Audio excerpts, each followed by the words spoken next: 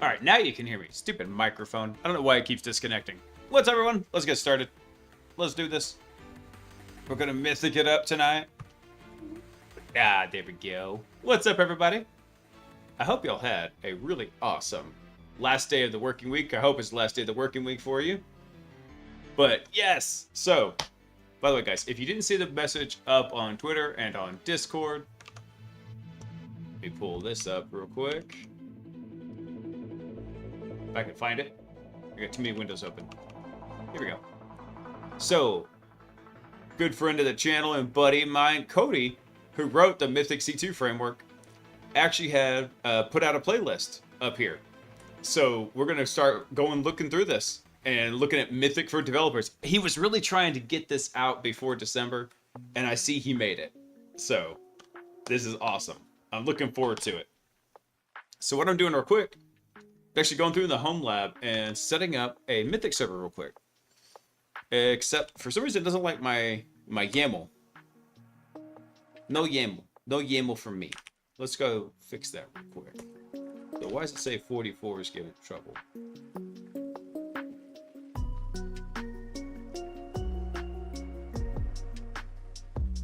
Is block internet supposed to be... I don't think we even need the block internet. Actually, it should be under should be nested under testing. Yeah.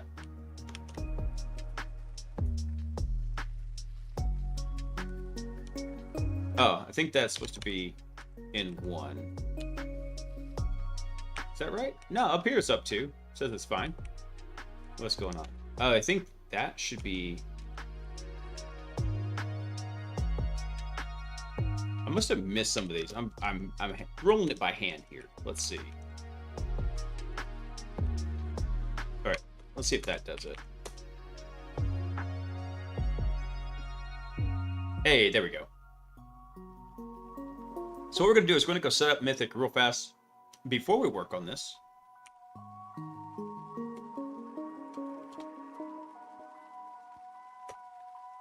And so all we did is I updated the range config for Ludus to add an additional box that's going to be purely dedicated to Mythic, and it's basically just going to be set up with Docker. So let's get that up and running real fast here. Let's see. I think it's... Ludus range logs, tac F. There we go. And let's go check that over in Proxmox real fast.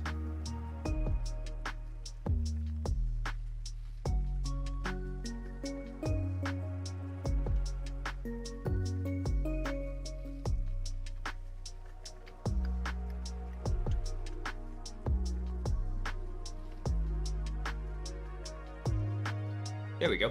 It looks like it's cloning out okay. Let's see, cloned it to 151. Hey, there we go. It's showing up in here. Nice. So that should show up in the HTTP group. Yeah, there it is. Mythic. Excellent. I don't know what IP address I even put on that. I don't know. It'll figure one out. Mr. 44. How's you doing, sir? Happy Wednesday. 44, remind me, you're in England, right? You live in the UK?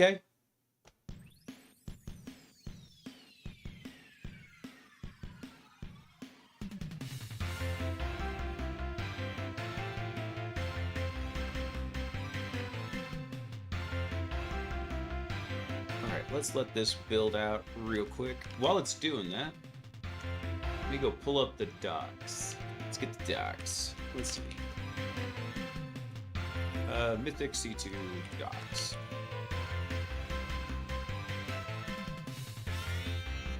Here we go.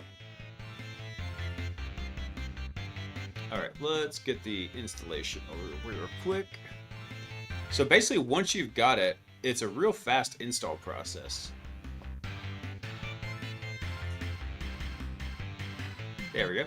Literally, we do a git clone, and then we run a couple commands, we let it do its thing. And actually, it says you only need 2 CPUs and 4 gigs of RAM. I way oversized this box. It's 4 CPUs and 16 gigs of RAM. So, we should hopefully not have a lot of lag time with it.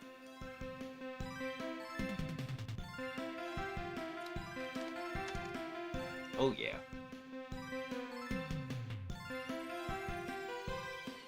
Poor, I was gonna tell you, by the way, if I get interrupted tonight, just know it's because, that's not good. Why did it skip 51 of those? That's no bueno. I'll have to go check on that. Unfortunately, Honey Badger is sick. He's been doing fine today, but you never know how they're going to be after bedtime. So if I got to step away for a minute, just understand that's why Honey Badger's not feeling real well tonight. Poor little guy. Let's go take a look at that real quick. Where is Le Mythic? Let's get the console on it real fast. I think it's Debian? Yeah, there we go. What IP address do we have? We have 10.5.10.30. Alright, so let's get this guy set up. We'll get the Mythic server up and running.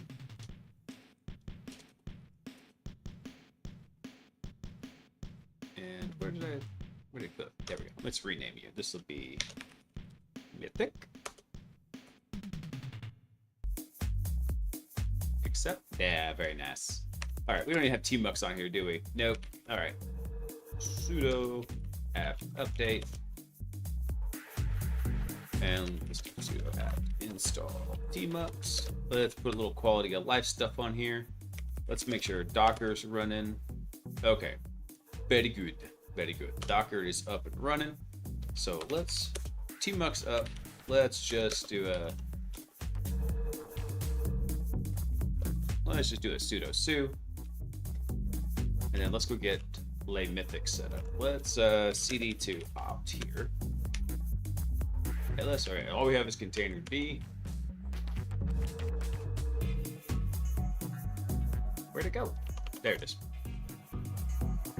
And let's go get a nice, fresh and clean install of Mythic. So fresh and so clean.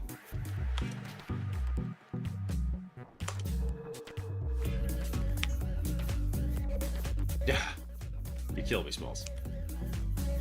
Apt install. Yeah.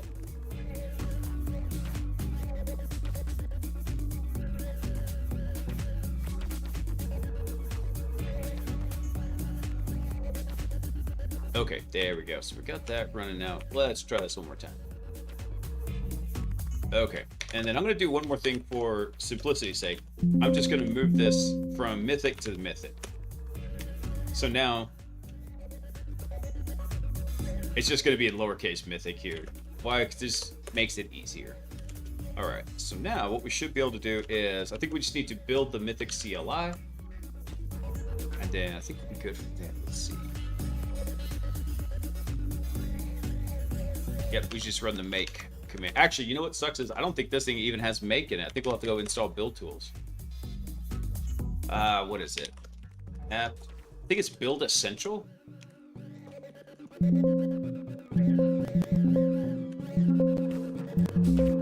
I don't even remember. App search make. Why not? Somewhere towards the top here. Nope, that ain't it. Yeah, where is it? Build. Oh my god, there's so many in here. Okay, let's try this again. Starts with build. Okay, so it is just build essential. All right, I couldn't remember what it was. So let's get that. Apt install build essential. Boop. There we go. I've been so looking forward to this. Cody told me it was getting ready to come out, but he didn't tell me it was going to be today. And it's been aside from a new freaking NPM worm, it's been a really kind of chill news week. So I thought, okay, cool. Let's go work on this instead. Yeah. New week, new NPM worm. Hey, Koi, I'm going to go Koi boy. Koi? What's up, man? How's it going? All right. Let's see if we can build this now. Let's do make. Let's go build the CLI. Oh, hey, right guy. Popping another shell. What's up, brother? Got 3 months shell streak.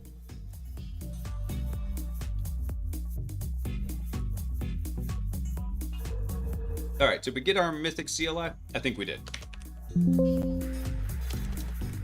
Wait, hold on. Where did it build it to? Ah, it's just Mythic CLI. All right. Let's... Actually, do I need to Shemad that? Let's go see. Mythic. Oh, it's already executable. Nice. All right, so Mythic CLI. Excellent. So that's up and working. I'm just speed running the install for Mythic before we watch the first video. Hang on, I was messing with some of the audio settings. Trying to see how this sounds. Okay, cool. I think that's good. I just noticed that something sounded weird. Guys, I've got freaking 3.5 audio cables out the butt right now. And this little guy that I thought was going to work, that's a 3.5 mil 2 in to 1 out connector.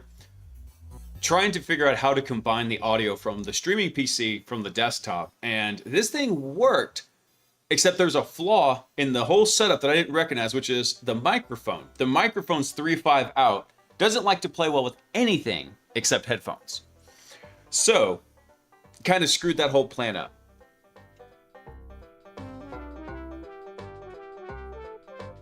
Revamp the Kubernetes structure of my CI/CD. Nice. Nice. Dude, I'm seeing so much Kubernetes on all of the penetration tests we're doing. So it's gonna be one of those areas that I have to bone up on, because Kubernetes is really a lot like Active Directory in some ways, kind of damn vulnerable by design in the like in default config mode. I mean, there are ways to make it very secure, and I have seen it be very secure, annoyingly secure from my perspective, because then I don't get to have as much fun. But at the same time, it's good for my client.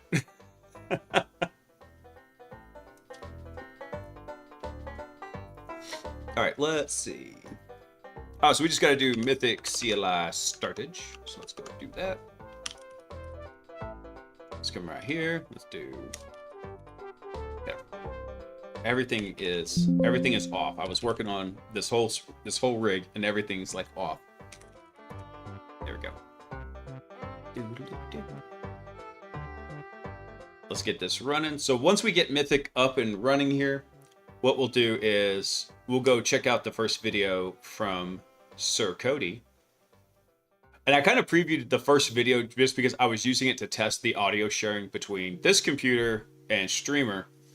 And what I finally figured out and I got to work was, because I'm using NDI to stream this portion of the desktop up to Streamer, it can carry an audio signal. So I was able to do a little bit of audio driver magic, so that way I could have the audio stream going up there, coming back down to the microphone, and then back out the monitors.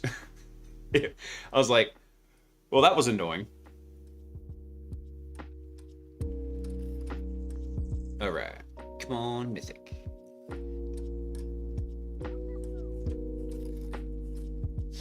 Hey, Tigro. Happy Thanksgiving.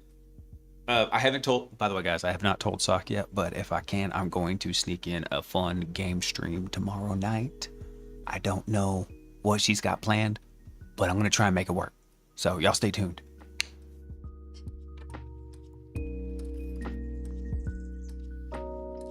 So I did think about using voice meter guy, but I felt like it was going to add more complexity than I really needed. So since I've already got the audio signal being carried by NDI, I decided to just make use of that. Nice. Okay. All right, cool. Looks like it finished configuring in here. Let's go see. Anything else we need? So one of the first things, whenever you first get Mythic set up here, is if we come look in here, there's a .env file, and that is the master config file for just about everything inside of the Mythic framework itself. The containers, agents, and services, they're all their own little beast, but all the primary Mythic containers, you're going to be working with those in the .env file. So let's go get connected to this guy here. IETH0. Damn it. I can never remember Yeah, I know. Is it NetTools? NetTool? Yeah, I'm a scrub. I want IF config. There's no ETH. Oh, what the hell? Let me see. Oh, it's ENS 18. That's annoying. Come on, man. That's what I ended up using, guy, actually from the same group that makes V-Band. Is I have the virtual audio cables. I actually already purchased them. So what I did is I had to set up a virtual audio cable on the desktop, and then set that as the primary output for the desktop. So all the audio from this computer is going to it, and then that's what I have NDI monitoring. So when it sends the audio stream up to streamer, that's the one it's doing. So it's catching everything and sending it up there. Because right now I don't have these headphones aren't connected to anything. They're just connected to the streaming computer. So I haven't been playing too many games since I got the computer rebuilt. It hasn't been an issue. But I was hoping this little combiner was going to fix it for me. No such luck.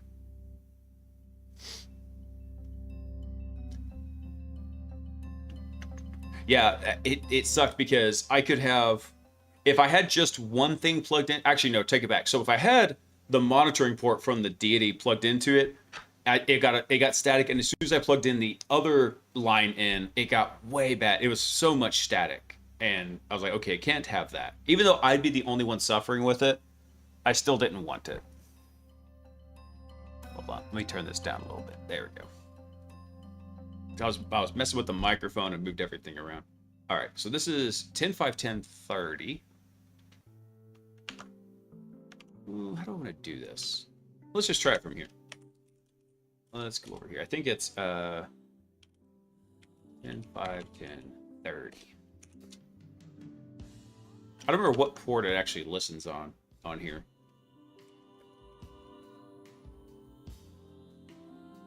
Oh, I think it's actually 8080 on here. So it's 8080.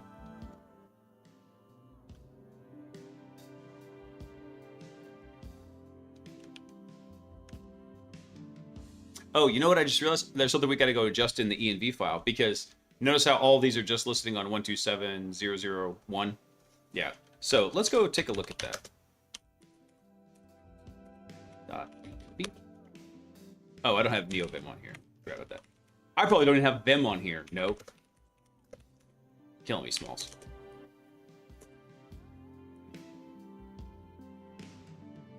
It sounded like Cycle Hum, Ty. As best as I understand it, anyway. All right, here we go. Let's see. Allowed IP blocks, all.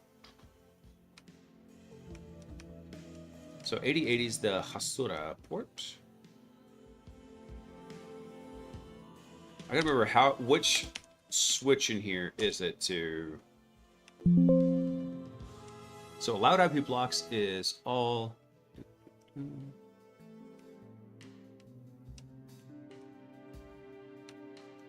So the networking on these should be.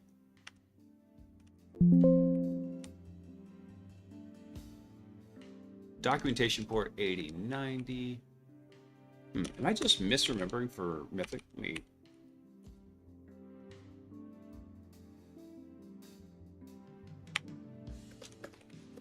Pipe grab quad zeros. Let me see. Well, I guess that didn't work like I wanted to, but it did. Yeah, so everything coming in here, they're all bound onto. Oh, it's 7443. There you go. I'm an idiot. Those other ones should be bound to. There we go. Now we're cooking with propane. All right. Yeah, so these are all for like Hasura and Rabbit MQ and all the other services that happen with Mythic. This is the one I was actually looking for. Let's see. So first thing you want to do is you want to GURP for admin out of that .env file. And there's your admin password. So it's going to randomly generate you a admin password whenever you first get the install going. So what we'll do is we'll log in with that. We'll do mythic_admin. And we'll log in. And then what we'll do is let's go make ourselves a new user in here. So we'll add a user, username, Blaise, password, kitty farts. Yeah, I think I misspelled that. Did I? Hold on. Kitty farts. I did. Hold on. I can't talk and type a password at the same time. Great.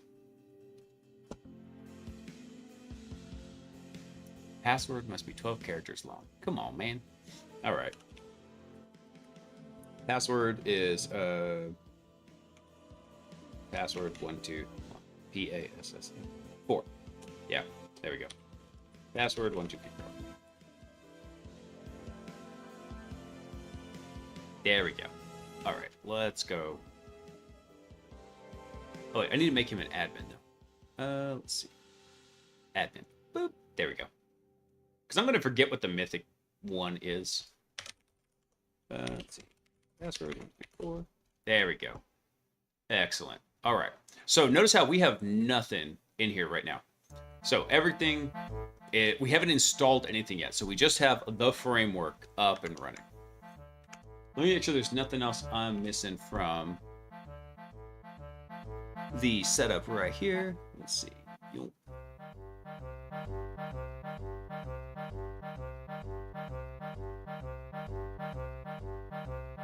Mythic CLI. Let's see.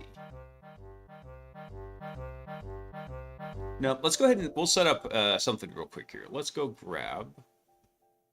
Let's see. Mythic C2 GitHub.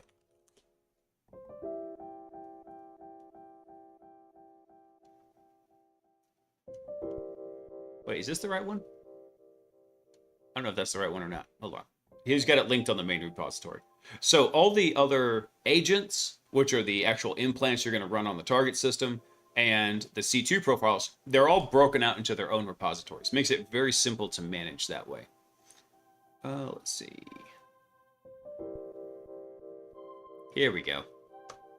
All right, so I actually do want to go ahead and grab Sage real quick. We're going to want Sage, and then we're going to want the HTTP profile, the C2 profile, and we're going to want probably Apollo. Yeah, let's go ahead and get... Actually, I don't want Apollo to begin with, because Apollo is Windows only. So what I need, let's go ahead and grab Arachne. Let's get that. I think Athena is written in Go, so it should work on Linux. Let's see.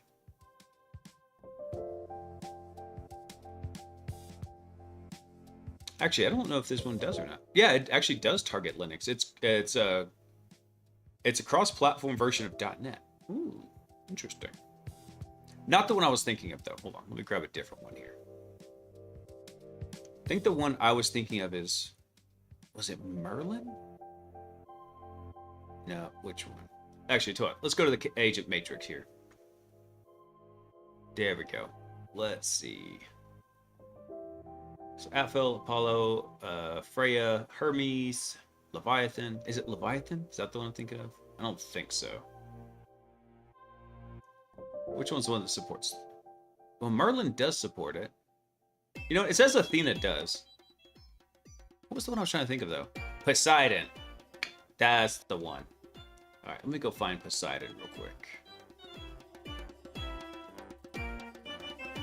LNNOP. Wait, where's Poseidon? Oh, I'm looking in the wrong column here. All right, let's go grab Poseidon as well. There we go. Poseidon. All right. So what we're going to do to install these, let's start with the C2 profile first. So we'll copy the Git link here, and it explains this all in the in the documentation here. So we can literally use the Mythic CLI with the install GitHub commands and get it up and running. So let's go do that. Mythic CLI install GitHub. Boop. So that's going to get us the HTTP C2 channel. Boom. So we've got that. Excellent. And then let's grab Arachne. Arachne's a little bit of a funny duck, but that's okay. Because actually, I want to mess with that because we'll need it for. We're going to need that for. I'm trying to think what it is. We're going to need that as part of our testing for Hackbot. So I'm going to go ahead and install it anyway. So we'll do Mythic CLI.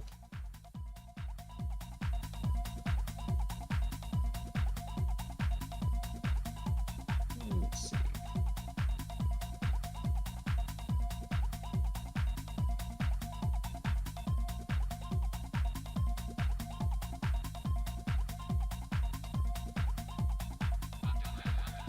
Sorry guys, hang on 1 second.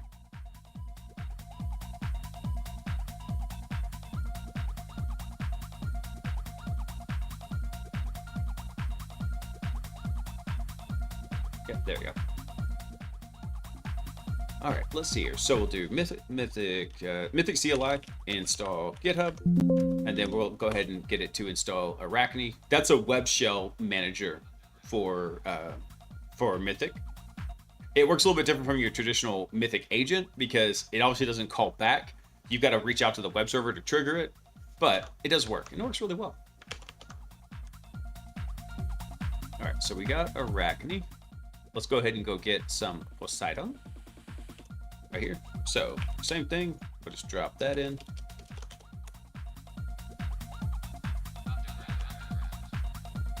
And then where's our last one here? Sage. So I have not messed with Sage, but I'm going to go ahead and pre-install it because I want to take a look at it. Sage, right here, well, that's installing. So Sage is kind of like a, actually it tells us right here, interactive AI and language model callback for Mythic. So it's able to kind of interact with a lot of the different pieces of Mythic working as a pseudo agent. So it'll show up in there and you can tell it to do various things.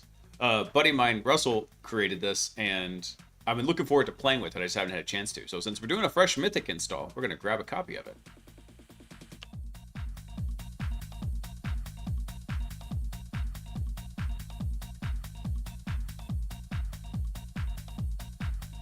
Sure is taking its sweet time installing.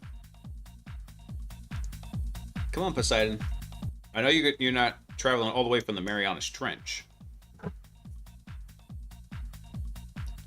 Here you go.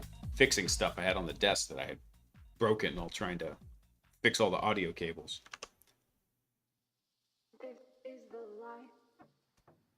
Let's see, I think that was the last one. Yep, we got Poseidon, it's installing. At least in theory, it's installing.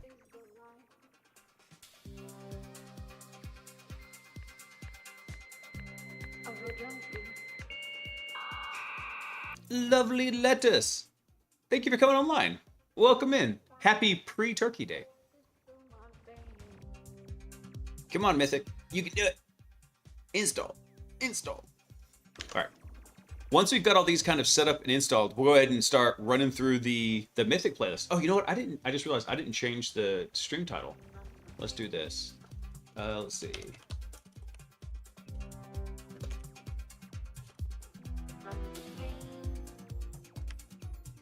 Extreme X. There we go. Let me go change this. Because originally this would have been our normal news night, but given that it is Thanksgiving week, news cycle is pretty short, and Cody dropped this on me, so I was like, okay, we're diverting. We're making a tactical adjustment. Hey, there it goes. Okay, last one. Let's go install Sage, just for laters. That was not the right thing. That was the stream title. Where is it? There we go. That's what I needed. Wait, damn it. I had it, and then I started erasing it. There we go. All right. We'll let that run for just a second. But let's go. Let me kill the background music here. And let's see if this works okay. Because it looked like it was working earlier. But I'll need feedback from y'all. Let me know how the audio sounds on here. I think I can adjust it from here too, and it will actually adjust the overall volume. So let's see. So he's got, actually, hold on, let me back it up real quick. So he's got 5 videos in here. They're not all very long. They're about 10 to 15 minutes each. But he talks about doing remote development, how the agents are defined, how the C2 profiles work. Translation containers is a really big one, so I'm looking forward to that.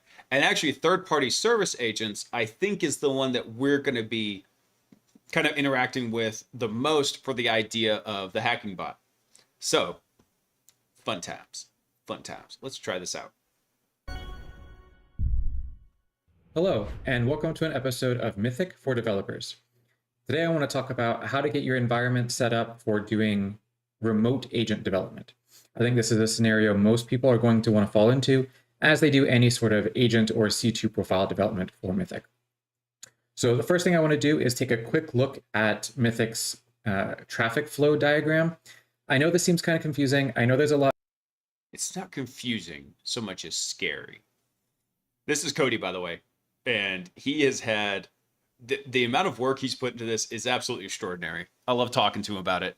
He loves talking about it. It's his favorite project.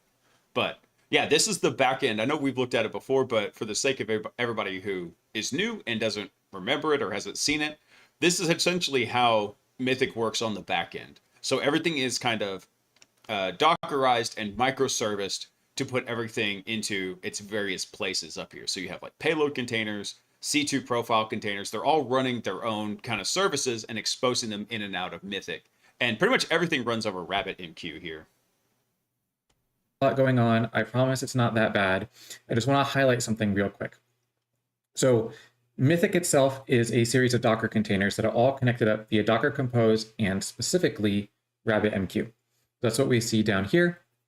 As you go through and you install any sort of C2 profile or agent within Mythic, think using the Mythic CLI, what you're doing is you are pulling down a very specific file and folder structure, parsing it out, adding in certain pieces into the installed services folder locally on Mythic. Then Mythic goes through to use that data, creates a new Docker image, then uses that image to create a Docker container that then leverages the data that you already have in it. Hey, Cappy, so what's up, realistically, man? What happens is you have one of these containers, does all the Docker isms, and then connects up via RabbitMQ, as we see here, down over to the actual Mythic server. And this is where it's going to go through and sync up information about your command. Hey, so by the way, so he was talking about this is the Gen web server. This is the actual kind of Go brain of most of Mythic is in this web server right here. What do you see about doing satellite hacking? Dude, I would love to do satellite hacking, but man, that not only is it some wild stuff, I got too much other down-to-earth stuff on my plate, brother. I got stuff on Earth that I gotta take care of, let alone trying to go freaking hack outer space. The show is called Hack the Planet, not Hack the Solar System. But dude, there's some wild stuff you can do with that. There's some wild stuff you can do with those satellites, man. Your payload type, your C2 profile, all of that sort of stuff. Now, as far as Mythic's concerned, it is its own server process. It gets a connection over RabbitMQ to process some sort of data. It doesn't care if that connection came from a Docker container locally on Mythic, a Docker container on a separate host, or just a process running on a separate host. It doesn't matter. We're going to use that to our advantage. So what we need to do, I'd say if you were going to start with satellite hacking, Caffeine, the first thing you'd have to do is understand radio, because you're going to have to use it. It's nothing like Wi-Fi. When I was studying for my ham license, which I still haven't gotten yet because I'm a lazy turd, but when I was studying for that, that's the wrong button. It took me a while to realize what was happening, and then I realized that we're really looking at, like, you're doing things really at layer 1 is where you're looking at it, and that was what was throwing me off. And so once I started thinking about it in terms of OSI model, and I was like, oh, okay, we're really just messing with stuff at layer 1, which even for network engineers is stuff that's been extracted away for a long time. That was what really helped me kind of get started on the radio side, though. All right, I was trying to see if I could see if that makes it a little bit. No, it doesn't really. I hate to be covering up Cody here with his beautiful face with mine, but I'm going to leave it on. do is essentially tell Mythic, hey, we're going to be doing remote agent development. Actually, I love this right now because it looks like Cody is stalking me from behind. I've told this story before, but before I got to know him, I made a wise ass comment in a Discord talking about Mythic wasn't an S tier C2. And he came in and he was really just asking questions like, hey, why don't you feel that? Why not this? But the distinct feeling I got in my chest was, if this was in person, this man would shank me. Now, that's absolutely not in Cody's personality, but I find that exceptionally funny now because I look at it and it's just like, soon. He's getting ready to shank me.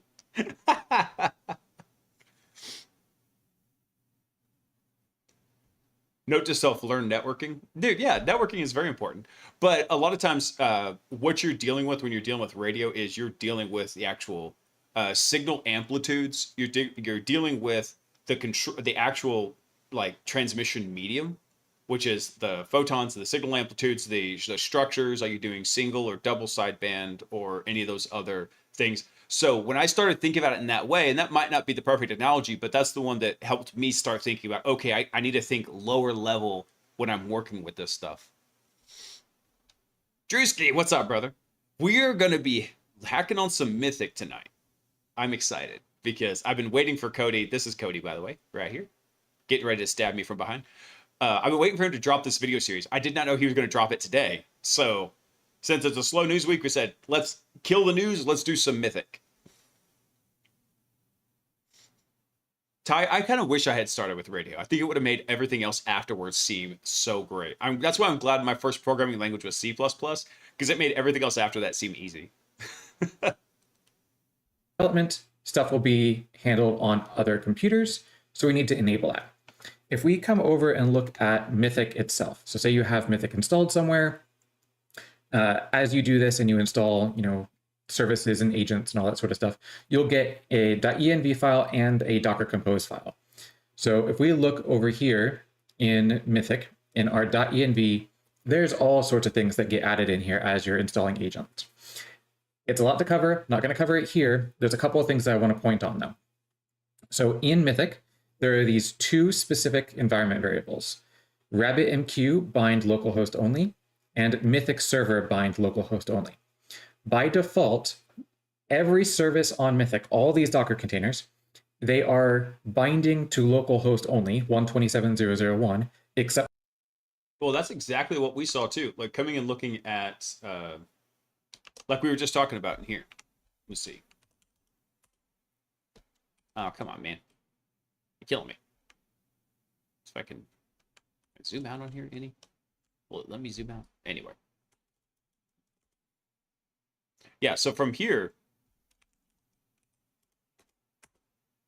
there we go. 5127. There we go. So all of these are the Mythic containers that are running here. And that's what he's talking about. They're all binding to the local loopback in here, except for 7443, which is somewhere in here, which is, that's the web server. So that's really much usually the only one that's exposed. Mythic's meant to be kind of self-contained. So he's walking us through the process of how do we expose that to the network to make our development cycles easier. We're hacking on some Mythic, Drewski. Having a good time. Except for the web UI. The reason for this is because lots of people deploy Mythic in like AWS or different sorts of cloud infrastructure. When you do that, not everybody goes through to properly close down their firewalls and prevent remote connections to these things. So better safe than sorry, we bind to localhost by default. As we want to do remote agent development, we need to just tell Mythic, hey, by the way, for these two things specifically, the main server and RabbitMQ don't bind to localhost because we're going to be connecting to them from another host. Easy enough. You can use Mythic CLI config. So Mythic is a command and control framework, and it's one of my very favorites. And here, I'll give you a quick overview of it. So click to set operation. He put that in there for me.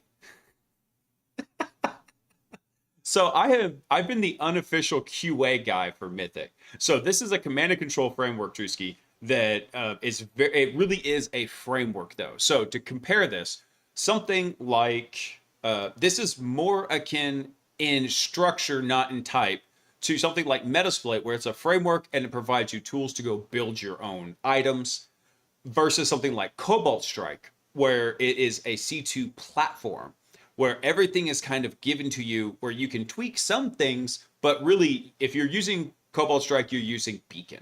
Same thing with Nighthawk. I don't know what Nighthawk calls their agents, Badgers probably, but that's what this is all set for.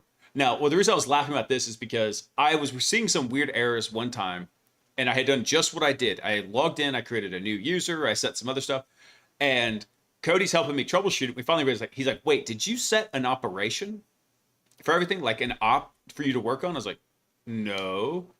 And so he put that in there just for me. New operation name. We're going to call this the Get Good Scrubs op. There we go. Boom. Make current. Awesome. So now we have a current operation. Everything is kind of nested and directed hierarchically in Mythic. And so if you don't have an op, it doesn't know where to bind everything to as you're sitting there doing things.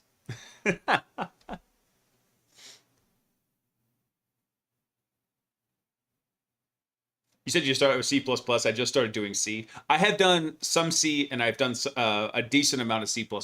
But, dude, that C++, that was 23 years ago when I graduated from when I was in high school. So it's been a minute. If you sat me down and said, program C++ or die, I'm like, just put the bullet in me now. Because I haven't done it in so long. Same thing with C. I can read it and I can follow it fairly decently, but once you start getting to like some of the deep factors, I just don't have the mental capacity for it anymore, or the mental structure. I have to go back and look at it again.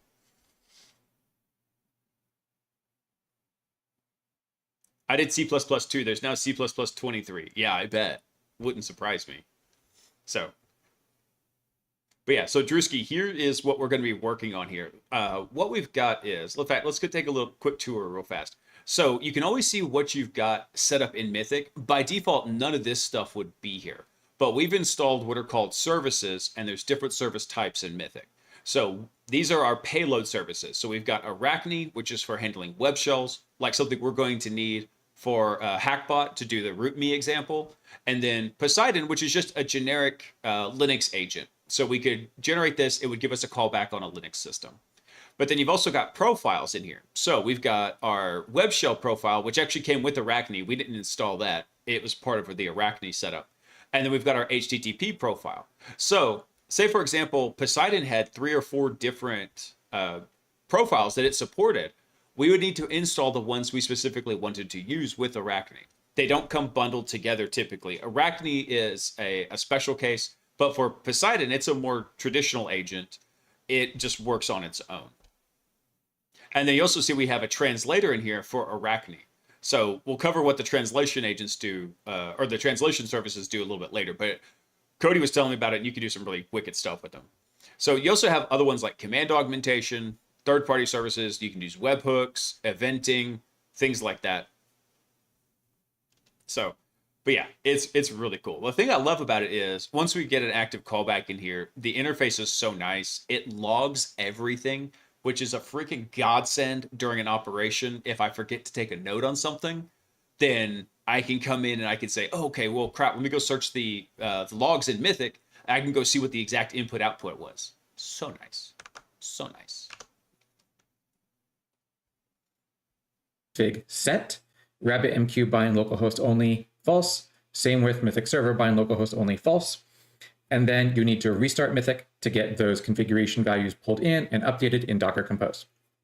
Okay, that's the first. So that's the first thing. So let's go do this real quick. So we've got, what's the best, 1080p, that's the best I can do. All right. So that's the first thing we're going to do right now. Stop. This RabbitMQ bind localhost only. So let's go find that real quick. Let's just, I'm going to do it in the env file. Let's see. Let me do this. Rabbit. Here we go. So what we're going to do is we're going to change that to false, just like that. And the other one we need to change is Mythic server bind localhost. Okay, so you come right here. Let's do starts with Okay, fine. Mythic. There we go. Let's see. Mythic server bind localhost only. We're going to change that one to false. There we go. And then what we're going to do is restart this guy. So Mythic CLI, I think it's just restart. Yeah, restart. Let's go ahead and restart that. There we go. Dude, that's about my extent of what I remember from C++. Caffeine. I'll tell you a funny story, though. So I was not a very astute student in high school. And oh, I wonder what that's from.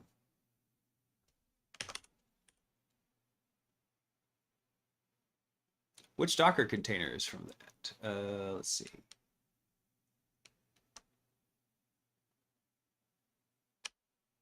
I hope that doesn't break anything. Hold on, which Docker container was this from? Mythic GraphQL? Oh, no. Oh, no. I think we can...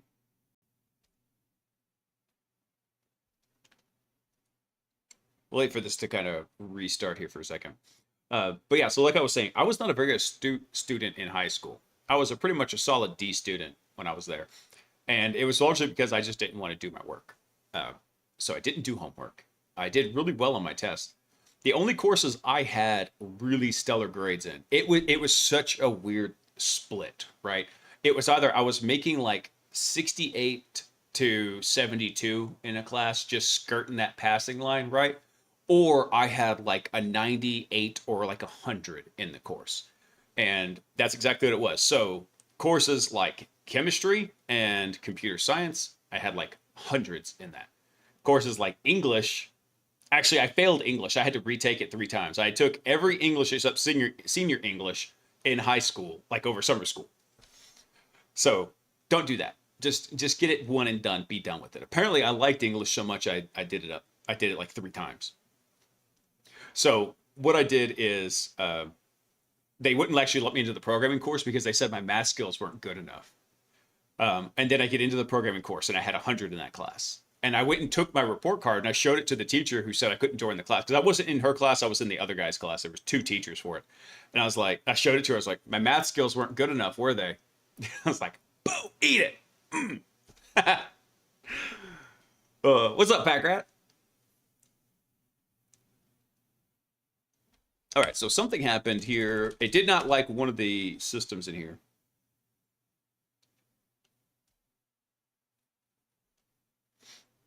I thought I did that. Config service. All right, and then let me try restarting it again here.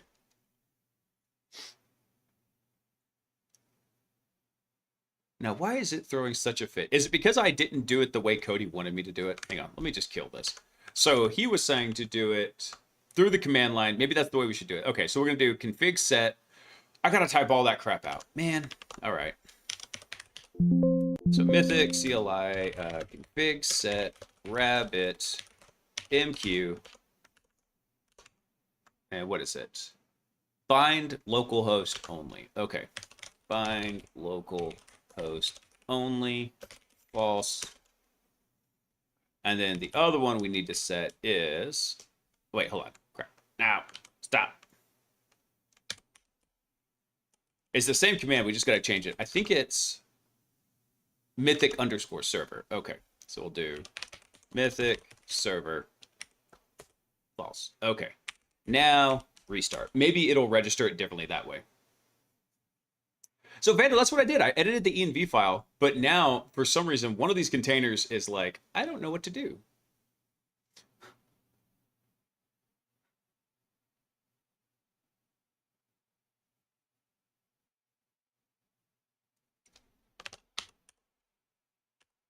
Let me see here. And for some reason, it looks like, is this the Jupiter one? For some reason, Jupiter is throwing a fit.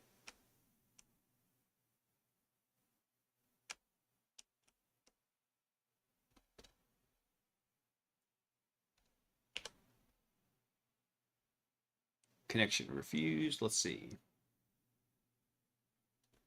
I wonder why Le Jupiter would be giving us trouble. Oh, yeah, not sponsored by Jocko yet.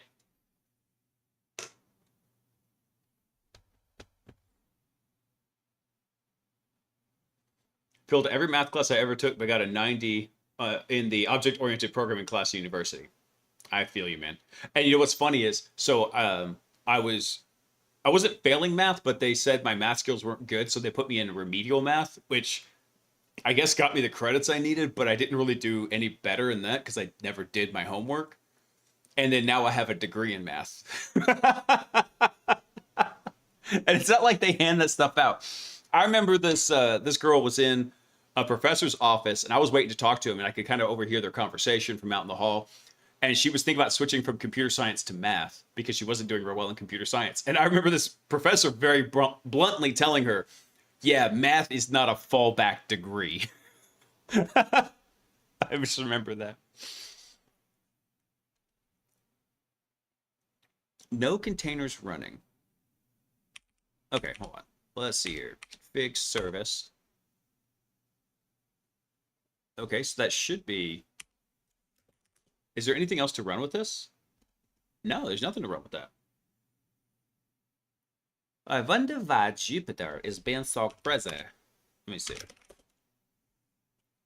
Let's see. I think that's the... Yeah.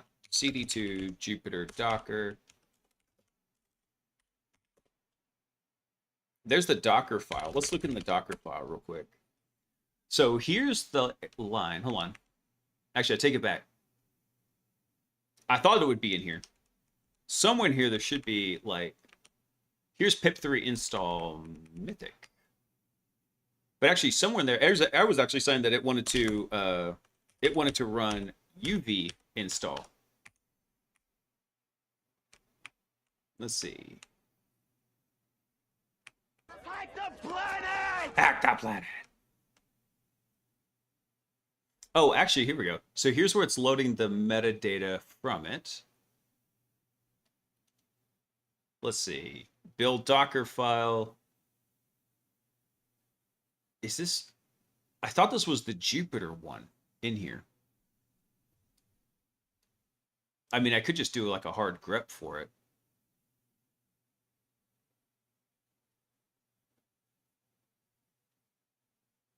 Which one was failing? Let me see.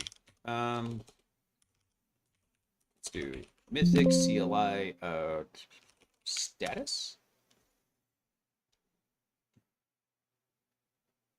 Oh, maybe it was GraphQL. Was it GraphQL that was dying on here? I try to put a lot on my plate because apparently I like being flogged. I'll tell you what, let me do something real fast here. Let's take this. Let me go ahead and kill the Mythic interface right here. Actually, I don't have to kill it. I just need to log out real quick. So let me log out so it stops sending those login events. I don't think that's messing with it.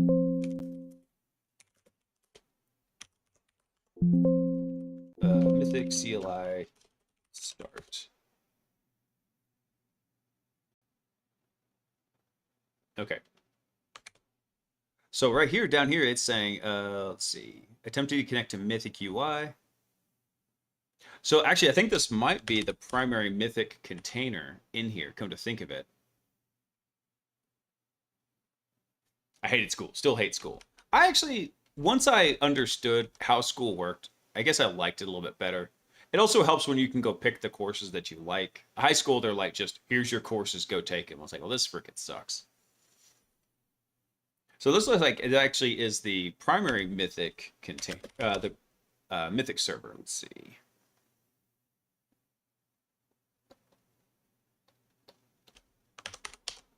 What other output did we get from this? So we got Mythic server, Mythic React is rebuilding the container.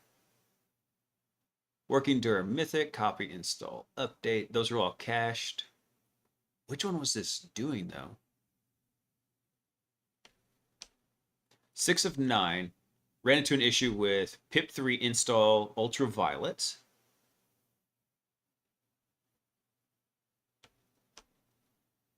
Docker file line 10.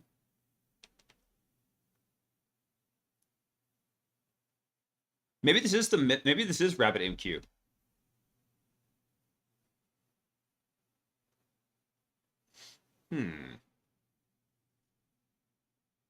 Hey, Leprechaun, what's up, man?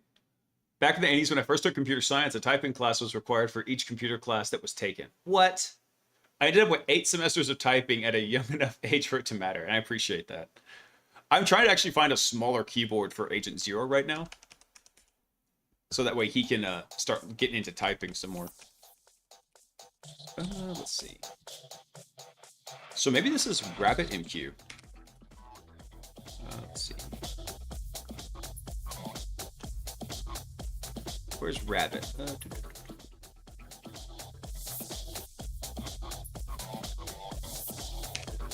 Let's see, what's in Mythic Docker? So let's go BIM that.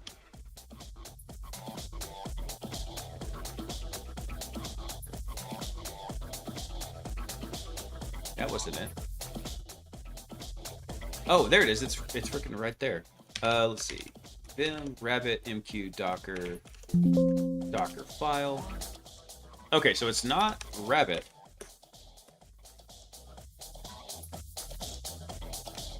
All right, time for the nuclear option.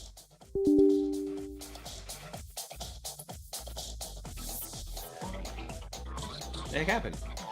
Did I lose my connection? Oh, there it goes. Something on my side disconnected. I don't care. Wow, my nose is itching.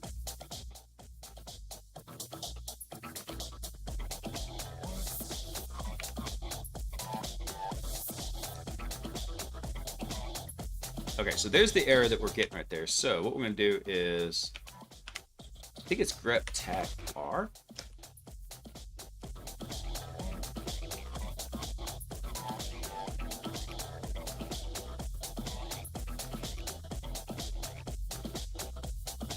Heckermans, what's up, man?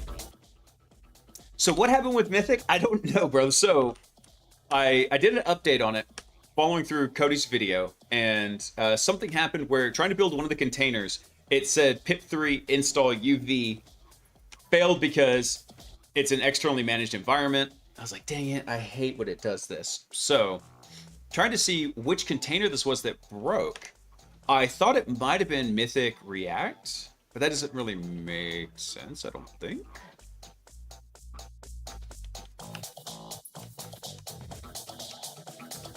Yeah, so I'm trying to figure out which container that actually is, and I'm taking the nuclear option. Here. Grep through all files and directories and subdirectories. I don't remember what it is. Oh, it's lowercase r. Damn it. Damn it all. I did uppercase r. So I'm just brute forcing it. Oh, frick, Russell, brah. It's Russell's Sage Docker file. Okay. All right. I'm gonna have to beat him up on that. Let's see. I think there's an uninstall command here. Yeah. Let's see. I think it's services. Let me see. Services list. I think that's it. Okay, there's Sage. So I think what I can do is I can do Mythic uninstall Sage, if I remember correctly. All right, there we go. Now, I installed, and we don't even need that for tonight. I installed it because I wanted to have Sage for in the future.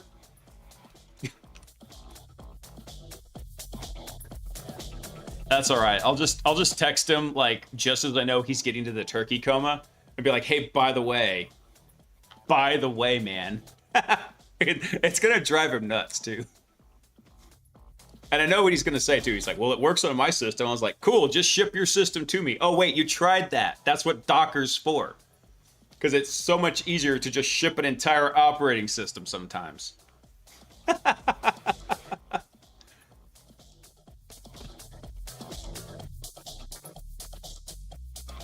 Let's see. Am I crazy for not wanting to get certs and to build a virtual lab where I build the VM? So I'm thinking of learning Kubernetes, Docker, and QEMU and Vert Manager at some point. So I'll need to create a list of the stuff I need to learn me to proceed. I would say learn them as they come up. So think of it as you find something you want to work on, and then find something that you want to work on that has that as a primary component. So that way you have an end goal in mind. It's not just Kubernetes is the end goal. That could be really troublesome for some folks.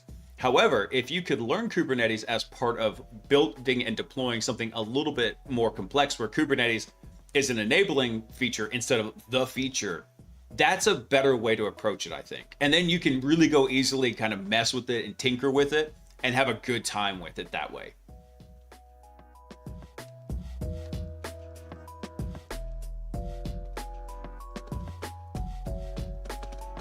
Let's see. All right, so Mythic should be back up and running now.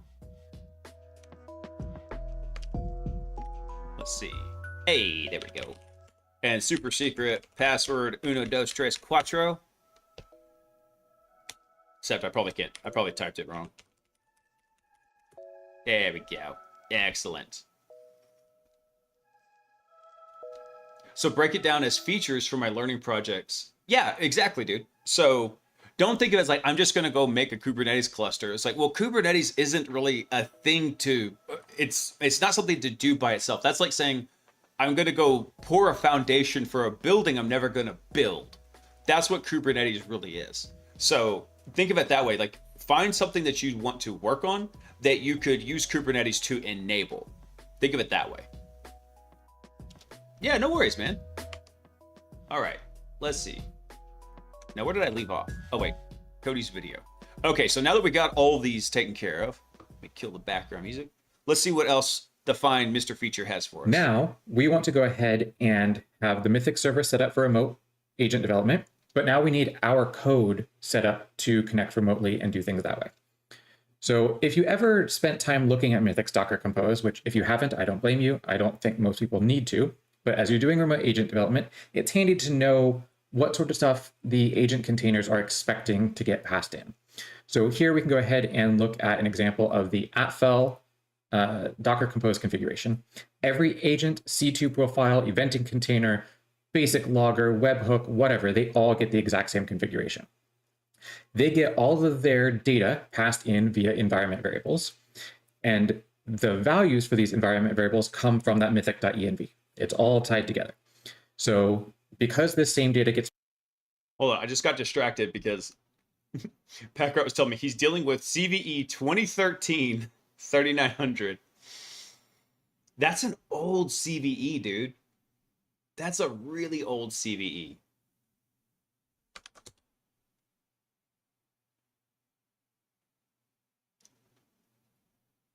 I'm not even going to tell you what all that implies about the environment, because if you're having to remediate that, that's an old config change. Anyway, sorry, hold on. Let me back this up a minute, because I missed what Cody was saying about these environment variables. What he was saying is getting the code set up on our own system so that we can then talk to Mythic and get all those set up in here.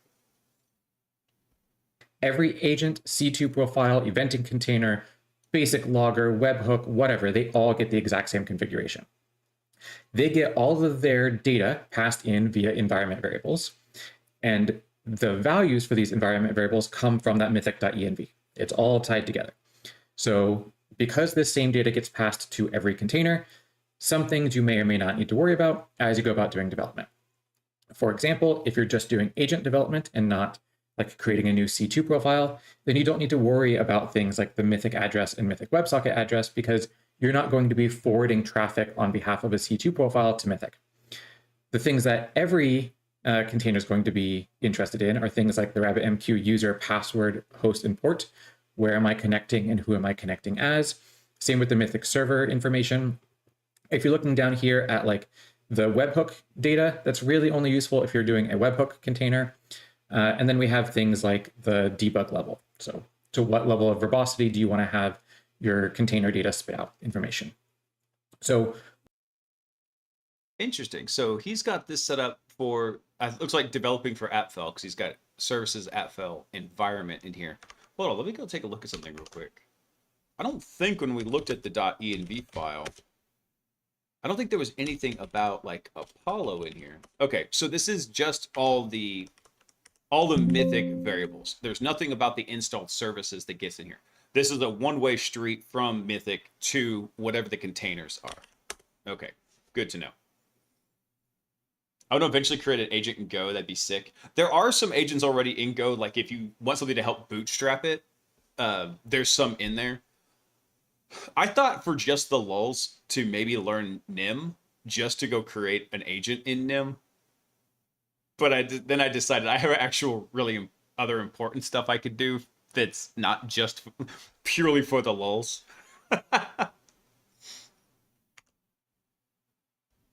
We have these variables that are getting passed into the container. If we want to run our code outside of a container, we need to pass in the same sort of data.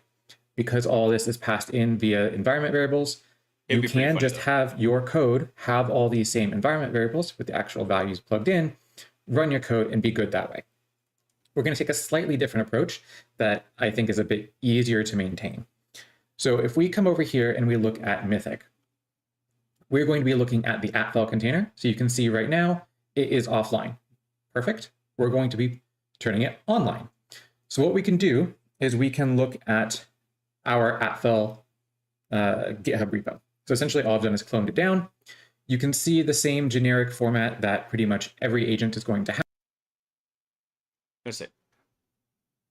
So Vandal, Apollo will write variables into the .env? Because I didn't... Actually, I take that back. You know what? I'm an idiot. I didn't install Apollo, but I did install Poseidon. Thank you, Vandal. Thank you. Yeah, I'm a dummy. I was looking for variables for an agent that didn't even exist. See, who needs ChatGPT? All I need is people to just tell me in chat when I'm being an idiot. Okay, that does make more sense. Got it. Okay, good to know. So when you install a service, any environment variables it's going to produce are going to pop up in here. Okay. I misunderstood what Sir Cody was telling, but thankfully Vandal was here to smack me around with some knowledge.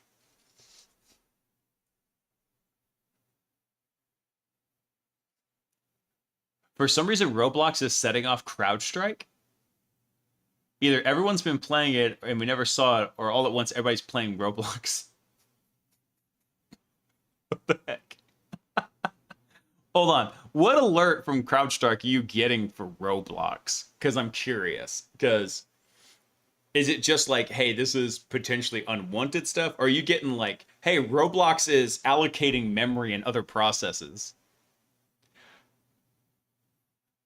Oh my. Please tell me that's not coming from like many, many systems in your environment. Because Roblox doing process injection. I don't know what Roblox looks like.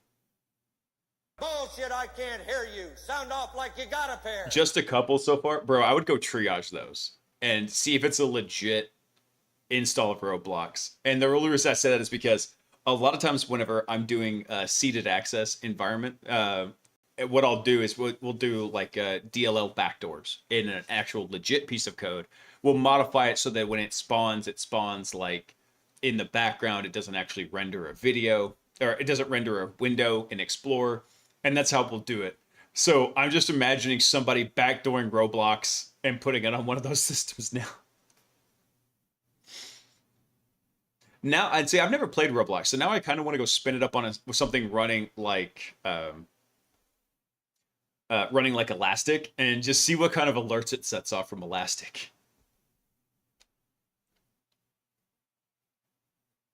Oh yeah, Drewski, Roblox is still huge, and Agent Zero keeps begging to play it. I'm like, I'm sorry, son, but once Chris Hansen gets involved, you're not allowed to play that.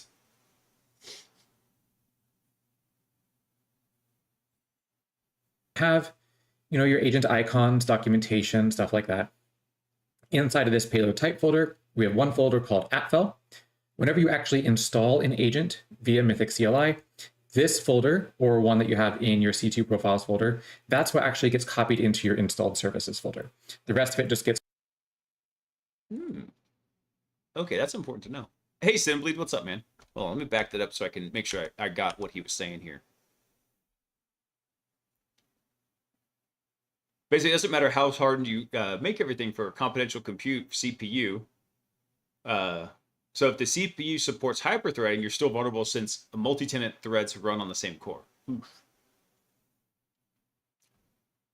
All right, so hold on. So Cody's explaining it. This is basically the folder structure for the entire container, but he's explaining which part actually is the one that gets copied over.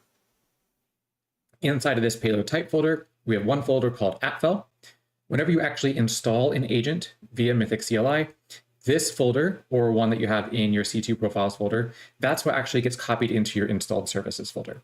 The rest of it just gets copied into various other places. So this is where we're going to be looking. Inside of here, we have a Docker file. That Docker file tells Mythic CLI, as it's going through to install your agent, how to build the image that the resulting Docker container is based off of. We're not worried about that right now. That's a separate video. Instead, whatever you actually... We are going to see that in another video in just a second. Incoming transmission from Marano Gumby. What is this? What is this? So, our man Cody right here. Ah, I hit the wrong button. Woot, Cody right there. Yeah. Who's doing the ghost on me right now? You know, making the vase. He finally dropped his series of videos on Mythic development and like internals and how the different pieces fit together. So since it was a slow news night anyway, he just dropped this on me without telling me, even though he knew I was waiting for it. I'm disappointed, Cody.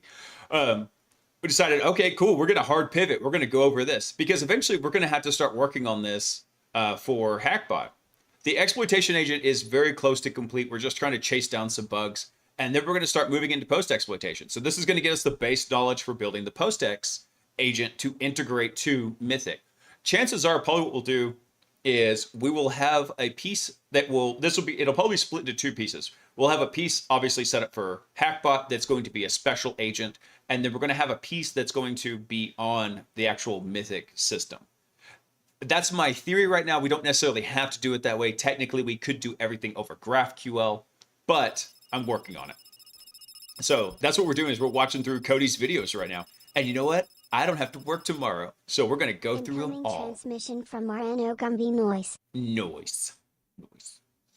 I feel a C2 over WireGuard and IPsec is the most advanced compared to HTTPS. Yes, but it's a little bit harder to blend in when you're doing WireGuard and IPsec than HTTPS, especially since every website does HTTPS now.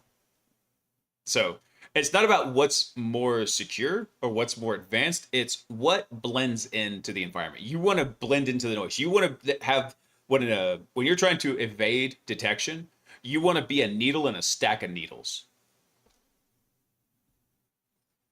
Okay, so what Cody was just saying to wrap this up is this code up here, right? This is everything to actually like run the container and the Docker file that specifies how to build it with this code that's in here. Nice. Incoming transmission from Marano Gumby. Are you ready to get fat on Turkey Day? Dude, I already got fat on Sunday. And so what I do, so when I know something like Thanksgiving's coming up is actually I fast the day before. So Saturday, I was fasting because I was going to have pre-Thanksgiving with my family on Sunday. Tomorrow, we're going to go see Sock's family. So what I do, I was pretty much fasting today and didn't really eat very much. So it kind of sets me up nicely. It helps me rebound and keep me from eating too damn much on Thanksgiving Day. So that's my usual go-to. So tomorrow, it'll still be just like coffee in the morning, and then I'll have like, you know, whatever I want to at Thanksgiving. Kick things off inside of Mythic in your Docker containers. The thing that runs typically for Python-based containers is main.py. It can be called whatever you want, but it's some Python file that imports Mythic container, imports your agent, and says start and run forever. You don't really have to do a lot. Start and run forever. I love that. Hey, Bobby, what's up, man? Dude, it's not hump day. It's pre-Thanksgiving. It's Thanksgiving Eve. A lot of it's kind of handled behind the scenes for you. Now, this code goes through and looks at those environment variables to then connect up to Mythic. What we can do instead is we can use a special file called rabbitmqconfig.json. So instead of having to go through and provide all that data, all the configuration options via environment variables, we can just shove it inside of this JSON file, and the Mythic container code will look in the current directory where your code is executing to see if this file exists. If it does, it will use that information to help it connect up. So you can see here, technically this stuff can be on any host. I have both my Mythic server and my development stuff on the same computer. So we can leave the RabbitMQ host and Mythic server host as 127.0.0.1. For you, it'd be a different IP address. Now, the thing that we're really needing to copy over is how we authenticate. So if we come back to our code for the Mythic server, we can see in that .env a RabbitMQ password. If you're ever curious on some of the stuff that you need to pull out, you can always do mythic CLI config service. And this will go ahead and pull out a couple of pieces of this information. That is handy. Incoming transmission from Morano Gumby. It is hump day. Today is Wednesday. It's hump day whenever Wednesday falls in the rest of the week. You know, you're over the hump. The week's going down. For some of us, the week is already over. For me, it's over. I'm not working on Thursday. I'm not working tomorrow or Friday. It's going to be nice. So my hump day was technically yesterday. It was Taco Hump Tuesday. Wait, that sounds really bad when you say it like that. Hang on one sec, guys. Hang on.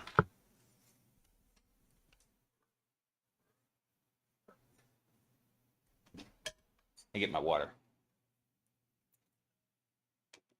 I left it at my other desk. I wasn't even off camera there, Gumby. I wasn't pooping, man. All right. So let's go there. So we can run config service so we can get like the base set of environment variables we need to connect over to it. Nice. That's in these container environment variables that's most useful by the container. So you can see here Mythic server host, gRPC port, stuff like that.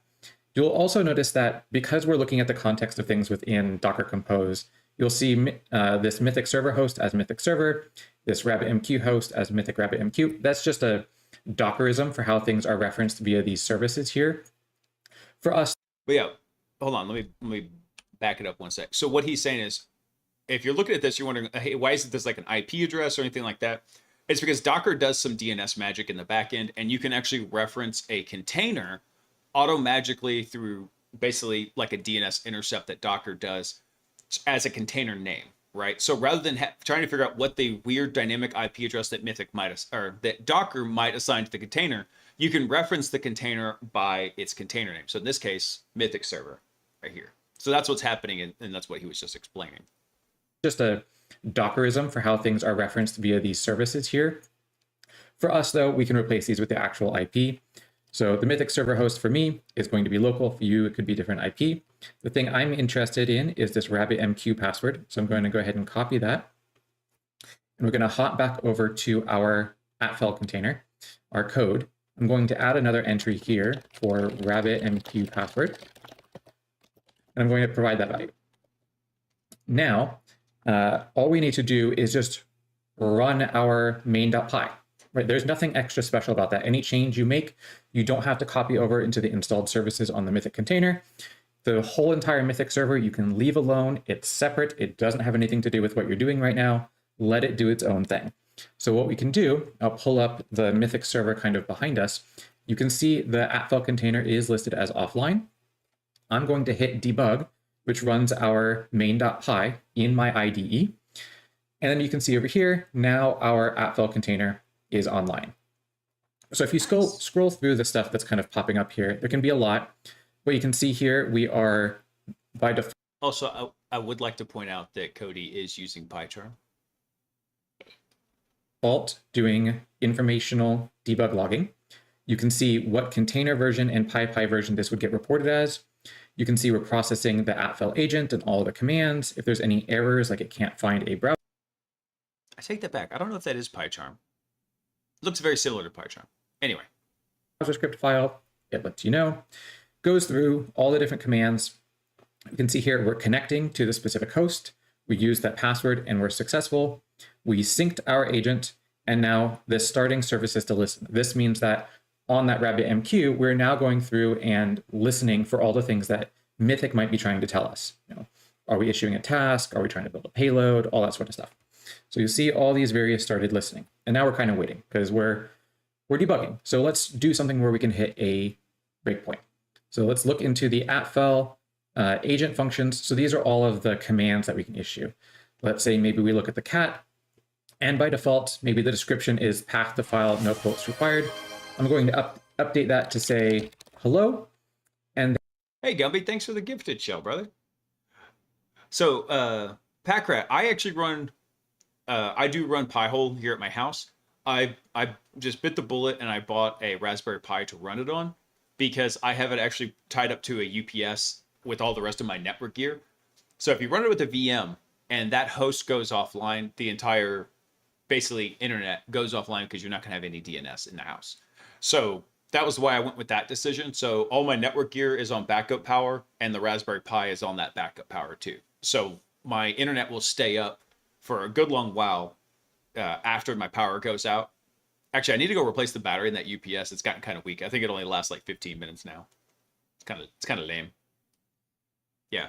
So for DNS, that's why I do that. Another option is there are, and I'm blanking on it, but there's basically, you can make like custom DNS servers, and I forget the name of the service.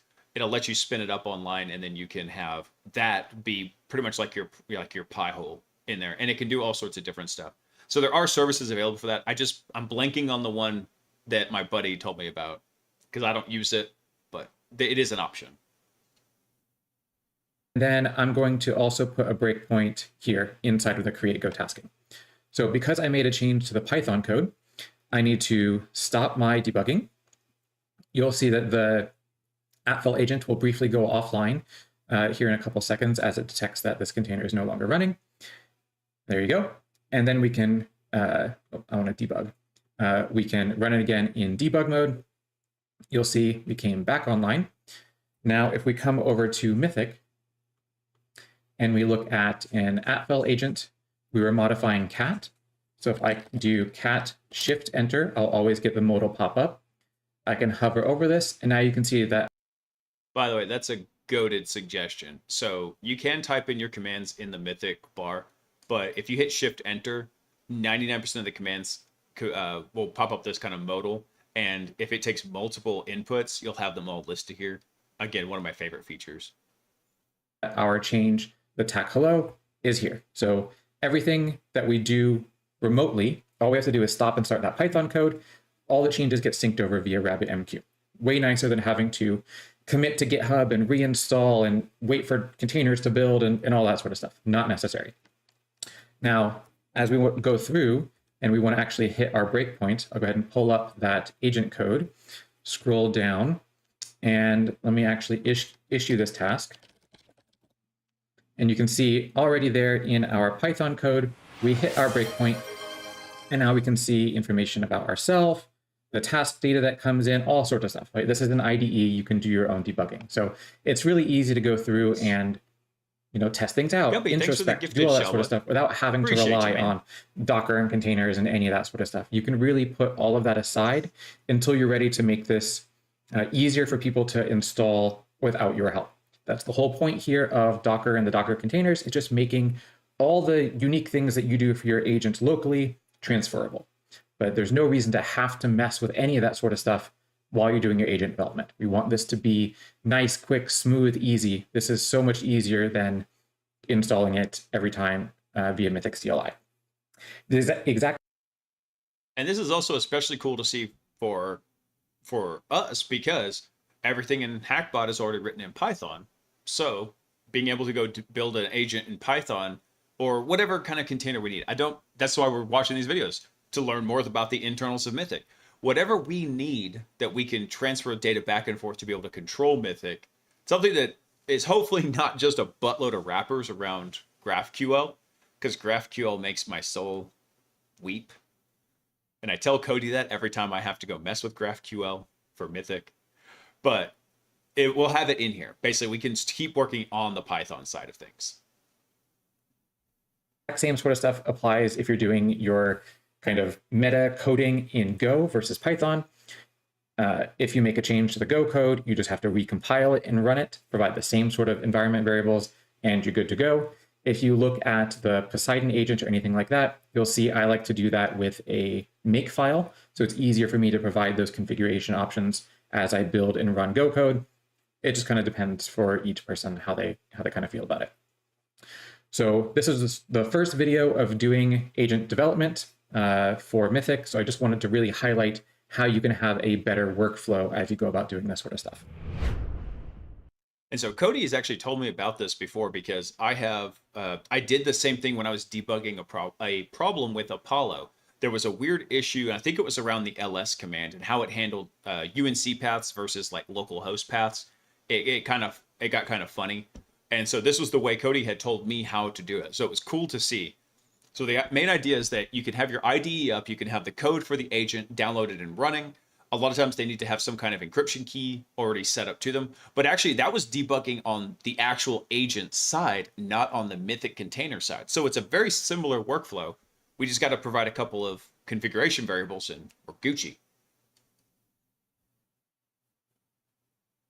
What is Mythic? You people are killing me. So Mythic is a command and control framework, and it was made by this handsome devil right here, which of course I stopped it like the most. I say handsome devil, and he's got this look on his face like, woo. There's always you can never get away from it. There's always a still frame in the video that makes you look like an absolute derp. But it's a command and control framework, and it is really freaking awesome. And so Cody just dropped today this series of videos on how to actually get into it and start doing the development and some of the design features on the back end of it. So that's what we're going through right now. Hold on, before we start this next one though, I gotta run to the bathroom. I'll be right back.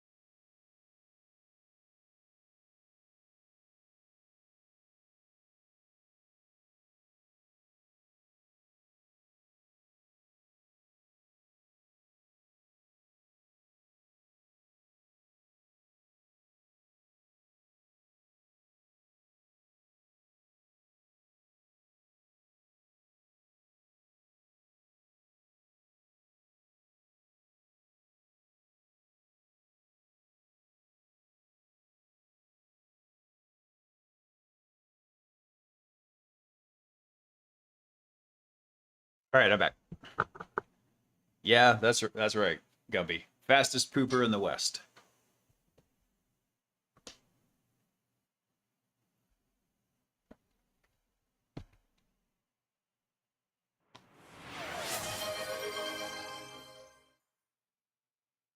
Wait, did I miss something? How did the hype train start?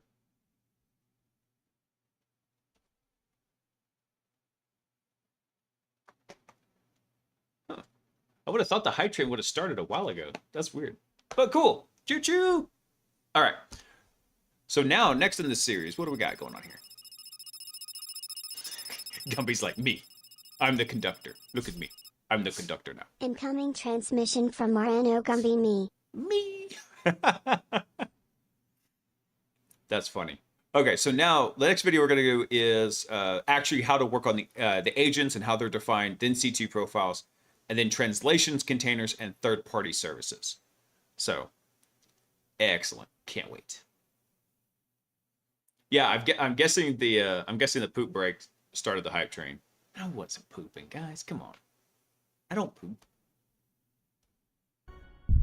Hello, and welcome to another episode of Mythic for Developers. Today, I want to talk about the payload definition and kind of how all that gets situated within Mythic. So if we look at Mythic's UI, we can see a whole bunch of different kinds of payload types that are synced up into Mythic. You can see these here. They have icons, a type of agent, who created it, all sorts of stuff. No, Gumby. Incoming transmission from Marano Gumby pooped so fast it's rolling down the track. It's like pooping on a bullet train. Now, the way that we define this is pretty straightforward. So if we come over here and we look at our IDE for some project, in this case, I'm going to be using the @val agent, but this layout and everything will be very similar between if you're doing anything in Spoiler, Python he does everything in or @val Go because he or wrote anything @val. else. So we have this generic structure over here that is kind of the main repo format. So this is just get cloned down. We have a folder for agent icons. I'll show you what this means in a little bit, where this kind of shows up. But you can have any number of icons in here. Just make sure you have one that has the same name as... from Marano Gumby. Love you long time, hee hee. Love you long time. Hold on. I can't hear what he's saying over the deep deets. A folder for agent icons. I'll show you what this means in a little bit, where this kind of shows up. But you can have any number of icons in here. Just make sure you have one that has the same name as your agent with any file extension that you want.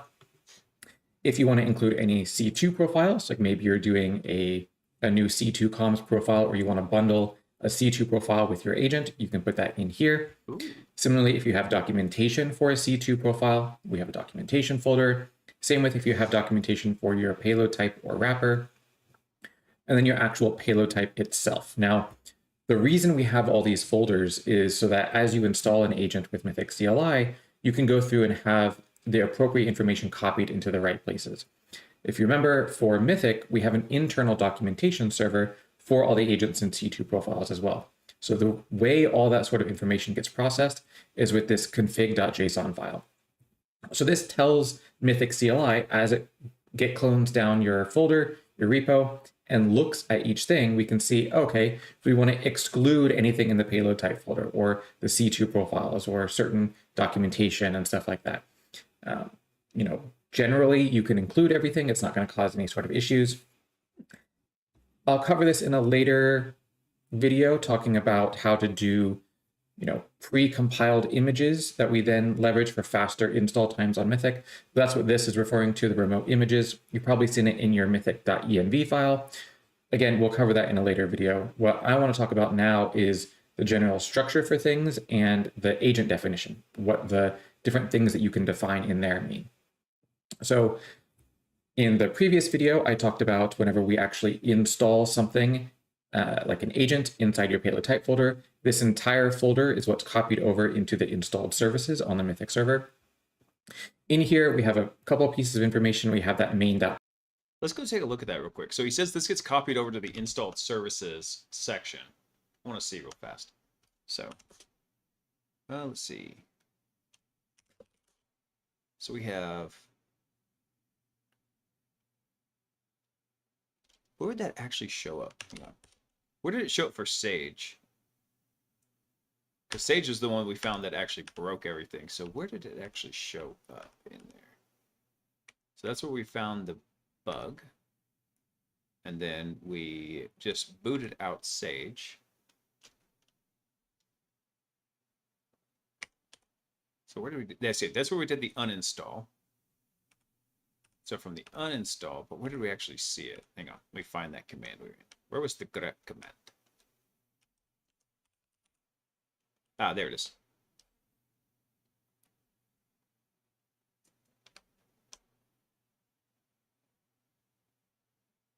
No, I didn't find it. Hold on.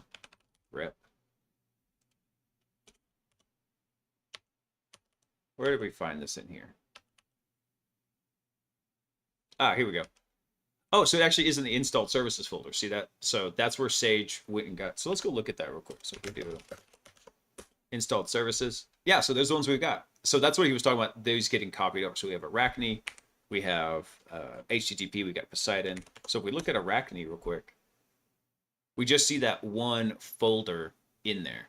Okay, got it. Cool. Good to see. Like, this is why I stood at the server at the very first thing during the video, because I wanted to go through and see what's going on with it as we're working through it. I wanted to have something where I can get hands-on and solidify the information he's giving. Pi, if you're doing a Python-based one, that has the main logic. So all it does is import Mythic container, import your agent, and then start everything. Now, once you have that agent imported, then this code goes behind the scenes to kind of process all of that. So what does that mean? So if we look inside of this agent folder, you can have this code wherever. This layout does not have to match your layout. You can do whatever you want as long as your code gets imported. So we're going to look in here in the agent functions and look at this builder.py. You'll see this if you look at a bunch of repos. They tend to have the same general structure, but again, no requirement. All that's required is that for the Python side of things, you make a new class that subclasses the payload type class. So this payload type comes from payload builder. Just make sure you import that. Easy peasy. And then we have a couple of fields that we're going to be filling out. So the name of your agent. This is what will actually show up in the Mythic UI over here. We can see @file. That's where this is coming from. This file extension tends to trip people up, I think. As you go through and in the Mythic UI, whenever you try and like build an agent, you'll select, your commands, your C2 profiles, build parameters, all that sort of stuff. At the very end, it gives you a name to supply. That default name that appears there is simply a combination of the name of the agent and this extension. It doesn't necessarily mean that the resulting file that's created has this extension, because you could modify that dynamically with build parameters and stuff like that. So this is simply a kind of like UI type hint that says, hey, by default, we have this extension. We'll talk about, you can change that at any time as part of your build process anyway. So it's not a big deal. This is who created it. You can have a list of operators, a list of people, Twitter handles, whatever you want to include in here. Supported OS. So whenever you go through in the UI, in the very first step to build a payload says select an OS. That's where this is pulling from. This allows you to scope down and say, my agent only runs on maybe Mac OS or Linux or Windows or maybe some custom OS or anything like that. That's where you can specify it. It's just an array of strings, so you can add in as many or as few as you want. Wrapper payloads is something special in Mythic where you can essentially take in a pre-built agent with commands and C2 profiles and all that sort of information and bundle it, wrap it into some other format. So maybe taking shellcode from an agent and wrapping it and turning it into a valid service executable, or maybe taking it and making a MS build output or a Word macro or whatever. All that sort of stuff, that idea of having a wrapper allows you to split out the actual agent code itself and various kinds of payloads that you want to actually deliver or run on target.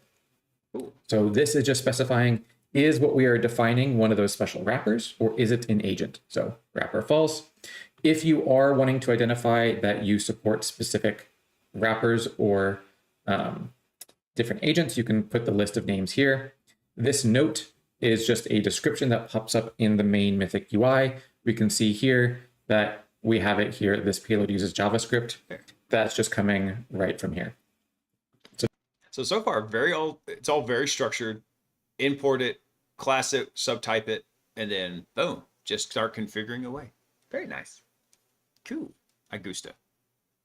Nothing crazy. This supports dynamic loading is what allows you, as you go through in the Mythic UI, to select your operating system, select your build commands, and then select your commands that you actually want to have loaded into the agent by default. If you have supports dynamic loading as false, it doesn't mean that you can't load things later on. It just means that on that screen, when you try and go through and build your payload, you're not going to be able to unselect any specific commands. That's all. Let's take a look at that real quick, actually. So if we come build a payload real fast, come up here to actions. Let's see, we only have really, well, actually, we have a couple of them. We have Arachne, we got Poseidon. So if we come in here and we build a Poseidon payload, what he's talking about is you'd come in and you would set all your various options. And then this is what he's talking about for the dynamic loading. So, hey, Gumby. So if he had, so this one has that variable, what was it? That support dynamic loading. So we can tell just by looking at this that that's turned to false, because otherwise we'd be able to come in and load these other various commands in here. So right now, Poseidon is just like, nope, you just take everything. Just take it all. Giggity. I keep trying to alt-tab back to the video. That doesn't work. All that's referring to. If your agent supports any specific C2 profiles, you can call them out here in an array. In this case, the @file agent supports HTTP and dynamic HTTP. You can always add in more there if you want. This setting, Mythic encrypts. 99% of the time, you're going to leave this as true. I'll talk about in a later video where you can do things like having translation containers, and that's really where this comes into play. It's just providing a way to indicate to Mythic if Mythic is going to be handling any encryption and decryption for it, or if your translation container is going to do it. Which leads us to the next one, translation container. If you need a translation container for your agent, again, we'll talk more in depth about those in a later video, just provide the name of it here. If you had any build parameters, you could call those out here. I'll go more in depth into those in a different video. But that's just where you would kind of define that sort of information. This agent path is defining the code to, or the path to your base agent. And then we can go through and provide more flexibility. So remember I said that this whole structure, this top level folder is what gets copied into your installed services. But after that, the structure in here can be whatever you want. The reason it can be whatever you want is because I just ask for paths as part of this agent definition, so I can properly look things up. So that's where we say here, it's path to our current directory /appfel. So we're looking inside of this folder. That's where the rest of our stuff kind of lives. You can provide a path to an agent icon. This is what gets displayed over here on the side and a couple other parts in the Mythic UI.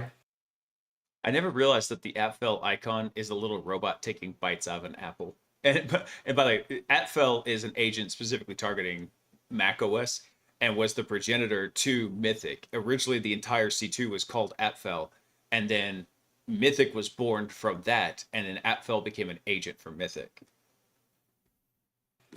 That needs to be an SVG. If you have like a PNG or anything like that, you can go online and convert it, ideally with some sort of color, but it's up to you. Provide a path to that icon, and yes, if you want, you can provide a separate icon path for dark mode. A lot of icons look just fine in light and dark mode, but if yours doesn't, you can provide separate icons for those.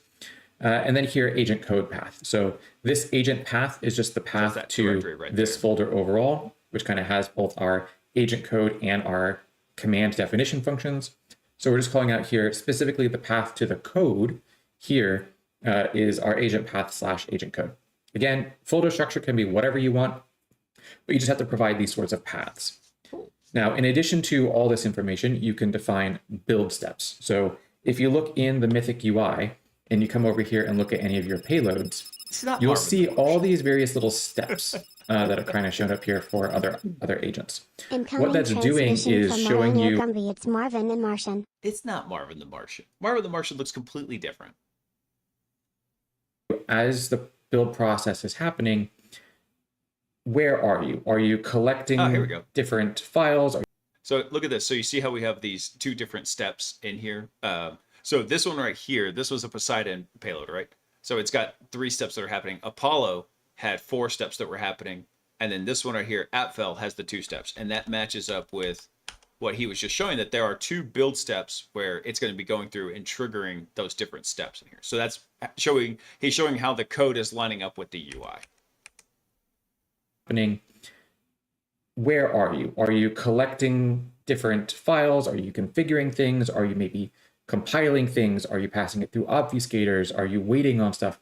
You can provide this sort of input to the operator as they're going about doing things so that it's more intuitive to them, especially if your agent takes, more than 5 or 10 seconds to compile, to get ready.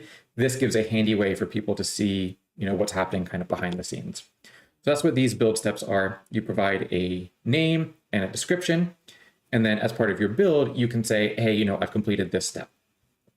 So this is the main, definition piece for your agent. This is what gets synced over to the Mythic UI and is displayed as part of a lot of different components. Now, the main function that you're going to be implementing as part of this kind of agent definition is this build. So this will automatically get populated with a lot of context about what the operator selected as part of a build time. And in the end, you return a response. That response has things like a status, was this successful or not? It has the actual payload content itself. So if we scroll down here, we can see response.payload is the actual thing that we made. You can set build standard error and standard out, or you could set different build messages, all sorts of stuff that's kind of available as part of this. I'll go more in depth into how you can configure and do a lot in this, but the main point here is that you can do whatever you want in here and then just return this response. That really is the main thing about Mythic is Cody tried really hard to make this a framework where you have just a ton of flexibility and you can go in and build whatever the heck you want. It's really cool. I love it. Response object with the actual payload content itself. Now I said for the build steps, you can go through and indicate as you're doing it, where you are in the process. That's all that's happening here. And here is we go through and do payload update build step. We say ourselves what step we're actually updating that we finished or skipping, any output that we want to associate with it, and whether or not this step succeeded. So pretty straightforward to go through there and see kind of the definition for things.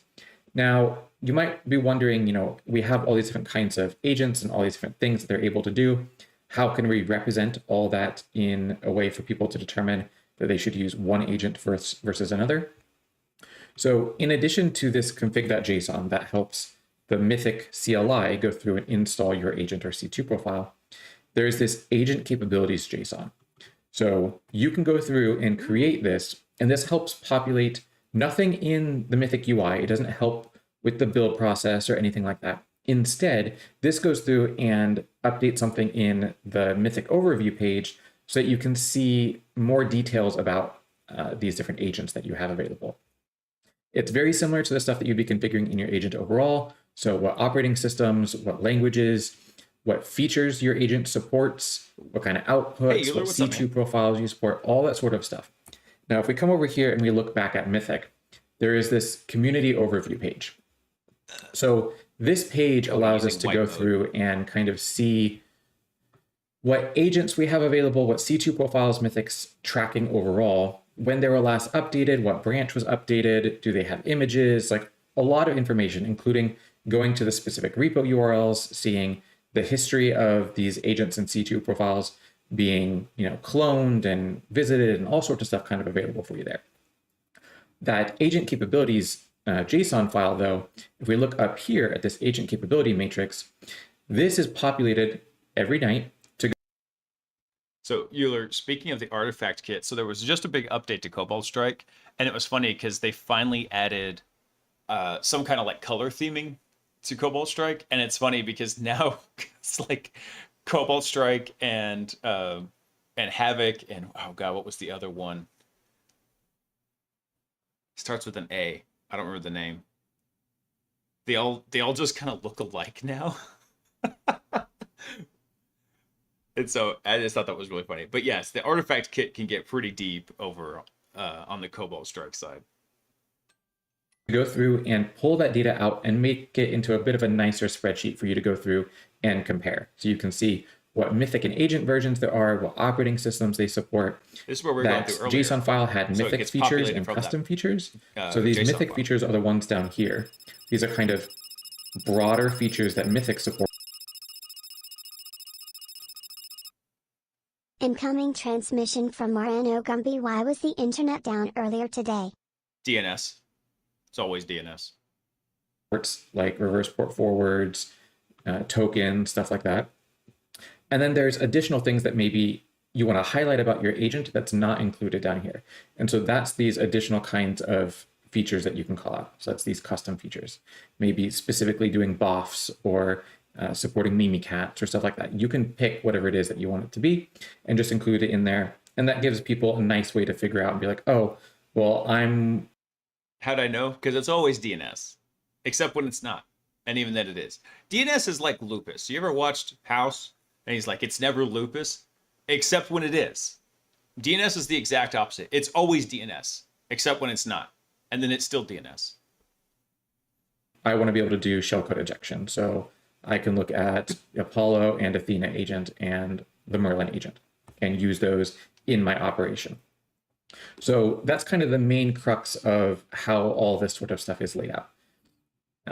This repo format is what's generally required if you want to install something with Mythic CLI or via GitHub or folder on disk. It needs to have the same structure. But again, inside of this folder, your structure can be whatever. This layout is just common for people and gives a nice way for people to kind of share and reference other examples for things.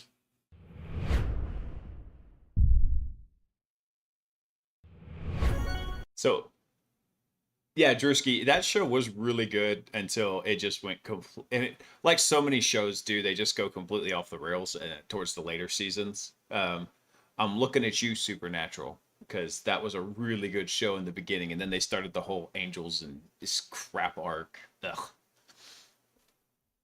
My son enabled private DNS on his phone, and it just wouldn't work. Yeah, Sock had the same thing happen because she uses an iPhone. And she's like, "How come your internet works so good and mine is horrible when I'm at the house?" And I was like, "Let me look at your phone." And then I realized I went and checked my DNS logs in Pi-hole, and it's blocking all the private relay stuff. I was like, "Yeah." So, fun fact there, by the way, if you're using Pi-hole, it's probably black holing Apple's private relay, which is just their way of trying to gather all the information that everybody else is already gathering by relaying your traffic through Apple. Just FYI. Are you going to watch all the vids on this tonight? I am, because I want to try and gather as much info as I can, because the week of Christmas, I'm going to try and have Cody on for a daytime stream. Probably 90% chance it's going to happen. So we'll be on during the day so we can talk about Mythic development and get an idea of what we can do to start integrating Hackbot over into Mythic as a special agent. Now, the cool thing is about the way we built the special agents for Hackbot is we don't have to worry about any of the particulars about how we're necessarily going to use it in the C2 yet. We can actually go build the special agent and get it working, and then we can integrate it over to the PostX agent. So yeah, I'm running through the whole shebang. We're on 3 of 5. We got 2 left in here. It was a little bit slow start on the first couple because I was trying to lay a lot of foundational stuff during the first video and also setting up the Mythic server in case we needed it. But now we're on to C2 profiles. Oh, sorry, we got a couple left in here. But yeah, I don't have to work tomorrow. So Sock's not going to aggro if I stay on stream too late. Hello, everybody, and welcome to another episode of Mythic for Developers. Today, we're going to be talking about C2 profiles. So if we look over here at Mythic's UI, we see all different kinds of things that we have installed. We have different kinds of agents and translation containers and third-party services, all sorts of stuff. I'll do separate videos on each one talking about them, but today's video is going to be talking about C2 profiles. So you can easily identify C2 profiles in this list by looking for either this Wi-Fi looking icon, which means it is an egress profile. It talks out either to like a redirector or something over the internet to talk back to Mythic, or it'll have this kind of link icon. The link icon means that it is a peer-to-peer profile. It doesn't reach out to the internet directly.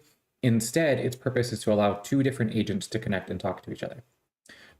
Also, I think once we finish running through the videos, I actually want to go, even though Sage broke all of our stuff, I've talked to Russell about it extensively and like what he's doing.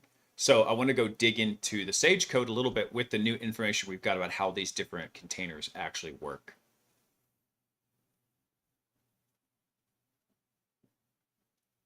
So looking for this docs for artifact kit, CRTO talks about the mail slot technique, but where the heck is the documentation for it? Oh, I think, let's see, Fortra artifact kit mail slot. Let me see if I can find it real quick.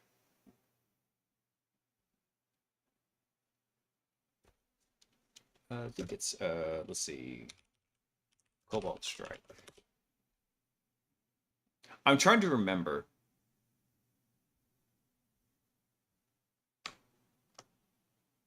I mean, here's one of the docs for it, which I'm sure you probably already saw, Euler. Oh, yeah, one sec. Actually, Gumby, I dropped the link to it up in Discord. When I made the announcement today that we're killing the new stream and doing this one real fast. Let's see. God, it's been so long. And I only had to use the artifact kit for the RTO course. I'm trying to remember exactly which setup you do with that. But essentially what you're going to do is you'll do that, you'll run through it, you'll test your payload and see where it's getting detected. And then once you figure out where it's getting detected, you start doing debugging to see like where it's getting found. Just like you do any other basic one. I don't think I used the mail slot one. I used a different one. Or maybe I did use mail slot. I forget. The one in the RTO course, the old version, because I haven't taken the new version yet. It went through Euler popping 7 shells. What's up, brother? Thanks, man. Um, yeah, good job, Gumby. Glad. Because, yeah, he's been waiting for these videos to come out. He actually recorded these a couple of versions ago for Mythic. He's just been waiting for them to get posted. But, gosh, what was it? There's a whole bunch of different techniques that are built into the artifact kit. Typically what happens, though, and you'll have to go modify the code and obfuscate it a little bit, is usually the XOR functions, and them is what gets flagged. So, just FYI. For this video, we're going to be talking about an egress C2 profile, specifically WebSocket. So if we look at the information here in the UI, there's a couple of things to call out. So you see over here, we have a... Funny story about the WebSocket profile, actually. I didn't find out what it was. I remember I just do stuff. I play with it. I test it out, and I find out where bugs are just by trying to figure out stuff. And I had Apollo running with a WebSocket, and I come back, and the agent's memory had ballooned from like, I don't know, 50 meg to like 1.2 gigs of memory for the agent. So I had to let Cody know. I was like, hey, by the way, there's a memory leak in the WebSocket. Offline and a C2 server status. So there's 2 components to C2 profiles in Mythic. Yeah, it was a There's lot of the memory. Docker container. So is the container itself running, connected to Mythic, synced up online? And then inside of that Docker container, you'll actually have whatever code you're using to do the C2 profile special sauce. Whether that's binding to a port and accepting WebSocket connections, maybe that's reaching out to Slack or Azure or doing some sort of dead drop service or what have you. The thing that's doing that special C2 comms is here, this C2 server status piece. So if we go ahead and start looking at the code, it'll be very similar to what we were talking about in the last video for agents. So as we come over here and we look at this project layout should be very familiar to you. It's the same as everything you'll see that you install via Mythic CLI. All agents, C2 profiles, logging containers, webhooks, whatever, all has the same format. Because of that, we have this same config.json. So we can see here certain files or folders we want to include or exclude. In our case, because we're looking at a C2 profile, we're going to be here in the C2 profiles folder. Just like before. By the way, let me go find something real fast here. Mythic C2 meta GitHub. So there is another, yeah, here we go. So on GitHub, there's the Mythic meta. And so it's just the org name in here. And this is a bunch of ones like, hey, how to get started with like Mythic scripting and Mythic containers, example containers, everything like that. So don't worry about trying to track necessarily what each of these files are doing. You could come over to the Mythic meta over on GitHub and find all these like examples to work with. This top level folder here, this entire thing is what gets copied over into the installed services directory on Sensing Mythic. a pattern. So ours is called WebSocket. Inside of here, this internal structure can be whatever you want. You need to have this Docker file though, so that whenever Mythic actually creates the image and creates your Docker container, it knows how to process your specific agent or C2 profile. Like we saw with the @file agent when we're looking at agent development, we are doing things in Python here. So we have a main.py. Again, it doesn't have to be called main.py, but the key here being that this imports Mythic container and then imports the actual C2 profile. In this case, for @file is importing the actual agent and then calling the Mythic service start and run forever. So what does that actually mean for us? So if we come inside of this WebSocket folder, inside of Mythic, we have this file here. This is what we actually imported. And so we are importing from Mythic Containers C2 profile base, this C2 profile definition. So just like for agent development, what we needed to do was subclass the payload type class with our own custom one, and that's what gets synced up and used with Mythic. We're doing the same thing here. We have a C2 profile class that we then subclass, in our case called WebSocket. And then because this gets imported, it gets automatically picked up by Mythic, synced over, and then it becomes available in the UI. So there's a couple of pieces here. We have a name. This is whatever will show up in the UI. So if we look back over here at Mythic, we can see this down here, WebSocket. We have a description for the C2 profile itself. Again, that same description pops up over here, down here at the WebSocket description. We have author or authors. This is P2P indicates whether or not our C2 profile is meant for peer-to-peer communications or egress communications. Because we are doing WebSocket for egress, we'll go ahead and set is peer-to-peer false. Now, these next two things, because Mythic allows you to have whatever structure you want inside of this WebSocket directory here, Mythic still needs to know what code to actually run for that internal service status. So that's what we're specifying here. There's two pieces. There's a server folder path and a server binary path. So if we come back over here and we look at, any of these other C2 profiles. So let's go ahead and look up here at HTTP, for example. So we have the container is online and it is accepting connections. Anytime that the container is online, you'll have these buttons over here. Notice how our WebSocket container is not online, so we don't have those extra buttons. If we click this, we get two options. So we can view standard out, standard error if that internal server is running, and we have debug logging and stuff like that going. The one that's always available is this view edit config.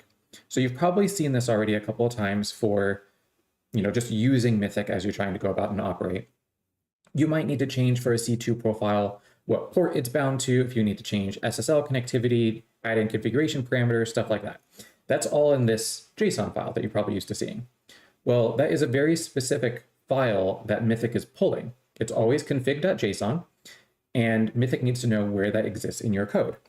So what we do over here is we're actually specifying as part of this server folder path, this is the path to where that config.json lives. So in our case, our current directory, WebSocket C2 code, and here we have that config.json. So this will be the one that we can view with that button in the UI and edit. And anytime you edit it there, this specific file gets updated. So that's the server folder path. That's also where, if we come over here to the Mythic UI and we look at this button here, this allows you to go through and over RabbitMQ, list out the files that exist on inside the Docker container. So when you click that, these files that are showing up that you can edit, download, delete, or even upload new files is all within the context of that directory that's specified by the server folder path. That's why you'll see the config.json in there as well. So if we come back over here, this config.json. Let me look something for that real quick. So we see the env, our makefile config.json. So are these the files actually inside the container itself? I'm curious about that. Hold on, let's go test that real quick. So we cd to installed services HTTP. And look what we got. We have our changelog. I'm gonna just touch a file real quick. Blaise was here. So now if I go check that out inside of Mythic, let's go look real quick. So if we go to our, where is it? Services. Installed services. Here we go. C2 profiles, HTTP should be running. If we look at the files in here.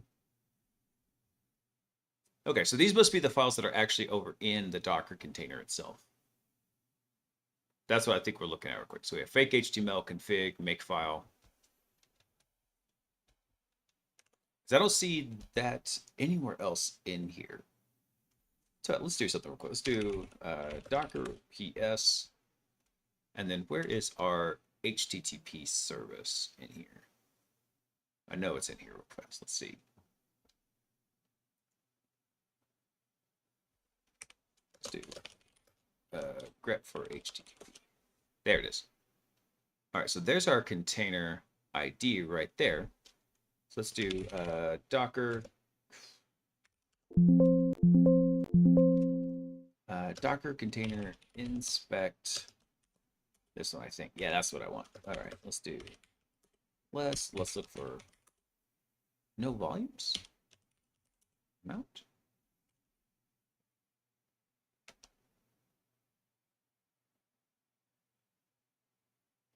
That's the resolve path conf. I'm trying to see what was mounted in here. I thought it should have been. that's it. Let's see. Working dir, entry point, labels. So it doesn't have any mounted volumes in it. It's literally all just in the container there itself. That's all right. Let's do something. Let's do Docker exec interactive, and we'll specify the container, and we'll run bin bash. NSH. Hey, there we go. There they are. So yeah, those are the files actually inside the container whenever it started up. So like, for example, if I touch Blaise really was here, and then we come back over here, close this out, relist it, we should see nothing. Hold on. So what do we have? We have env get keep make config JSON.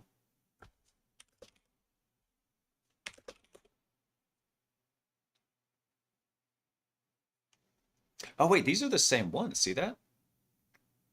So Blaise was here. Oh, okay. So actually it is mounting that directory over to it. I must have been looking in the wrong spot in the inspect because I never remember exactly where to go. Hold on. Let's do something here. Let's stop the profile and start it up again. Let's see if it comes back with any new information about like what's actually in there. No, it's still not showing up in here. So where would that be? Fake HTML. This is fake. Yeah, actually, I don't see fake HTML in here. So think about it. CD HTTP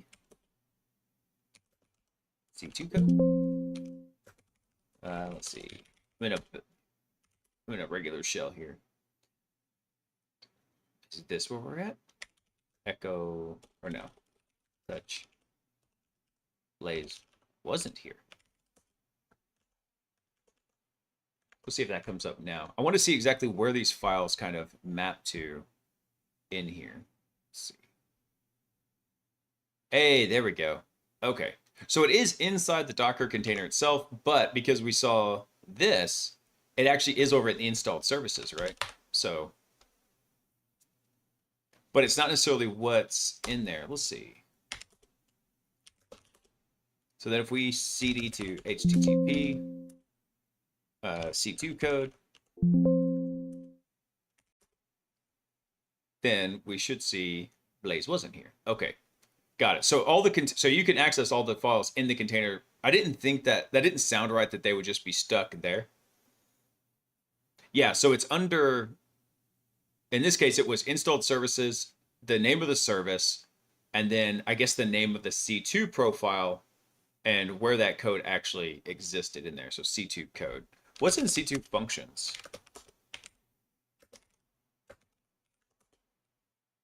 Just the builder. Okay. Interesting. Very, very interesting. Okay. Always good to be able to take this information and make it a little bit more concrete as you're running through it. Don't passively absorb it. I'm an active participant. So whenever I'm looking at something, I'm learning it, any chance I can get to kind of dive in and say, okay, well, let me tinker with that idea just a little bit, and then let's go on. Config.json in there as well. So if we come back over here, this config.json and the folder is very important. You want to make sure that whatever you specify here, I don't have the it doesn't necessarily have to have the binary that's running in it, but it needs to be the one that's going to have all the configuration and pieces that you want the UI and operator to be able to interact with. Now, outside of that, there is, whenever we start the internal service, Mythic has to know what thing to actually execute. So that's where this comes into play, the server binary path. So this is a path to a very specific file. It can be called whatever you want. Mythic has to know. So he's talking about this. So that was the folder path. Oh, you know what? He mentions it right there. It says it right there. It's here, C2 code. Bam. And so it doesn't have to follow that same structure, but because it does, this is where it was. Hold on. I want to check one more thing here, actually. So if we back that thing up, let's see. See, LA, I don't have it configured. So hold on. Let me bash RC. Yeah. See, I just don't have them. I don't have them enabled. There we go.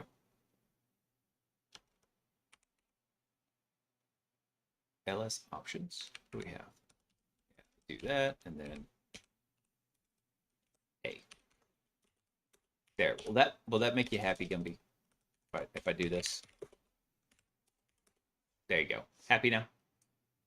I hope you're happy. Hold on, so there's no config JSON in here. There's our main code, there's our Docker environment. Let's go look at that. Let's see. Oh God, where is it? C2 underscore code config JSON. Oh, what am I doing? I'm hitting every wrong command. Bam. There we go. So this is just the information in the config. I was wondering if it displayed it in here where that stuff was. No LSD, no hacks, no LSD. No, sir. This is a family-friendly show. What's up, brother? Hadn't seen you in a bit, man. Hope you've been doing well. We're hacking on some Mythic tonight. Let's see. Which one do we have here? Makefile, idea.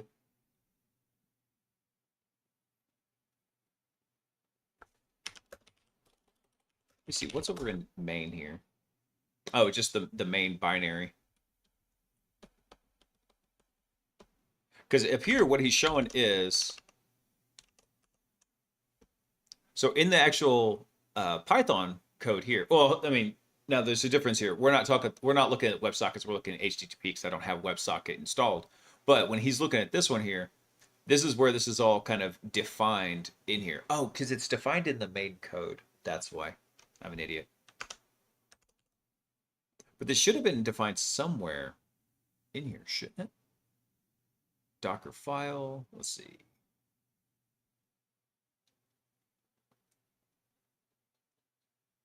Maybe in the .env? No, nothing in the .env. Okay. Just trying to see where all these different pieces are fitting together. Like advanced Legos. What thing to actually execute. So that's where this comes into play, the server binary path. So this is a path to a very specific file. It can be called whatever you want. It just needs to be executable. So if, in this case, we are using Go and compiling a Go binary, so it just needs to be a binary that's executable. You could just as easily have it be a Python script. Then you just need to make sure that the top of the Python script has the shebang, the hash exclamation point, to be able to identify as part of executing that file what program gets used. Mythic isn't doing anything special. It's not saying like Python 3 run this thing. It just passes the path to it for execution. So you have to be able to make sure that whatever it is that you're executing has the appropriate environment to be able to run. Then there's the parameters that you can specify for the C2 profile.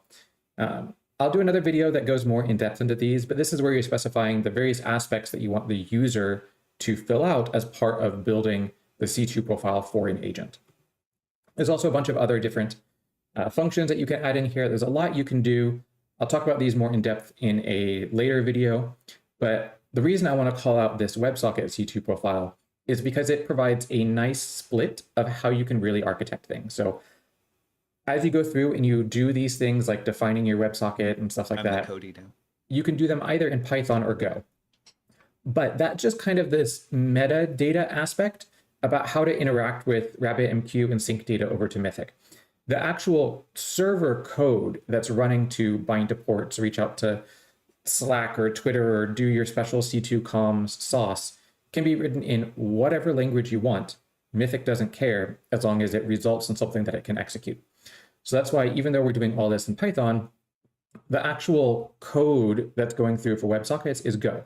And we just make sure as part of our Docker creation and all that, that we can generate a binary that then is available for us to execute. So that's this one down here. Because this is all in Go, I like to do a lot of development off on the side. So I have a makefile in here that allows me to specify things like we saw before in the previous videos for doing remote development. What is the Mythic server host? What is the port? What is the address? Stuff like that.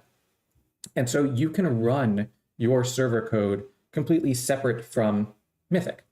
Because remember, Mythic doesn't care where any of your code lives or if it's in Docker containers or any of that.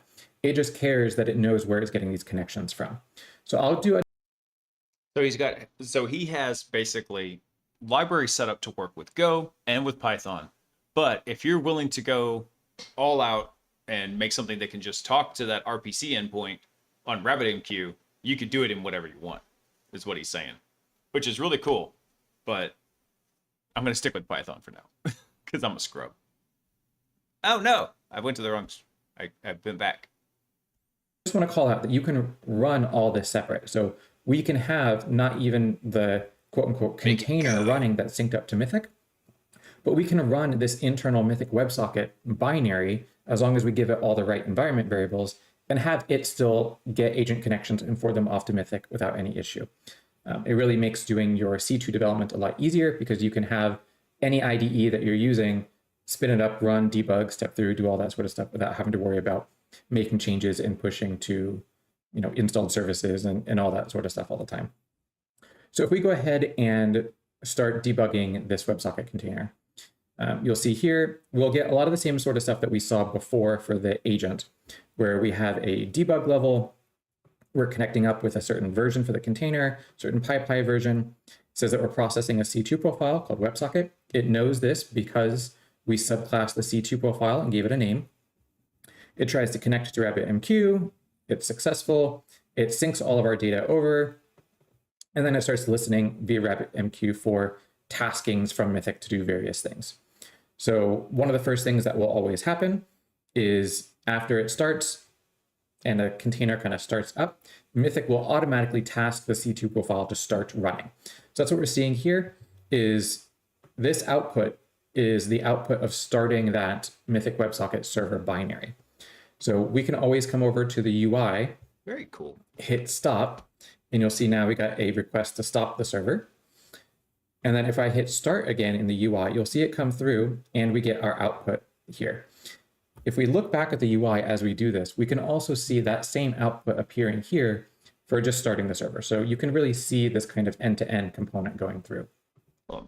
For just starting back at the UI, see now we can always come over to the UI, hit stop, and you'll see now we got a request to stop the server. And then so it stopped the server. It didn't stop the binary. So basically just turned off the WebSocket portion of it. Okay.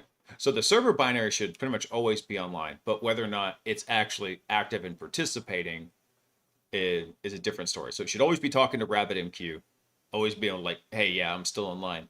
But whether or not it's actually functioning, different story. It makes sense too. Okay.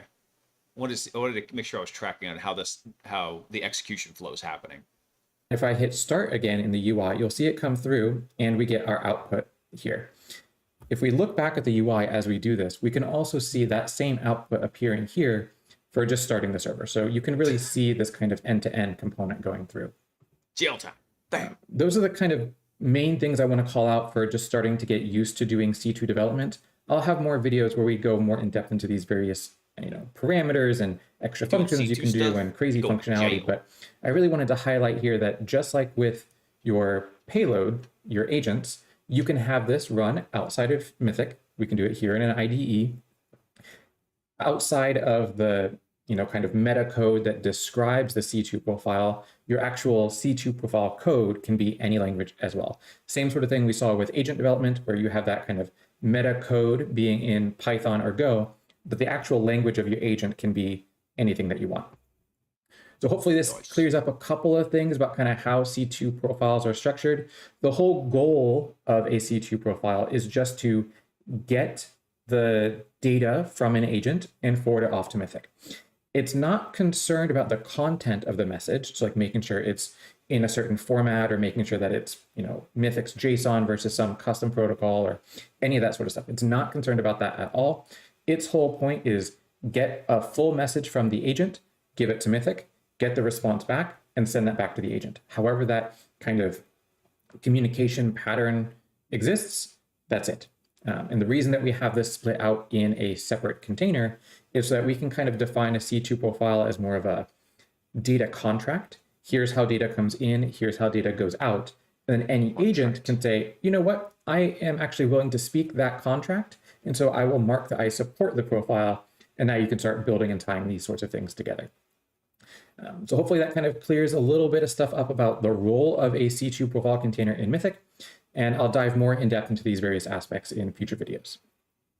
I mean, the other cool thing about that is by having it split up like that, this is one of the actual more valid use cases I've seen for something like a microservices versus a monolith, because a lot of times you're going to get better performance out of a monolith. But having it split up like this, it makes it easily maintainable and multi-use for different systems, right? Because there's so many profiles or so many agents that use the HTTP profile. Most every single agent does. But then you just have like that one section there to let it handle it. And then you just have to worry about, is the agent sending the correctly formatted data over to Mythic? Very cute. Very cool. Hello, This is the one and I'm most welcome to excited another about. episode of Mythic for Translation Developers. containers. Today, we're going to be talking about translation containers.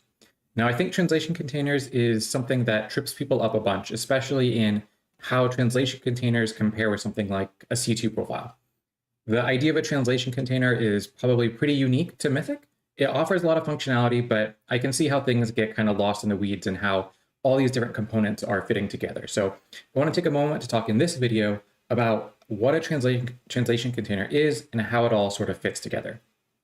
So if we look at in the Mythic UI, we can see here we have a payload called Arachne, it's type agent. We also have this thing here, type translation, We have Arachne. called Arachne translator. You can always identify a translation container in the UI with this little like translation icon. All this is saying is that the Arachne agent is associated with and leveraging this translator. So if we think back to our previous videos about a C2 profile, the whole goal for a C2 profile is to be able to take a message from the agent, forward it off to Mythic, get the response back from Mythic, and send it back to the agent. The C2 profile has nothing to do with the content of the message.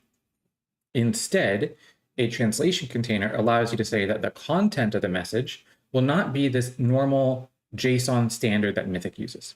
Instead, you're going to use maybe a different JSON message, or maybe you want to use a binary protocol or something else. That's where a translation container comes into play. So if we take a moment to look at how we define this in the code, then we can come back and see a diagram kind of illustrating the flow of things. So inside the code for the Arachne translator, it looks very similar to things that we've seen before. It's this same standard GitHub project. We have, our config.json and everything that we had in the payload and C2 profile examples before. So here inside of this payload type folder, we have this Arachne folder. This is the thing that actually gets copied over into the installed services folder in Mythic whenever you install this via Mythic CLI. Inside of here, though, you'll notice something a little bit different. We have Arachne, Arachne translator, and web shell all defined in here. If we look at this main.py, it doesn't have to be called main.py. If you remember, this folder structure can be whatever you want, as long as you have the Docker file and point to some sort of entry point. So inside of here, we import Mythic container. We then import Arachne, okay. We import web shell, and we're importing the translator. So all three of these things, an agent, a translation container, and a C2 profile are all being imported at once before we then call this start and run forever. So that's something that's important to call out with any of the sort of stuff that we've been doing and that we'll do going forward in other kinds of containers. Each container doesn't have to be isolated to one specific thing. You can bundle these sorts of, agent C2 profiles, eventing aspects, translators, like all sorts of stuff together and kind of make it easy for you to share code between them. They still get processed and registered as different things in the Mythic UI. Like we saw over here, we have an Arachne entry and an Arachne translator entry, but this allows us to go through and share code and keep things in an easier way to debug and process going forward. So if we look up here in our Arachne agent, inside the agent functions, we have a builder.py. The main point here being that we have a class that's a subclass of payload type, just like we saw with the payload type. The two things I want to call out down here, though, is this Mythic encrypts and translation container. So Mythic encrypts means that if we're doing some sort of encryption, whether that's like AES-256, Mythic will be the one that's responsible for doing the encryption and decryption pieces. Even if you're using a translation container, If you say Mythic encrypts is true, Mythic will handle that part for you. If you set Mythic encrypts equals false, then it's expected that your translation container is also handling whatever encryption and decryption needs to happen.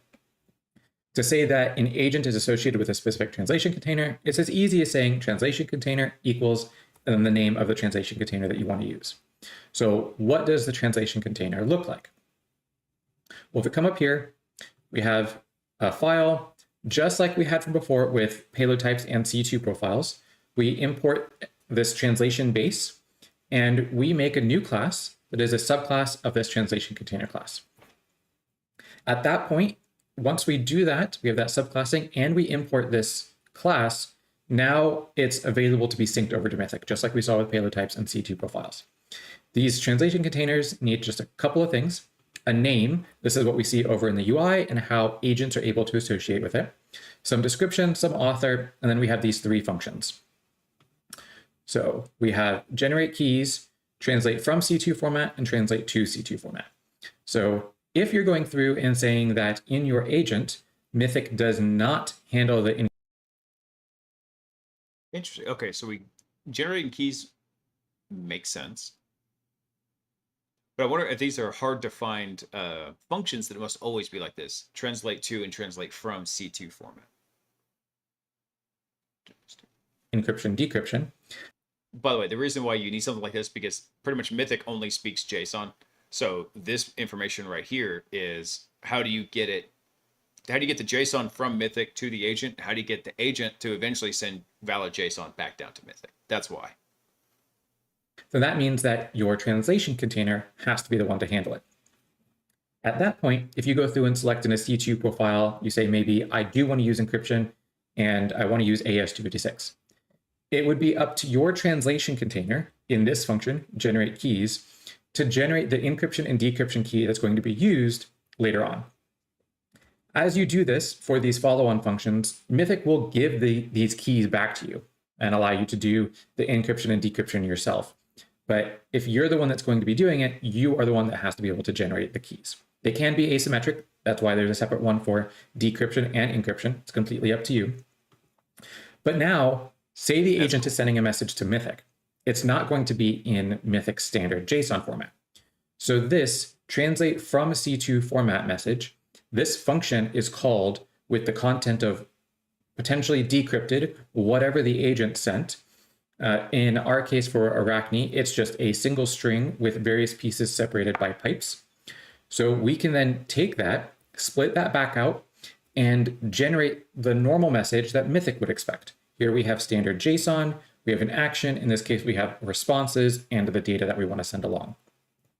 So then this is what then goes back to Mythic. Mythic processes this, determines. And you can see this here. So he's getting everything, he's basically getting everything, he's building a response message to put it into that valid JSON, and then boom, just returning it. That it needs to send a response back to the agent. And then this function, translate to C2 format, is what's called. So this is given whatever message Mythic is trying to give back to the agent and asks for your function to return whatever is needed by your agent to be able to understand what's going on. In this case, we just kind of take out a lot of the JSON pieces in the Mythic agent, just look for additional tasks and encode the parameters. So if we look at what this means, maybe from a bit more of a visual perspective, we can come over here and look at Mythic's documentation. There's a message flow folder, which if you haven't checked it out before, I highly recommend that you do because it has a lot of these nice diagrams that indicate how messages are being processed within Mythic. So if we look over here, we can see we have an agent that sends a message to a C2 profile container. That C2 profile container, remember, not worried about the content of the message, just that it gets a message in its entirety, forwards it to Mythic. Mythic starts processing. It base64 decodes it, gets that UUID out front. From that UUID, it can see, this is a message from Arachne. I know that Arachne has a translation container associated with it. So let me see what I need to do. If Arachne says that Mythic encrypts is true, Mythic will take the data after that UUID, decrypt it, and then send that to the translation container. If the Arachne said that Mythic encrypts is false, then Mythic won't do anything with that encrypted data and will just forward the whole thing off to the translation container. At that point, it'd be up to the translation container to decrypt the message and then convert it. Once we're done, we have a normal JSON message that Mythic can understand that gets sent back to Mythic. Mythic processes it like normal, handles any delegates or things that need to happen. Once it's finished, it creates the response and then determines, okay, I need this to be in a format that the agent can understand. So it sends that JSON over to the translation container. The translation container takes that message, converts it into the appropriate message format that the agent needs. And here another decision is made. If the translation container is doing the encryption and decryption, then it's up to the translation container at this point to not just convert it from JSON to your special format message, but to also encrypt it. This means potentially putting that UUID out front, base64 encoding it, making the final message that is going to get sent back. If you say that the translation container is not doing the encryption, so Mythic encrypts is true, then all you're returning here is the custom formatted message that gets sent back to Mythic. Mythic then takes that message, encrypts it, puts the UUID out front, base64 encodes it, and then that gets sent along back to the C2 profile container. And then that gets sent. Okay. So if we have a translation container in here, or we don't have one, it's just going to skip these steps. It's going to base64 decode it, fetch the UID, it's going to kit it back, decrypt it, look for the information, process it, do whatever delegates it needs to do, create the response, and then send it directly back over the C2 profile. But you just add an extra step in here where Mythic's like, oh, wait, I got to translate this from whatever weird format you've got into like Mythic Standard and just branches off here. Okay, very cool. I like that. I like that a lot. Sent back to your agent. So pretty straightforward if you think about kind of where these sorts of processing aspects need to happen. Again, your C2 profile container cares nothing about the content of the message. It's simply getting message from agent, sending to Mythic, getting response from Mythic, sending back to agent. It's your translation container that's worried about the content of the message. The reason... By the way, for anybody who's not on the Discord, one sec, let me grab that real quick. This is the playlist that we're going over right now. Let me grab it quick. Copy link. I'm just going to drop it in the chat for everybody. And Cody just dropped that today. I didn't know he was going to be doing that today, but it worked out perfectly because it's kind of a slow news week unless you want to talk about another NPM worm. We're up to Shy Hello 2.0 now. Jeez, freaking NPM. And I really wasn't feeling like talking about that. So this was perfect timing. So I'm like, dude, let's do this. And it's been super informative too, because eventually, like I said, we're going to, I think after we have one more video left after this one. Yeah. And once that's done, I think let's go dig into the Sage code a bit and see how Sage is set up and what it's doing. Because that's why I'm planning on drawing some inspiration on what it's got going on. All right, let's finish up translation containers real quick. The reason we have the translation container split out as a separate thing allows you to go through and say, I have this sweet custom binary protocol. I want to be able to use it across all of the agents I create. Since it's its own standalone thing, you can easily associate it with each agent instead of having to bundle it into each container that you create. So it's a nice way to kind of abstract that out and identify kind of where these things belong. And again, you can identify any translation container via this little translation icon over here. It says the type is translation, and you can see who it's associated with. So hopefully that kind of illuminates some things and makes the whole process of a translation container and C2 profiles and all of that a little bit clearer. It's really powerful. It allows you to have a whole lot more customization into how your agent works. It just has a little bit overhead to be able to hook that up into Mythic. I'm trying to think of a fun one to do a translation container because actually, I'll tell you what, hold on. There was, let me see if I can find it real quick. Let's see. It was at SoCon. SoCon, I think 2025, Cody Thomas. Let's see. Yeah, here we go. Here, I'm going to drop a link for this for everybody here. So he talks about, in this one, some of the cool things you could use specifically translation containers for.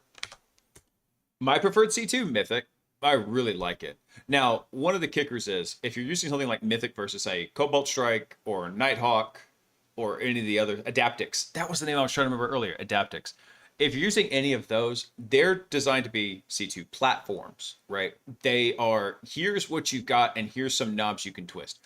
Mythic is, here's your framework. Go build whatever you want to your heart's little desire. And I prefer that. So are you going to be using Mythic on like super deep red teams without having some kind of a custom agent that hasn't been fingerprinted to death, or you haven't done serious OPSEC work on? Probably not. But if you're doing a penetration test, it's fantastic. Something where you're getting whitelisted and you can use something like Apollo or Poseidon directly off the shelf. So awesome. But here's a talk that Cody gave. In fact, hold on, I'm going to drop that up in the Discord as well. I just dropped it up on the main channel for now. But it's talking along these same lines of, hey, what can you do for non-conventional access to systems? And he talks about using translation containers in here. Whitelist? Ha! That's for noobs. Dude, it depends on the client, man. Because there's some clients that, even without whitelisting, they're not detecting very basic, C2 payloads, or just like subtly obfuscated ones. It depends on the maturity of the client. I'm stuck in EDR hell. Dude, I was too. On that last red team I did, man, it was a bit of a beatdown. But I learned a lot. All right. I tell you what, I gotta run to the bathroom real quick, guys, and then we'll start up video number 5. And then we're gonna go dig into the Sage code. Even though Sage borked our build process, I'm gonna go give Russell hell for that. I do want to go dig into it because I know where Russell's going with it and what he's done with it, and I want to see what he's got going on. So give me 1 sec, guys. I'll be right back.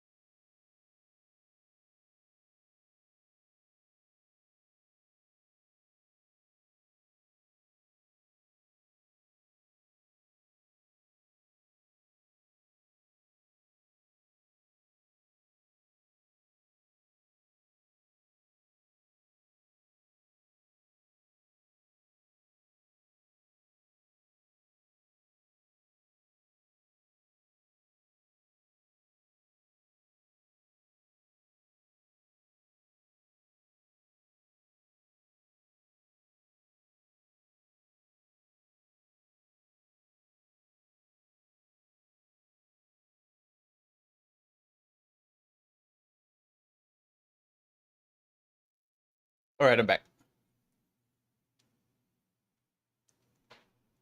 I don't know what you're talking about, psyched. Not a clue. Nope. There's definitely not an ASMR tag on the stream.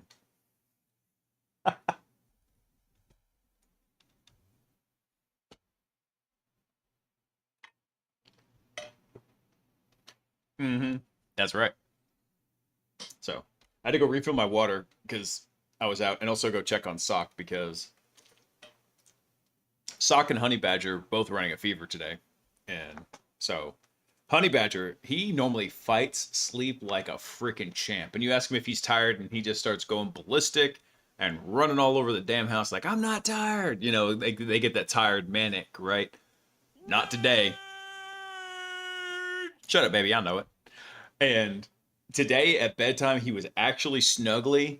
You know, they only want to cuddle with you when they're sick and dripping in virus-infected snot. And so I got him all tucked into bed. He was fine. But I also went to go check on Sock. She wasn't feeling nearly as bad as Honey Badger. But I know she's fighting off the same stuff. So I went to go check on her real quick. All right. third-party service agents. I don't think this will be as helpful as I thought, but it's still pretty cool. Third-party service agents is going to be things like interacting with Bloodhound, or maybe you've got some kind of dedicated logging system and you want to log what's happening in Mythic to that system. That's what this is going to be used for. Hello, and welcome to another episode of Mythic for Developers. Today, I want to talk about third-party service agents. So this is something that's a bit unique to Mythic. Normally, when we talk about an agent for a C2 platform, what we're really talking about is being able to generate some sort of binary or payload. We then move that over to a target system, execute it. It calls back to our C2 platform, does some sort of negotiation. We get a new callback entry that we can then interact with. When we interact with that callback, we issue some sort of tasks, execute assemblies, BOFs, stuff like that. And then from within there, those tasks get executed on that target system. For a third-party service agent, though, the goal is a bit different. We don't want to be executing something on a remote host. Instead, we want to, from within the Mythic UI, interact with the remote API of some third-party service. This could be, cloud-hosted things. This could be locally hosted things. It has to be something that naturally Mythic can reach and hit the API. So imagine also, you could go create a third-party service in here to handle spinning up something like an Azure front door. And so say, hey, I need a new Azure front door front end. So if you could script it out, you could have something in here go and spin up a new Azure front door as a C2 redirector and do it directly from within Mythic. It comes back and bam, now you've got a new URL you can use as a callback for embedding into your payloads. So really, your imagination is the only limit. API for. So if we look over here in the Mythic UI, it's pretty easy to see which things are called out as agents versus third-party service agents. We have that little type field here. For example, Appel and Apollo are agent. We already saw that we have translation containers. And so down here, you can see this third-party service. So we have Bloodhound as an example, Ghostwriter as an example. There's all sorts of stuff out there. These things have a lot of the standard features that we're used to expecting now. Authors, operating systems, descriptions, stuff like that. If we hop over to the code and start looking at it from that perspective, it'll also feel very familiar. So we have the same sort of structured folder type that we've been seeing before. We have our same config.json. Inside of our payload type folder, we have this folder, which would be copied over into the installed services on the Mythic installation.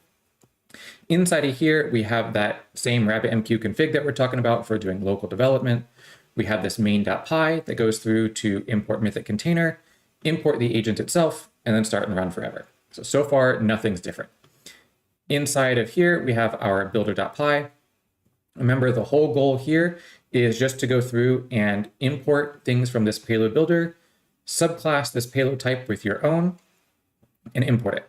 So we give a name, Bloodhound, we have a file extension, author, stuff like that you were seeing in the UI. This supported OS is a little bit different. If we look at standard payloads that we're looking at for red teaming and stuff like that, you're trying to build some sort of binary or file that gets... Did his green screen glitch out? Hold on, go back to it. And Psyched, I'm glad you liked the blog post. I had a lot of fun writing it. I was worried I dialed the snark up a little too much, but then my tech reviewer was like, this was hilarious, thank you. And because he had been having a really hard couple weeks, he was like, and especially since he warned me in advance, he's like, dude, I'm so burned out on AI stuff and reviewing it. I was like, I know, man, trust me, this is literally a gentle crash course.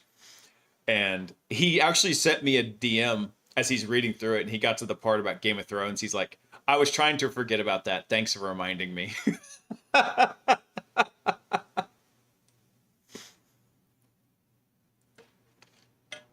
Oh, yeah. I held back no snark in that one. Actually, I did because I didn't want to get nasty with it, but at the same time, like, anytime I could sneak in like a subtle jab, a juttle. That's what it is, a juttle, a subtle jab. Anytime I could sneak in like a subtle jab, you name it. I hit up, Kenny Loggins. I hit up, Game of Thrones, Call of Duty, especially Call of Duty, because I remember Modern Warfare 2012 when it was good. I miss that Call of Duty. Anyway. looking at for red teaming and stuff like that. Is this You're trying to green screen build chat? some sort of Oh, it's like his whole binary webcam. or file that gets executed on a specific operating system. So Windows, Mac OS, Linux, stuff like that. For Little talking to a third-party service, though, that can really happen from any operating system. You're just hitting a remote API. So calling out a specific OS at this point doesn't make a whole lot of sense. Instead, what we can do is just call out the third-party service that we're trying to interact with. This really helps as somebody goes through the UI to build a payload. It makes it a lot easier for people to identify like, oh, hey, this is a third-party service thing that I'm trying to build versus something that's going to be executed on maybe a Windows system. If we keep looking through here, we have the same other fields that we're looking at: wrappers, descriptions, translation container, stuff like that. The key that's going to identify that this is a third-party service versus a normal agent is this part right here. Normally, you don't have to include this.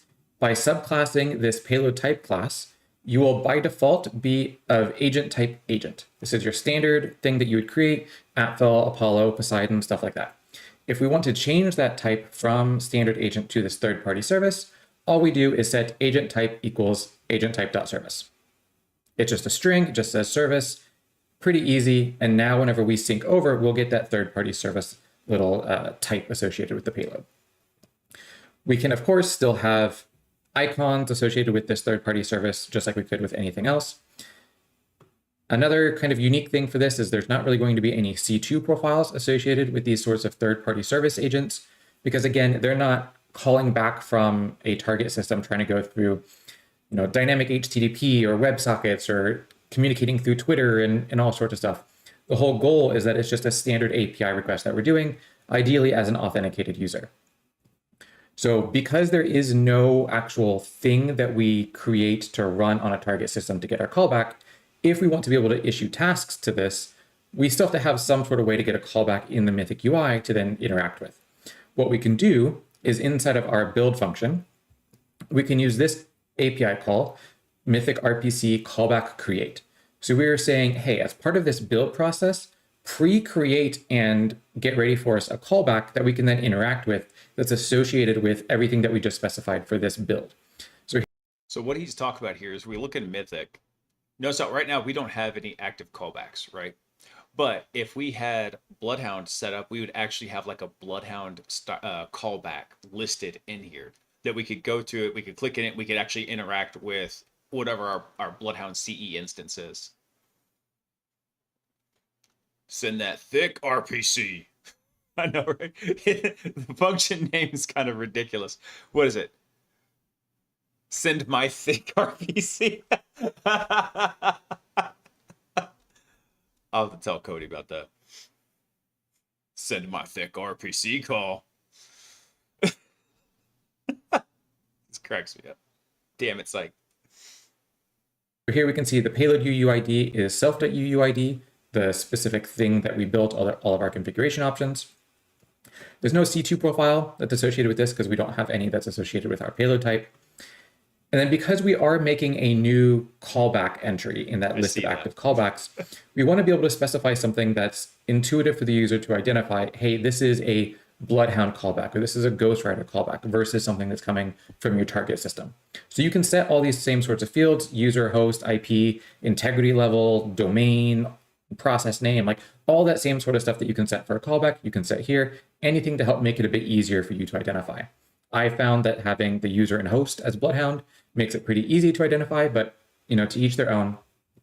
But that means that the moment that we click build for a payload, this API call is going to get hit, and we're going to see a new callback getting displayed in our Mythic UI. And then that's how we're going to be able to interact with it.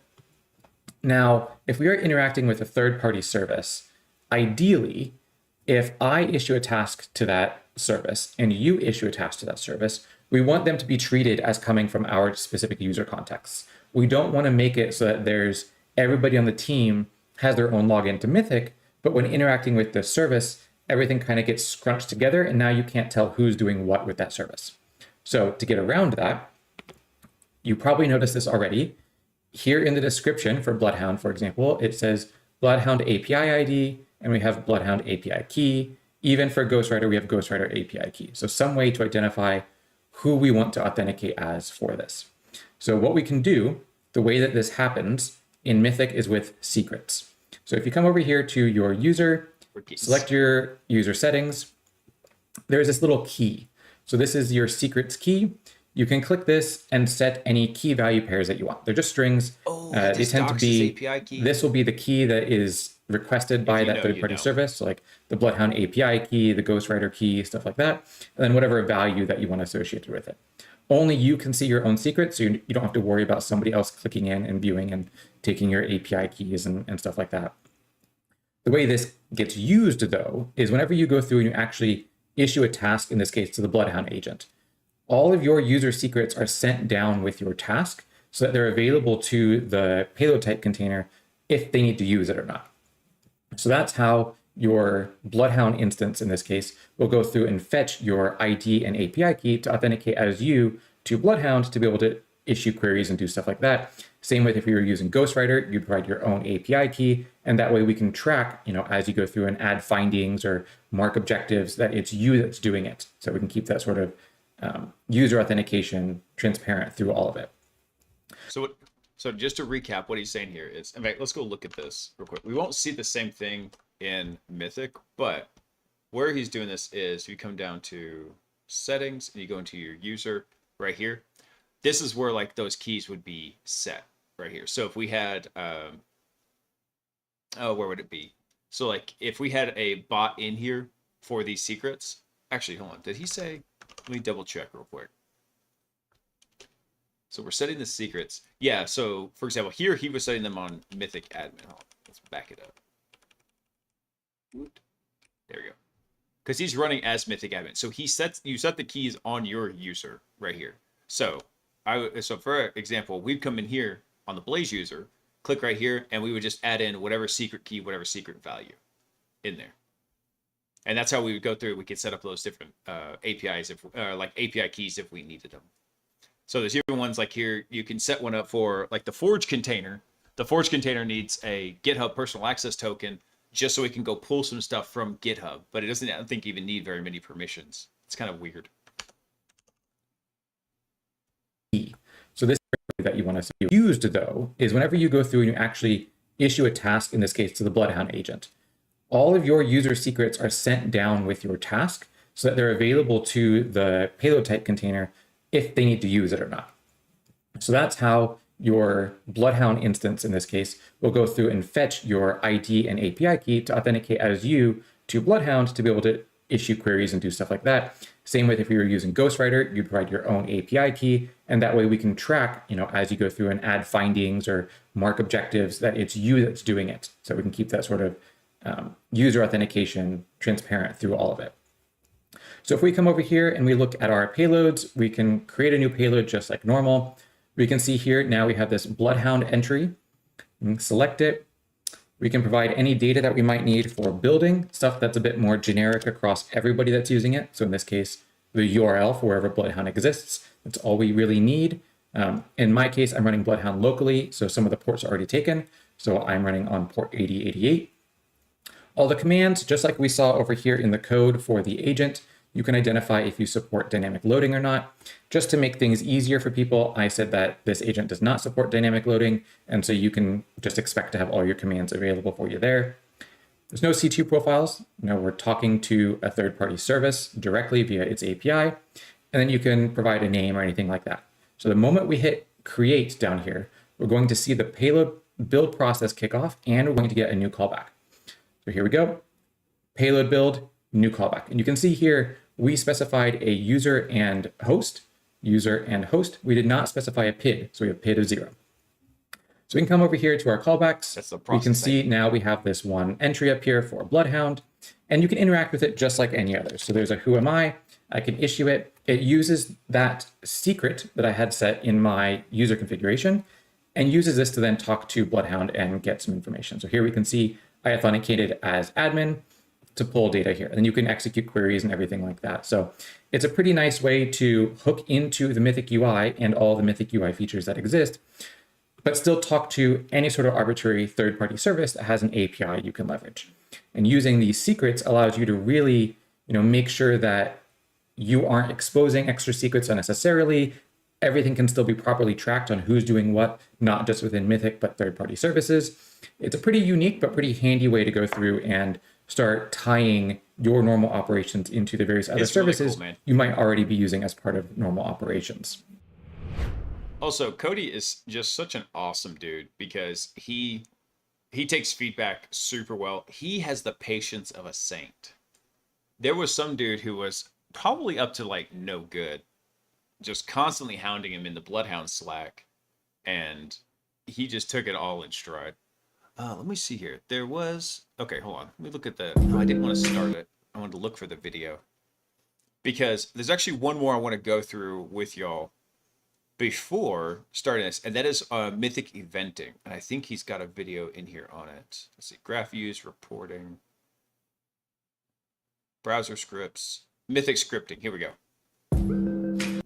So there's actually an eventing engine, which I haven't gotten the chance to use a ton. I've messed with... If we come in over to Mythic, right, there's a bunch of these extra shortcuts you can click down here, and there's a ton of stuff. One of them is a Jupyter notebook. We can click this and actually open up a new Jupyter notebook in here. Password or token. I forget how to get that. I think it's actually, hold on. I'm pretty sure it's in...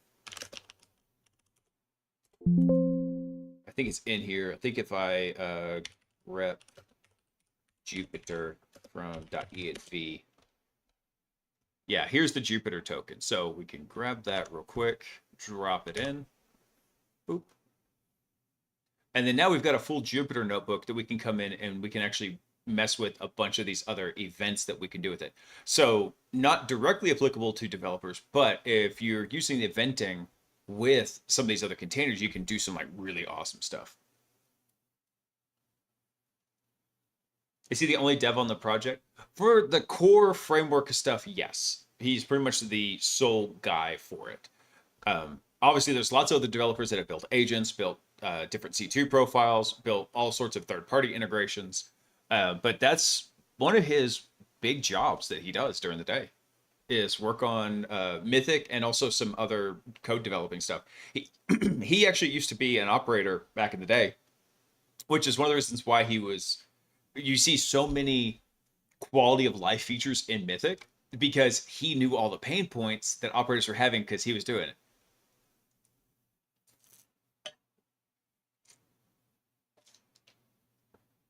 I just start trolling people that give me crap for no reason. Dude, I do too, man. I had, oh God, I had a, what was it? I had a what the heck is the name of the platform? I had a Coinbase scammer call me. And no, I take it back. I did have a Coinbase scammer call me, but I had another one call me, like trying to get into my iCloud, which is funny because I literally don't use my iCloud for anything. It's on an iPhone that's not even connected to cellular, and I just use it pretty much as a YouTube box. It sits next to my desk, and I just watch YouTube videos on it while I'm working during the day, playing for background noise. And so this was a new scam I hadn't seen. I got a password reset pop up, and it's like, hey, do you want to reset your password? I was like, no, but I clicked the wrong button and it took me to the thing and it's like, okay, do you want to start your 1 hour cooldown for password reset? I was like, hell no, I don't want to do this. I didn't even mean to click on that in the first place. So I back out of it. And then I got an email from Apple support saying, hey, we're going to call you soon. And here's the case number. And I get a call. Comes up as a likely spammer. I was like, all right, my interest is very piqued right now. So I go and I ask the guy, I get a call. He's like, yeah, by the way, you should have just got an email from us for this case number. And then, so I'd already done like an analysis of this email. It was legit from Apple. It was so odd. I was like, did they find an open relay in Apple? Is that how they're doing this message? No, it's just an abuse of Apple's built-in support system. So what they do is they call Apple support and say, by the way, here's my email address associated with my iCloud account. I can't get in. Could we do a password reset? And then when they do that, it actually issues a support number. And then they say an Apple rep is going to call you back in however many hours, right? Like 4 hours, whatever the wait time is. Well, they get that number. They already have my phone number. So then they call me, which is hilarious because it's on a completely different phone. The iPhone doesn't even have cell service. So I get this guy and I'm really interested to figure out what the heck is going on. He knows the case number. I've got this weird email that looking at the DKIM and everything else looks 100% legit, like it came from Apple, because it did. And I start messing with him, and finally, he gets me to go to a website. I was like, yeah, I can't really, for some reason, my iPhone's just not acting, not participating right. He's like, okay, cool. Can you go to this website? And it was claims-apple.com. I was like, okay, yeah, give me 1 second. Let me, I'm typing it in right now. Of course, I go look up the Whois record, and then I also was like, hey, how come this domain's only 3 days old, bro? You know, I could probably teach you how to do this and make a good living without having to go to prison, right? He's like, all right, thanks, sir. I appreciate it. It's like, no, man, I'm legit. I do this every day, and I could teach you how to do this and make a good living without having to scam people. And then he hung up on me. I was like, oh, come on, man. I'd love to mess with those guys so much. Let me see what else we've got in here.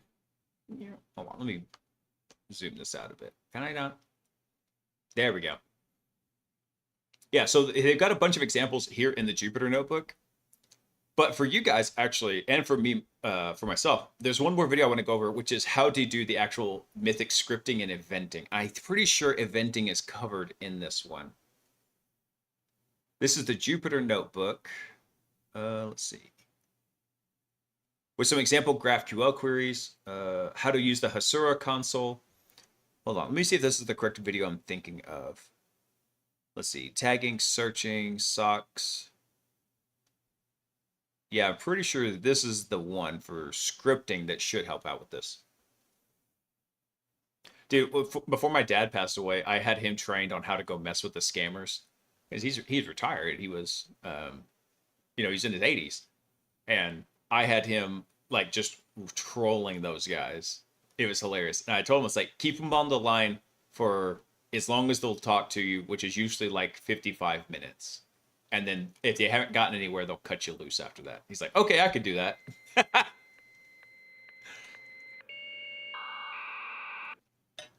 Alphonse, thanks for coming online, man. Welcome in. All right, let's look at this one last video here, because from an operator perspective, this is really cool, but also from a developer perspective, if you're trying to troubleshoot and figure something out, understanding the scripting and eventing can be super handy. Dude, it was a good trip. Unfortunately, towards the end, my dad was having a lot of mental struggles, and so he almost fell for one. So at that point, I told him, hey, don't take any of these calls. If you don't call them, you don't answer any questions. If they call you, you don't answer any questions. You have to call them. And so, yeah, I was like, thank God I showed up when I did, because I wasn't even supposed to be at my parents' house that day. And oh, I chewed that dude out on the phone. Many 4-letter words were had. All right, let's take a look at this one here.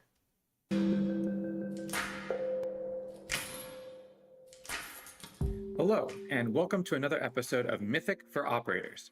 Today, we're going to be looking at scripting.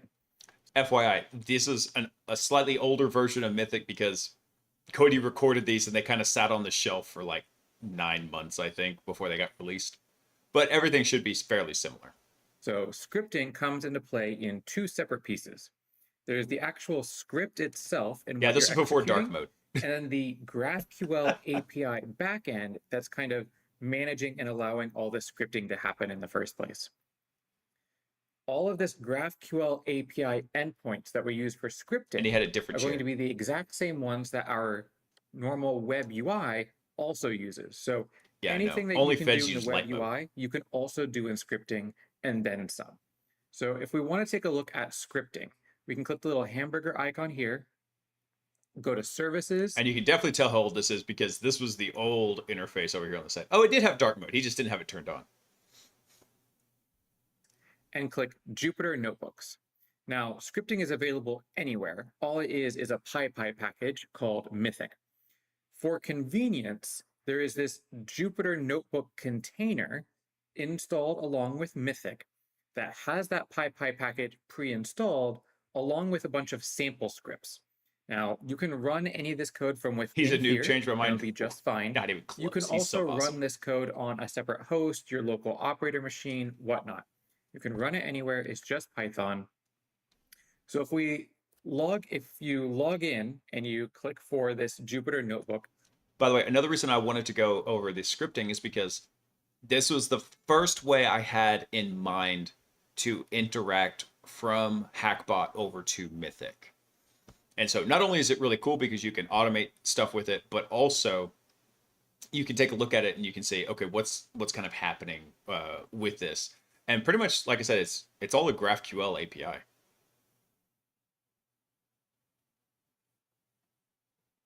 Never give up, Bueller. Never give up, never surrender. If you've never seen Galaxy Quest, go watch it this weekend. Great family movie. You'll be prompted to provide a token. So this is something you can configure in the environment variables, the .env file for Mythic.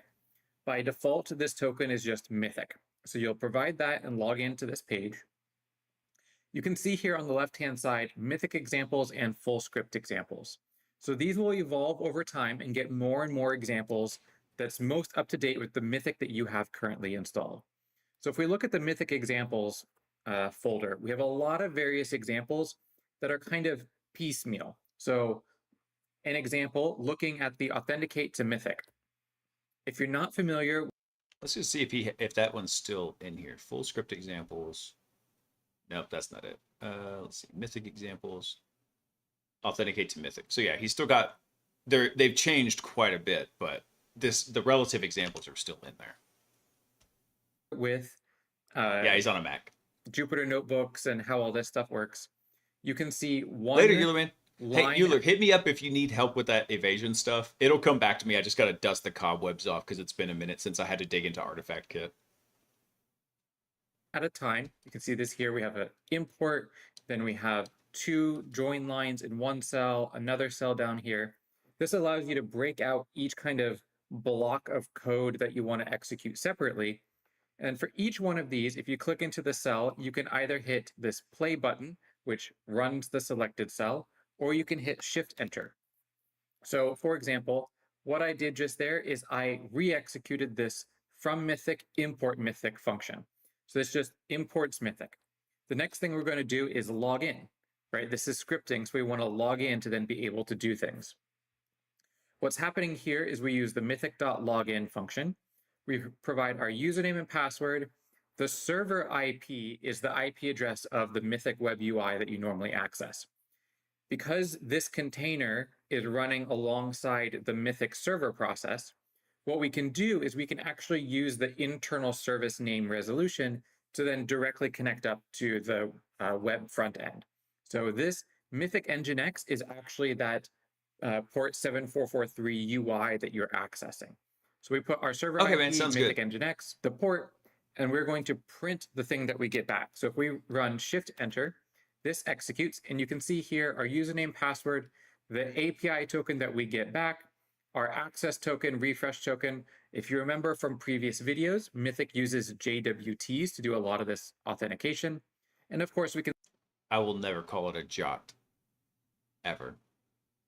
If anything, I'll call it DWIT. See the server IP and port and that sort of information. Now, with this, there is an API token that we're getting back that we can leverage in the Hasura console for GraphQL here in a minute. And we can pull this out from the UI as well. So I'll show you that. But here we can see we're just pulling out this information. And then the next thing we do down here is we're executing a custom query. So like I said, a lot of scripting and the web UI. Oh, it's all GraphQL. God, I hate GraphQL. That was what Russell, the guy who wrote Sage, was telling me about. Is like a lot of the AI integrative stuff that he was doing was basically wrapping GraphQL queries into basically MCP tools. I was like, I'm not looking forward to that. Why comes down to these GraphQL queries. They're not too crazy. They're very easy to read and see what you're getting back. So here we have our query that's of type query. They can be type query, mutation, or subscription. A query. Yeah, that's one of the things that is, and I don't blame Cody for this because it's a hard thing to learn, and why I blow up the screen as much as I can. Like when we're working on code or reading something, I try to make it big and bold so that people can read it, even at low resolution. So like if you're even just watching it like 360p, it doesn't look pretty, but you can still read it. It's still legible. You can follow along. So what he's talking about here is this is all a GraphQL query happening right meow, and that's all he's doing. He's just sitting there and he's talking through the GraphQL query. Query, as you might expect, is just fetching data. A mutation is doing some sort of modification, whether that's adding things, deleting things, updating things. And a subscription is allowing you to stream data back. So we have our type here called query, the name of the thing that we're doing. So in this case, It's this not is the just font, it's my the info. It background. can be whatever you want. And then if you're taking any parameters, list them out here. So in this case, we're taking a username parameter that is of type string.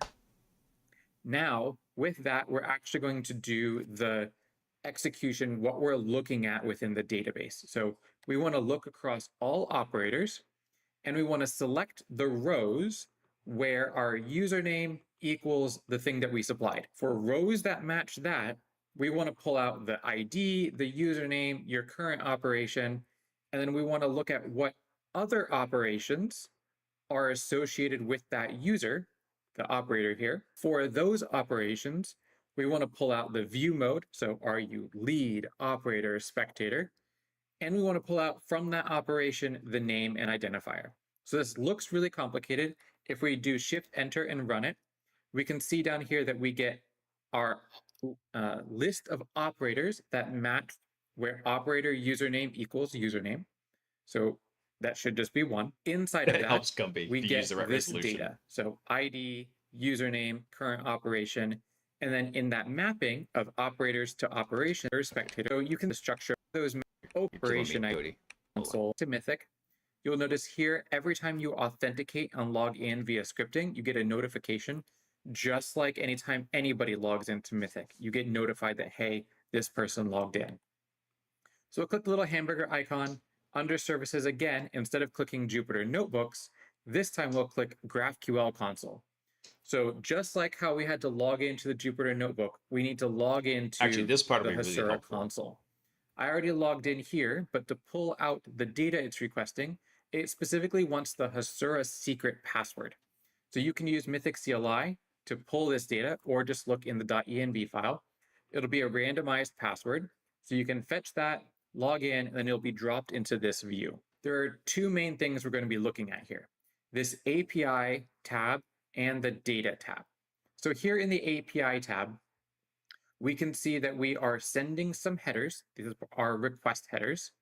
And then we're going to be putting in the body of that request some data over here. So right now we are authenticating with this Hasura admin secret. So we are kind of global admin as far as Hasura is concerned. If you want to execute any of this sort of stuff that I'm about to show you in the context of a specific user, what you can do is come over here to Mythic. For your user context, click here for your settings. Click the little drop-down arrow like we saw before, and you're going to pull out your API token. So you'll take this, copy it, come over here, you'll add in a new key called API token. And for the value, you're going to place that JWT. Now what we're going to do is we're going to unselect that Hasura admin secret, and you'll see it refreshes down here at the bottom. Now what we're looking at is everything that we can do within the context of our current JWT, our current API token. So we can see here on the side, we have queries. Like I mentioned, you can add in subscriptions or mutations as well. So let's say that we want to fetch Cody's no dummy C2 profiles. So I want to look at C2 profile data. And from the C2 profile table, I want to look at, I don't know, the name and the description. So I have those fields selected. Handy. I just click That's super run. handy. And now we see the result that we get back.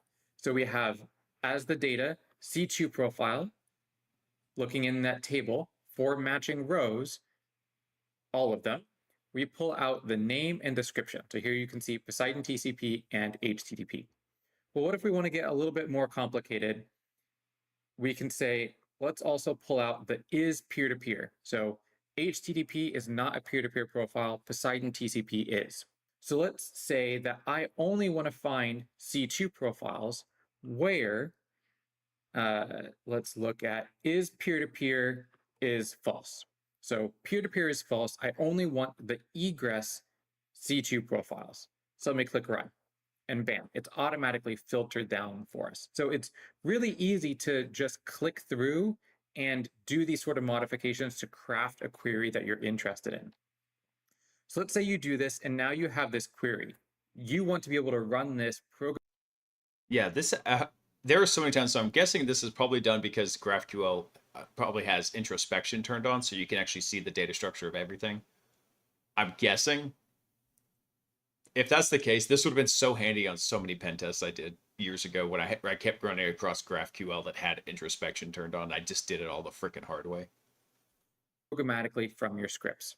It's as easy as copying it, coming back into our Jupyter notebooks, and this execute custom query function allows you to do just that. All you have to do is remove this, paste in our query that we just created, and then we can go ahead and run it. So here I have these old variables that we aren't using anymore. So that's why it's complaining down here. So if we remove these variables and rerun it, now we have my information, the C2 profile for just the HTTP, fetching out name description is peer-to-peer. Just like that, you're able to pull in data that you want. And you saw, if I go back, how we can add in custom variables to modify this. Maybe I want to dynamically pick true or false for that is peer-to-peer condition. Well, you can just specify it in your query up here and then provide the name, matching name here, and the value. So it's pretty easy to make these dynamically. Now, if you want to get more insight into the data in fields and relationships and all of that that's available, you can, of course, click through here in the queries and mutations and just use the UI to make. I'm actually curious about that. Hold on, let's go dig into that real quick. Let's see, where's the GraphQL console? Here we go. Enter admin secret. All right, hang on. I gotta get my API token, name, GraphQL. There we go. Copy the token. Yeah, okay. Try again. Wait, what? Oh, I think I actually need to get the Hasura secret real quick. So let's do grep Hasura from that. You do. Yeah. Oh, it's not it. There we go. I think this is the actual secret that I need right here. Oh no, you saw my API key. Oh no. There we go. All right, so he was saying we would come add a key API token, and then this is actually where we would drop that in it. Copy that, drop that in meow. Just unselect meow. There we go. Yeah, OPSEC. Let's see. Build parameters. So we have a lot of stuff in here. Let's see. Attack commands. Nice. Yeah, run that. What do we got in here? Got nothing.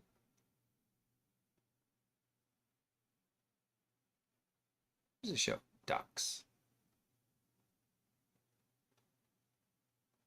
Documentation. Exploitation. Trying to use that API key to troll Mr. Strimmer. Dude, if you could get to where you could use it, I'd probably let you. But good luck. Let's see. Tactic. What are all these? Attack command? Hold on, I want to unselect these, whatever I did before.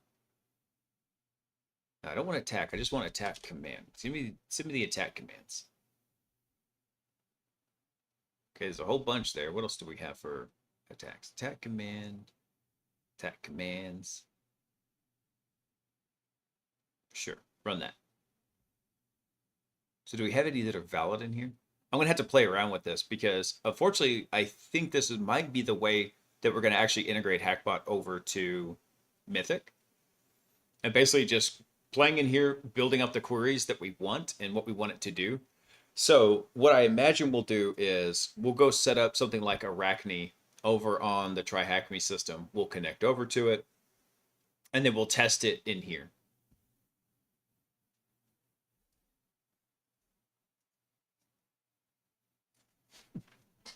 So Gumby, you say that, but actually in the early days when I was streaming up before, I used to obfuscate the console up here, the address bar.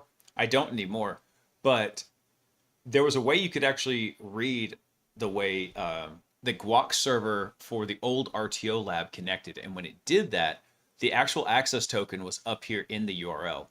And so somebody got that and was logging in. Thankfully, they were doing it playfully. I thought that was the case. I wasn't 100% sure how it was working. But they got in and were able to, like, not mess with the... They could have messed with the system, but they were just able to access it. Yeah, I did get hacked, Gumby, back in the day. So that was pretty funny. And I had started obfuscating the URL, but it's not an issue really now anymore. Okay, this is cool. Callback. So you could actually do a lot of stuff in here. So we don't have any callbacks right now. That makes sense. What about payloads? Hold on. We should have like something for payloads in here. I tell you what, let's do mutations. Payload. Let's see. You just run that. We don't have any payloads options in here. What about payload by PK? I don't know what PK is, man.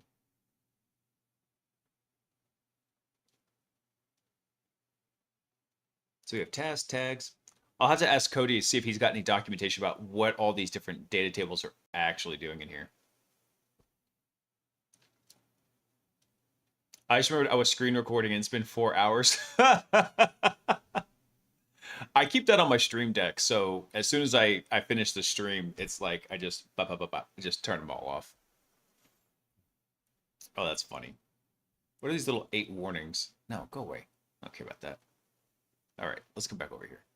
Modifications and test stuff. You can always come up here to the data tab. And this is allowing you to go through and actually view the database. What is currently saved in Mythic? So click the down arrow here for public. So what I'm thinking we'll do is we'll kind of go through and we'll set up an operation in Mythic. We'll run through, we'll use Mythic to elevate the initial access exploit to Arachne. And then we'll do it by hand to figure out kind of what we need to do and where it's going to go from there. Warnings. I ain't reading all that. That's right. Those warnings can't stop me because I don't know how to read. Oh, that's awesome. Very cool. Yeah, because that's what I'm thinking for Hackbot is we'll get Arachne set up, we'll walk through it, we'll figure out like how to generate the payload so that we can make it work to get the payload back over to the PostX agent. PostX is probably going to have a loop for using the initial access exploit to deliver the payload, and then we'll have a separate loop that will enter that says, okay, do we have an active C2 connection? And then if it checks for that, then what it does is it routes it down to the, it'll route it down to the other loop. And then that's where like well, actually the special agent should be able to be called from either one. I'm trying to just think ahead on it. But yeah, we'll go through it by hand and we'll dig through the GraphQL and we'll see kind of what is the database doing and how's it tracking anything. Mythic tracks a ton of stuff in here. It's so awesome. Remote schemas? Hold on. That's an option.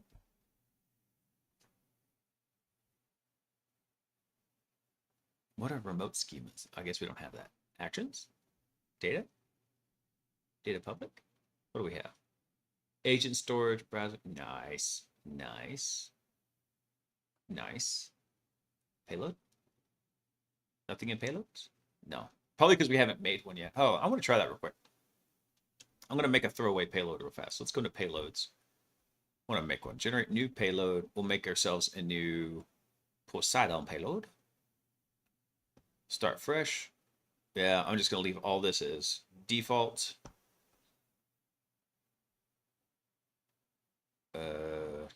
Cancel. Include profile. There we go. Yep, sure. All right. I'm just going to call this Poseidon junk test.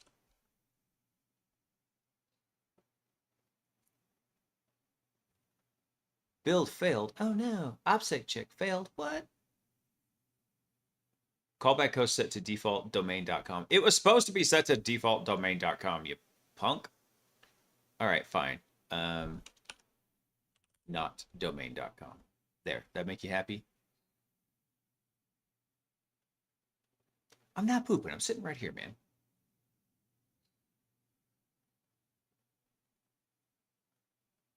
All right, we'll let this build for just a second, because then I want to see kind of what shows up in the database after we come and build this.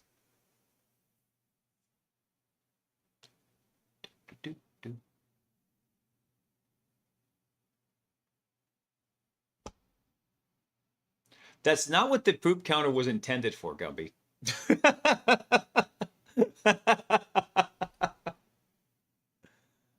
All right, there we go. So the agent's ready now. Let's go look at it in the database real quick here. So can I run query? Okay, cool. Actually, what's funny is you see we had 2 in here that finished with an error and with a success. Okay. We had our build messages. Nice. Very nice. Okay. Damn, that's a chunky thing. Payloads. Hold on. Where did I just see that? Payloads. View.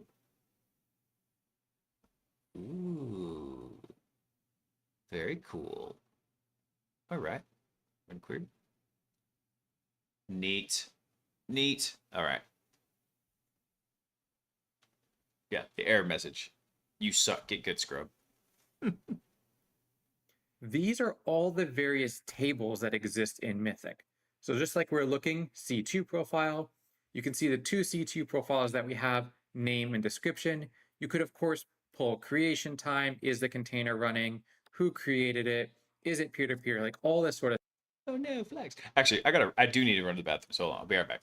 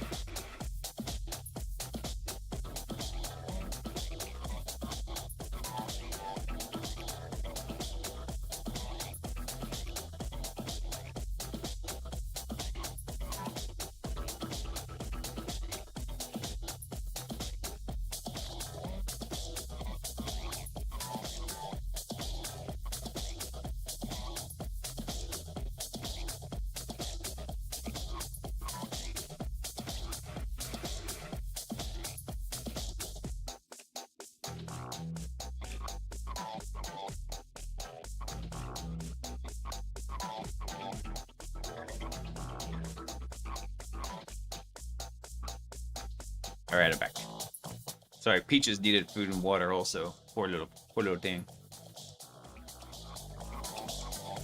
What song was that, by the way? New York Reapers. That was actually was a really good one. All right, let's knock the rest of this video out. Stuff. The nice thing here is you can also view related information. So C2 profiles, as you might expect, I'm a have rocket C2 man. profile parameters. So if you want to view those for this wasn't top pooping, one here, Gumby. you click view. It reruns it and says, for this C2 profile, Poseidon TCP, here are the associated C2 Hey, profile Chris. parameters. So you can then see this relationship going on. Makes it pretty easy to see what is related to what and what kind of. Hold on, let me go back to this. So we have C2 profile, and then we can see what's related to it. Let's go look at that real quick. So if we look for C2 profile, and we look at... Hold on, how did he get to that part? I missed it. Might expect, have C2 profile parameters. Oh, the C2 profile So if you want to parameters. view those for this top one, Okay, so if we come over to, like, let's say HTTP here, and we view the parameters to it, then, oh, very nice. So we get callback port, kill date, if it's going to do a KX, whatever the jitter is, and our headers. Nice, nice. Parameter type, dictionary.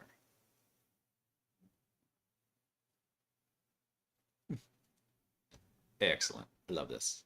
Because that was actually something I was wondering how to get better visibility into the kind of data that's being tracked for what we're going to be doing. There we go. Nice. here, you click view. It reruns it and says, for this C2 profile, Poseidon TCP, here are the associated C2 profile parameters. So you can then see this relationship going on. Makes it pretty easy to see what is related to what and what kind of data you can fetch as you go through and you test. So that's one way to go about creating scripts and then running them and looking at the actual API data to see what you can and cannot pull. There are a bunch of these various things that you can do in here. Even let's take an example of creating a payload, something that you do all the time. Might be handy to script it out. So we're going to just go down this example. We're going to import Mythic just like we do normally. I was actually just thinking about We're this going example. to log in just like we did before. Now, if you don't want to cause a login event every time you do one of these, you can optionally not provide the username and password like we're doing here, but you can provide instead API token and that JWT that we were copying and pasting before over here in the API section, this, and then you authenticate with that API token and not do a new login event. So it won't cause a new toast notification that you logged in. So we'll go ahead and log in, and now let's create a payload. So there are a lot of these kind of helper functions as part of the Mythic PyPy package that make scripting things a bit easier. So here's one that's create payload. We take in this login instance so that Mythic knows who we are. And then we're providing the same things that we would in the UI. What is the name of the payload type? In this case, Poseidon. What file name do we want for it? What operating system are we selecting? Do we need to provide any specific commands? Or in this case, Poseidon doesn't even allow you to pick which commands. What C2 profiles do we want installed? For this one, we're doing the HTTP profile. What parameters do we want to provide? Okay, localhost will be our callback on port 80. Build parameters, like all the same sorts of things that you normally click through in the UI, you can do here. So let's run it. Here we see error, none, status, success. Awesome. And it gives us the UUID that we could then use to periodically pull and wait for it to finish building. We can, of course, come over here to our payloads page and see that test.bin was created, this Poseidon payload that we just did for HTTP 127.0.0.1. Cool. So it's really easy to see piecemeal all these kinds of functions that you want to do. There's all sorts of stuff. Let me go look at that one real quick. So this was in the payloads. Ah, I closed it. Dang it. Where's the Jupyter notebook? So for building payloads, we come in, we build it, and okay, so we just give it the type name, the file name, Mac, and then C2 profile. Okay, so he actually, this is all coming from the Python portion of it. So there's some stuff we'll need. I mean, we're going to need GraphQL for doing different items in here. Let's see what else we've got. Multiple subscriptions at once? What? Oh, so you can do subscriptions for callbacks and for tasks. Oh. Very cool. Let's see. Custom queries. This is the one that I'm thinking we're going to probably modify the most. It's come in, and as we build things out for Hackbot, we'll modify these GraphQL queries. We'll get them going in there. Nice. Let's see. Tagging. We can go through and we can check our tags. Let me look at something else actually real quick in the Mythic here. Where is our eventing?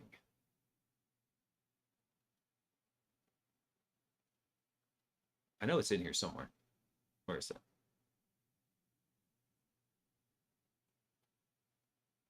Search tags. Actually, crap. Where was that? I'm trying to remember.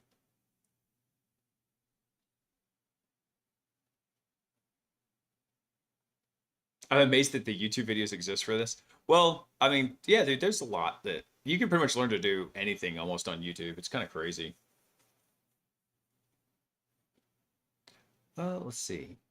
I'll tell you, let's finish up this video, and then I do want to look at the eventing next over in Mythic. Because what I'm trying to do is I'm just trying to gather ideas and a rough understanding of what they do. So that way I can think about how to start building this out. We'll hopefully be done with the exploitation agent before Christmas. And then when we do the Christmas week stream with Cody, I'll have at least a base idea where we can start working from and talking about it. He is going to be answering questions about Mythic, anything you wanted to know, weird lore, or hey, this is the situation I'm kind of looking at. What would you suggest? He's totally down for that. He's such a nice guy. And it's a shame too, because he lives not too far from me, and I still have not gotten to meet him here in Dallas. I only get to meet him like when we travel somewhere for work. For doing tagging, tasking, processes, operators, files, like all sorts of stuff that you might want to do piecemeal to create your own script. There's also full script examples. In this case, just like we had before, where we went through and saw all the tags for various processes and things in the UI, this is going through I know I do, Site. Log into Mythic, have all these predefined process names, and then it goes through to create the tags in the UI, create the appropriate tag types, associate them as it iterates over all the processes that exist in Mythic. Ooh. So here we're doing for process batch in mythic.getAllProcesses, where we are pulling out specific attributes that we want. In this case, because we're trying to do tagging, we're specifically looking at the tags that are associated with these various processes. That's something else we could do with, we could use, like, that would be helpful for Hackbot, because if we can go through, we could tag certain things that we find in there. I don't know if this particular example would be helpful, but tagging and eventing is super powerful.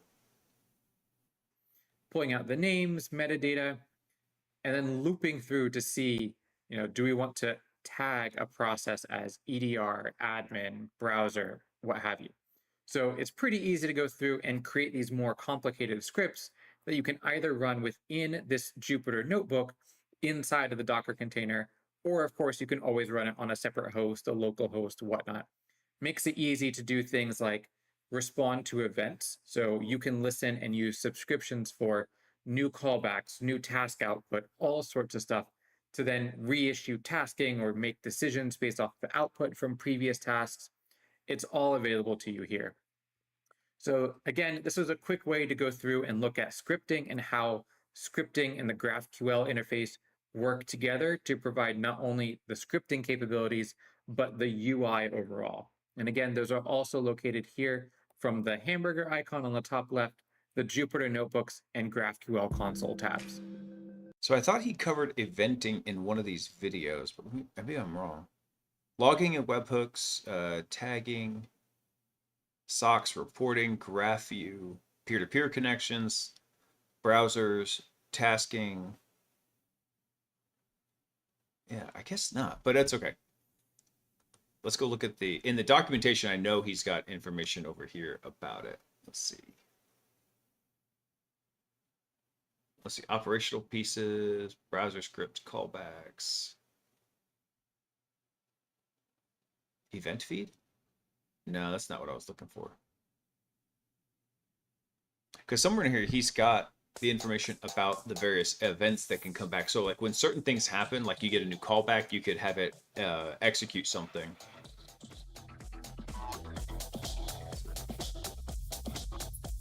Presentations and webinars, need to update that. Let's see.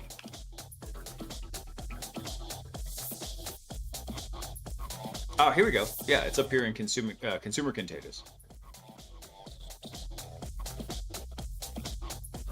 So eventing is a way to automatically perform actions based on an event within Mythic. So the format and flow for this was heavily modeled after GitHub Actions. So if you're familiar with that, it'd be pretty easy. I'm vaguely familiar with GitHub Actions. I just hadn't messed with them very much. Let's see. So it's a YAML, a JSON, or a TOML file with information about the entire workflow. So in Mythic GraphQL, each event group has a file ID that's associated to it. Okay.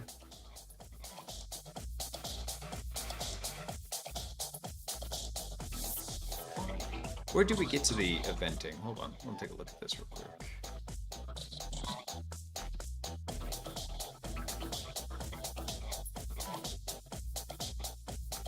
Yeah, I don't care about that. Let's see. Payloads, operational dashboard. Oh, it's right there. I'm freaking blind. There it is. He added a wizard? Oh, nice. Cool. So the neat thing about this is you could add an event for like a file download and you could send it to something to triage it like Nemesis. Nice. Yeah, tend to grab the glow sticks, Chris.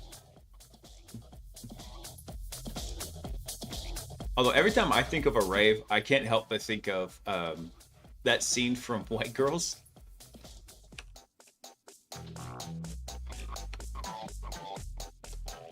Hold on.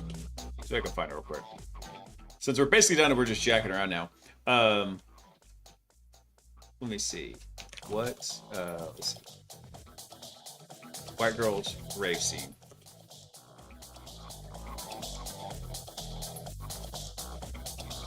Yeah, this one right here.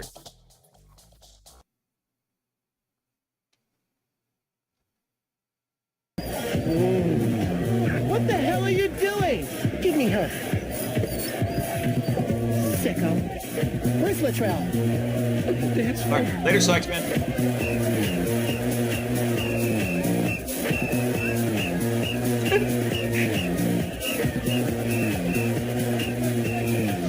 This scene cracks me every time.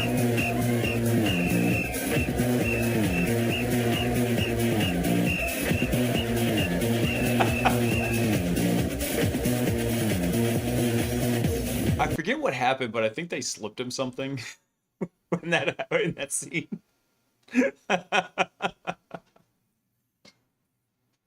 All right, I had one more thing I wanted to go take a look at instead of digging into that, but I want to go take a look at the Sage container. Or yeah, dude, that whole movie is so freaking funny. By the way, if y'all did not know, they're making a sequel to Spaceballs. Yeah. And Mel Brooks is actually doing it, so you know it's going to be good. I cannot wait. I'm stoked for it. Yeah, I'm excited.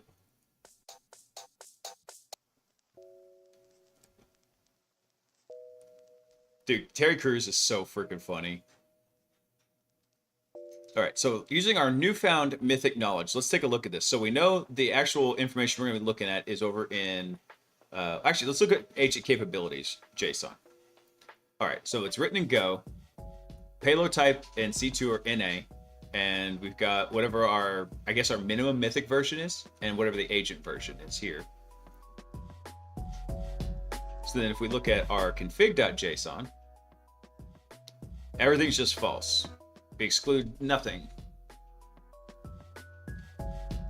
So then what's in our C2 profile? Oh, wait, no, not that. Not that's where we're at. When our profile type, we go into Sage. And so then here's our container. What did he do for the Docker file? Let's see. So working dir is Mythic. Copies everything over to it. Yeah, there was our pip3 UV install.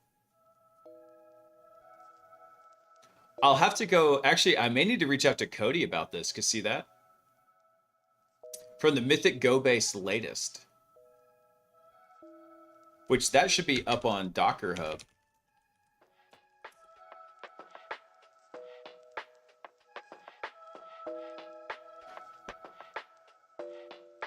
Hold on. Let me pull up Docker Hub real quick.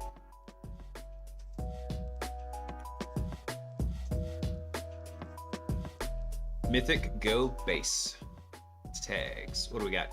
For the latest one, what was in the build here?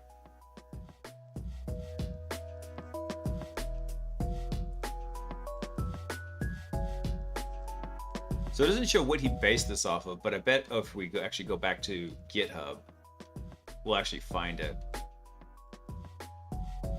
Mythic Go base. Okay, here we go. So there's the Docker file. So he's basing it off a Golang 125 bookworm. I'm really surprised that pip was considered a managed environment in this.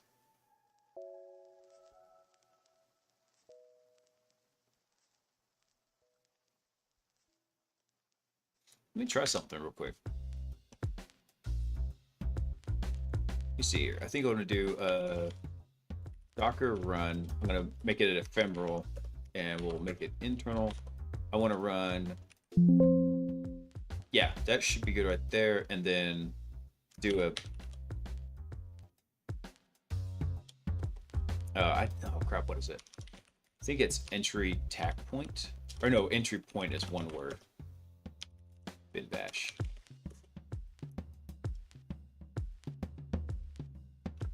Let me pull down this container real quick and let's go run into it and check it out real fast.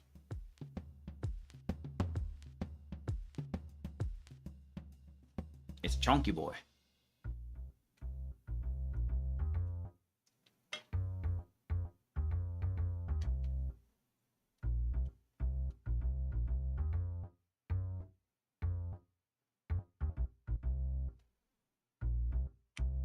Oh, actually, I take it back. I think this actually needs to come after this. There we go. So now we're in the container here. All right, hold on. What did he do with this? So he does... I'm going to actually just run this. I'm going to run all these lines real quick. We're going to do some lines here.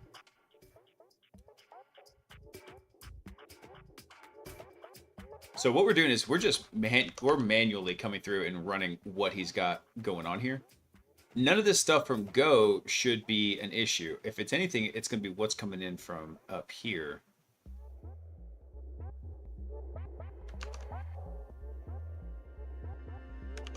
Actually, it could be coming from the Sage Docker container too.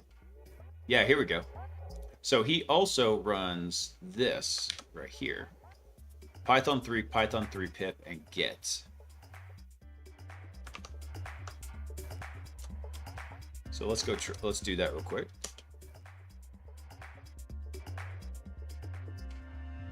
Really?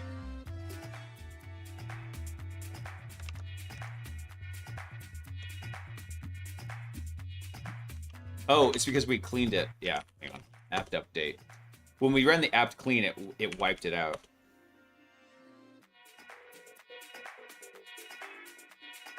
So then during the build here, it'd be funny actually if I fix this tonight, then I'm going to send him I'm going to send him a pull request.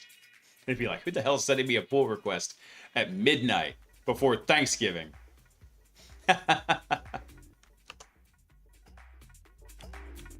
pip3 install UV. Okay, so we got an externally managed environment. So what we need to do is run. I think we need to run Python 3 tech m pip install UV. No, that doesn't work either. I'm trying to remember how to get that working real quick. Hey, Monkey, welcome back, dude. I don't remember how to solve this issue. I forget about it. I always just switch to a virtual environment whenever I do this.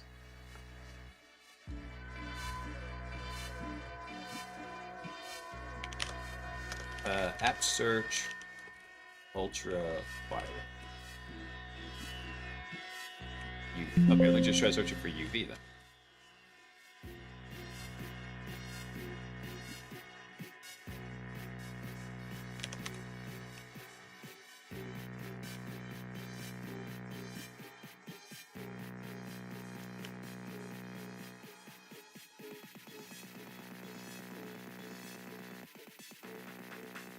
I gotta remember how to install that. Let's see. Install UV. Let's see. Hit 3. Install. In this case, it just says pip install. Managed environment. I don't remember how to get around the managed environment BS.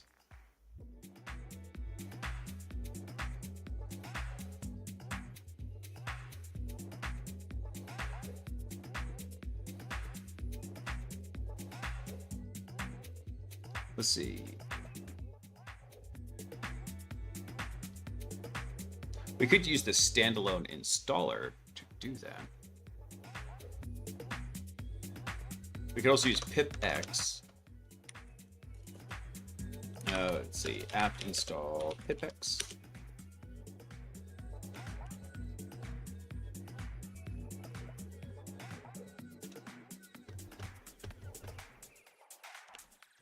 See, does he actually need? Let's go look real quick.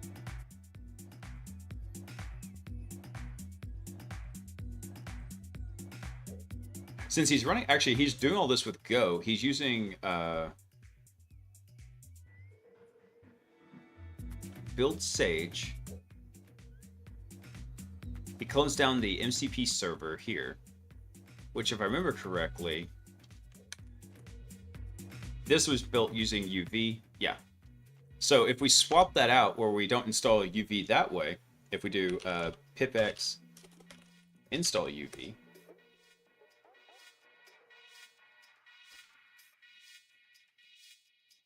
Let's make a modify. We're going to modify it.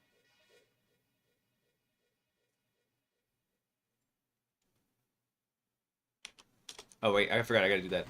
Pipx ensure path. I think that's the correct one. Oh, it's one word. Ensure. There we go.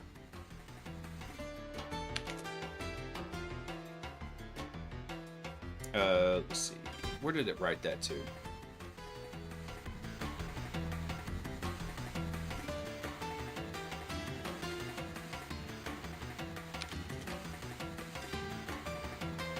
I think it's the source.bashrc UV. Okay. I think that modification will work. Let's go try it real quick. Why not? I'm feeling saucy. Fork. Create fork.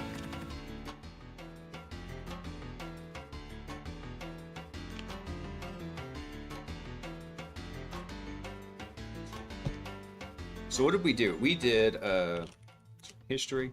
So what we did is instead of pip3, I'm just gonna modify it directly over in GitHub. Why? Because I'm scrubbed here. That's why. So we go to payload type Sage, and we'll go to the Docker file. We're gonna edit this in place here. So I'm gonna copy this line actually. I'm going to leave it as is, drop this in, and what we'll do is, rather than putting in Python 3 pip, what we're going to do is we're going to install pipx, like this, and then we're going to do pipx install UV. Heard sauce, and suddenly I want pasta. I know, right?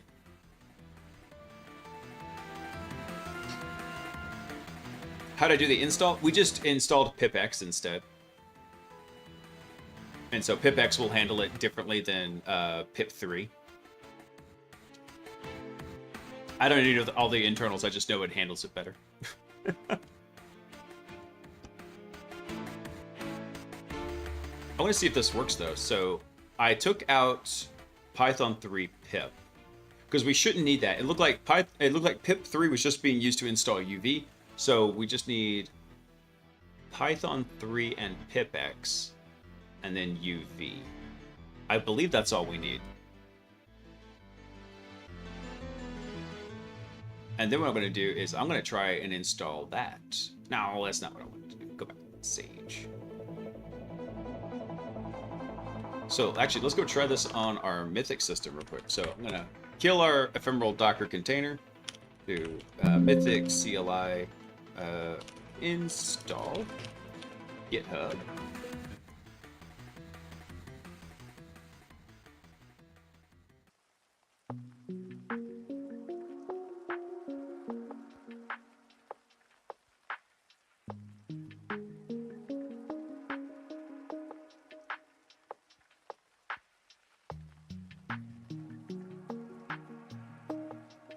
Are you serious, Monkey? Because I've explained what Mythic is like 5 times.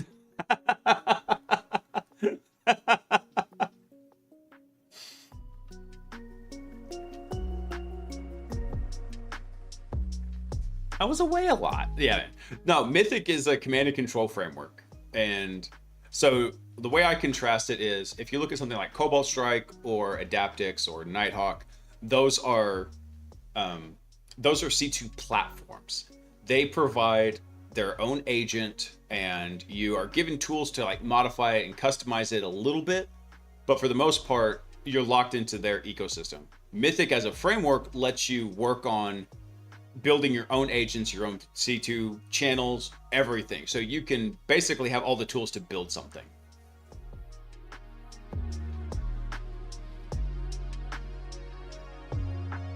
It's the bestest C2 ever, duh. I don't know if I go that far, but I really do like Mythic. It's much nicer to operate on than Cobalt Strike. Cobalt Strike doesn't have very many creature comforts.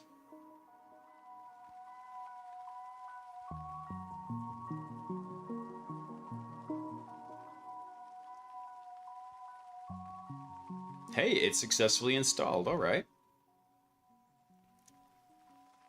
Eat your heart out. Let's see. So how do we get started with this thing?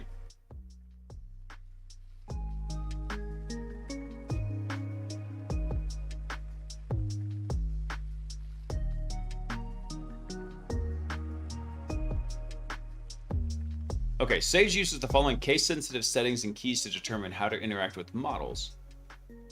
So I wonder if we need to set these.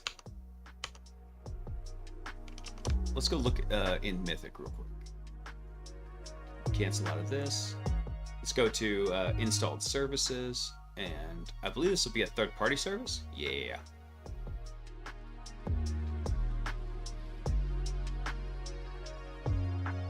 Does he have any documentation? No. Shame on you, Russell. I think this env file might be where it gets set. Or, hold on, where does he say to set these files?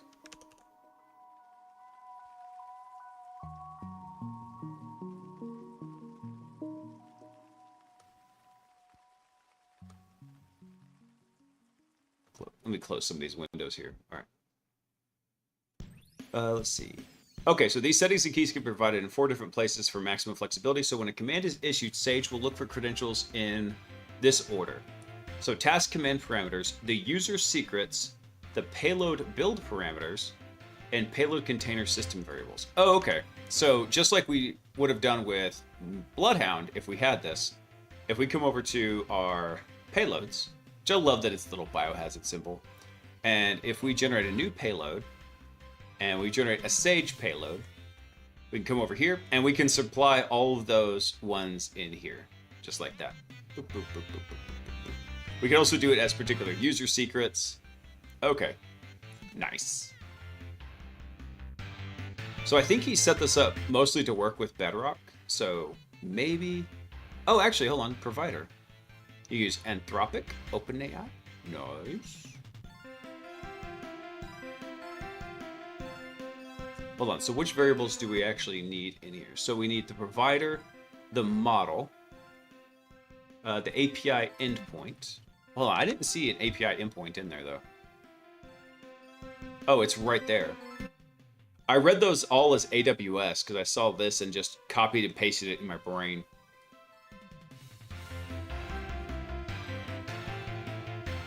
I am blind, man.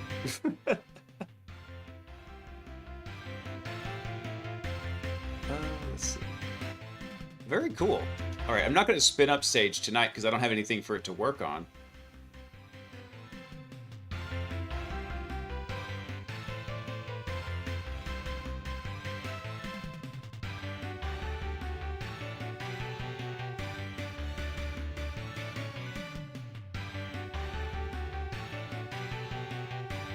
That is cool that we can use Bedrock or OpenAI. Now, the cool thing also about supporting OpenAI here is you change the API endpoint, and you're pretty much going to be using any OpenAI compatible language model API, which is all of them. They're all API. They're all pretty much OpenAI standard. So you can also download and run it with a local Ollama. Actually, that's pretty cool because if I was running it with Ollama, then I could even have it go point to the hash cracker back here. Nice. Nice. Very cool. Yeah, I'm going to go send him a pull request.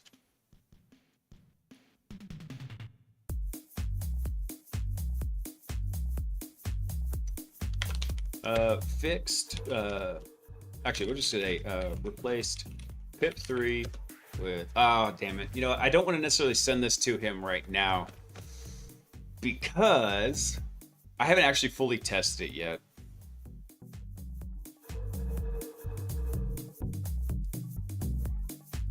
I just started using Llama CPP directly and not even Ollama. You know what? I have not looked at Llama CPP.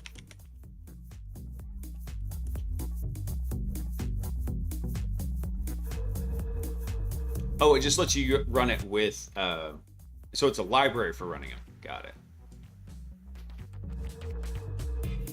Yeah, I think there was an issue... not an issue, but I think there was a big stink around that... Because I think someone said Ollama didn't give proper attribution to Llama CPP or something. It was basically nerd cred fight.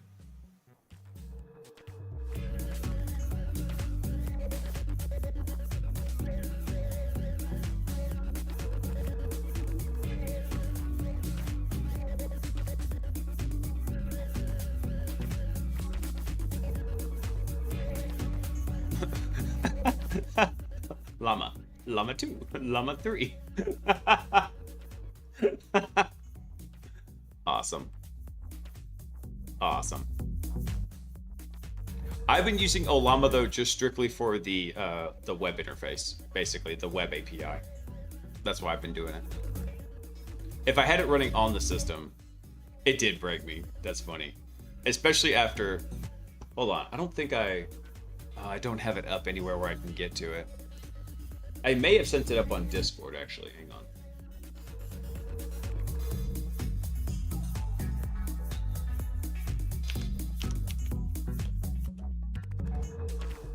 Yeah, here it is.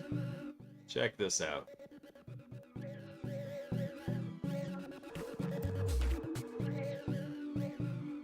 Let me see if I can actually pull this up here. Hang on, before I do this live, let me try it real quick. So this was at one of my best buddies' weddings right here. It's not quite a llama, it's an alpaca, but it's close as I'm gonna get. Yeah, this alpaca had the best selfie game. He'd occasionally come over and like give you a little kiss on the cheek. So next time I give a talk, this is gonna be the picture on the like Who Am I page of the slide deck. I love this picture so much. Mad selfie game. That lava was so cool. The other one was a little more shy, but was still sweet. Yeah, look at those buck teeth. They said that the handler, the lady who had him, who was keeping him, you know, safe and everything, she said that one has awesome selfie game. I was like, well, let's find out. Boom! 10 out of 10. Amazing.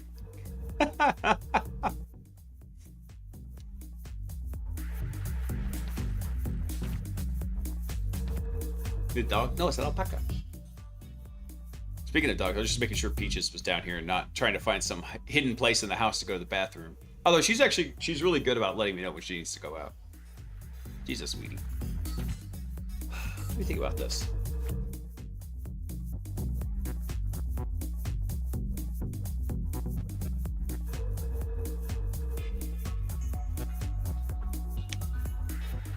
Let's go. I want to try something real fast here.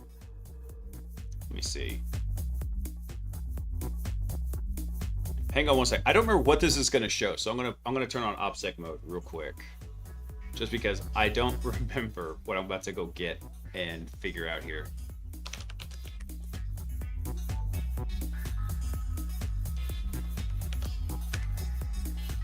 Let me see something over here. Okay, hang on. Bear with me, guys. I'm trying to remember what I'm doing here. All right, so that should be... I'm just configuring it for my home Olama server, but I don't remember what all I actually needed for it, so bear with me here. And I don't remember what all my Olama server is going to dox on me. Let me double check something real quick. Olama.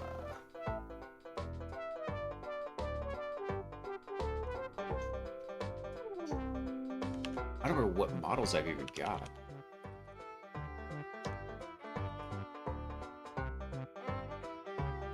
Okay, I think I could just set it to that. All I'm doing right now, guys, is I'm configuring it over in Mythic real quick. Let's see, model, and let's do OpenAI. Check that out. Let's do next.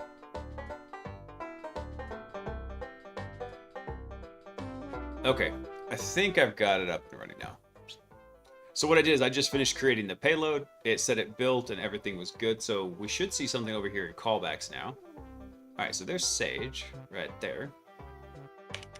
What options do we have for Sage? Clear help chat list. MCP connect, so we can connect something. Let's try the chat command.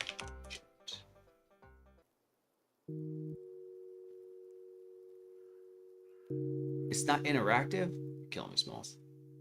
Prompt. Okay, prompt. What is the answer to life, the universe, and everything? No tools.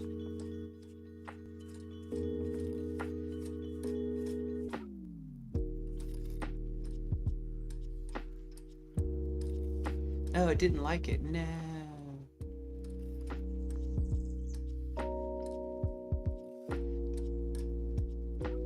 Chat completion error. Stats 404 not found. Message invalid character P after top level value. What?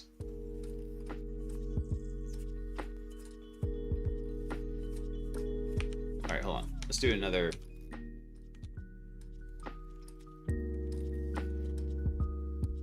Model. It should be GPT.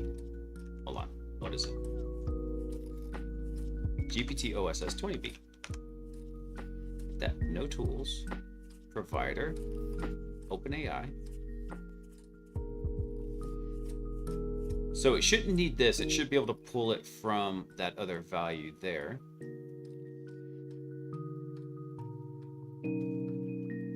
Controls? What we got? No. Let's check. Hello. RIP. Okay. Yeah, so that does not indeed look like 42. So one thing you can do, this is a browser script which is being used to render the responses. If we turn this off,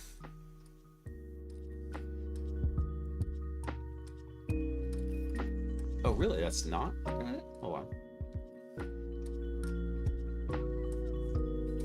Invalid character P after top level.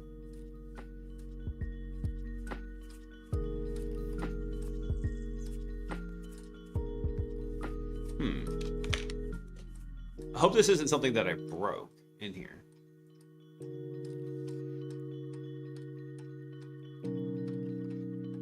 I mean, it should be OpenAI. Model should be GPT OSS 20B. Maybe I need to give it the API endpoint. Let's see. Grab that. It should be 11434. Yeah. No API key. Prompt. Prompt set to the model for inference. What is your name? Weak. Yeah, I'll have to go see what it's actually breaking on in here because I don't get what it's doing necessarily on the back end. Because I know that API works. Hold on. Let's see if I'm not missing something completely obvious. Bedrock, Olama, okay. Oh, that's why. I think I needed to put the V1 in there. Yeah. Let's go try it. So the cool thing is, even though you saw like we entered all this stuff from the modal, so I did chat and I did shift enter here, and it brought up the modal for me to fill in the various fields for the command. I can also see like what was the raw command syntax sent by just hitting the up arrow. So I think I changed this to V1. And it says, what is your name? Now this tracks because here on the server, if we do, let's do watch NVIDIA SMI, you can see right now it's actually loading the model up into memory right now. So it should just take it a second to respond. It's thinking.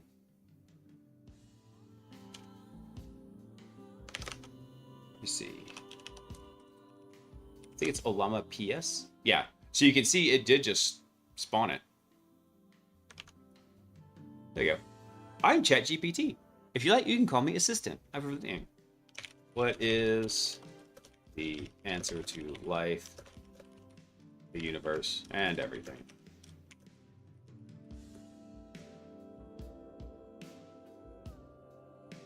It could also be these cards are just dirt slow. How many R's are in strawberry? It will probably fail that one, monkey.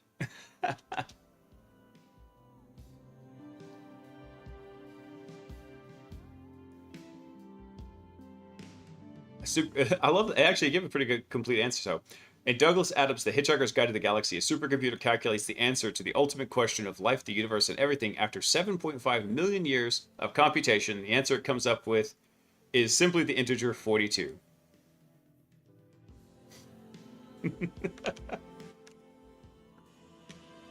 How many R's are in strawberry? Well, Gumby passed the Turing test. Although I'm willing to bet, like, now they just train that answer because it's such a well-known thing into the models.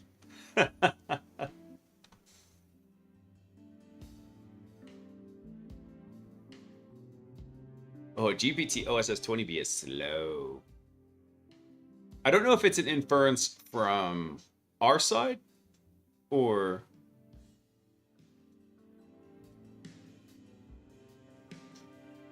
I'm curious how long these responses are taking to come back here. Let me try something real quick. Olama, I don't remember what the commands are.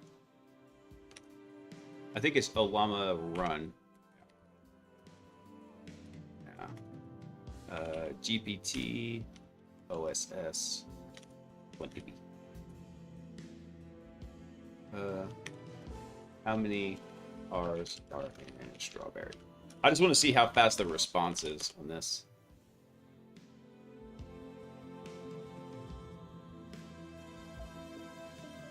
Oh, so it's doing thinking. That's why. There are 2 R's in strawberry. Here it said there are 3 R's in strawberry. Oh, too funny. I wonder why the response. So, hang on. Let's think of something else.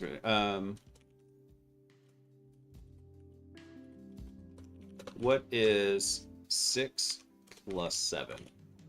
I'm going to copy this. I'm going to try and send these like almost at the exact same time here, right?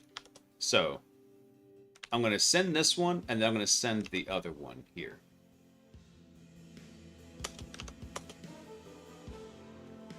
Ah, damn it. I tried to send them at the same time because I wanted to see what the response time was like. Okay, that one came back pretty fast. This one, okay, it came back pretty quick too. All right, hold on. I'm going to send the same thing again. Because it shouldn't have anything in here. So, do this. Hold on. The problem is I'm putting it in the wrong freaking field here. There we go. All right, I'm going to hit this one. I'm going to hit the other one. Actually, I'm going to, yeah.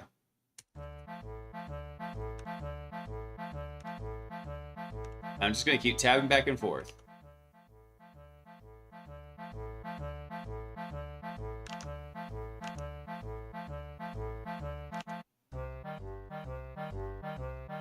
So I guess they came back at roughly the same time. It just felt like, for some reason, it was so much slower on this side.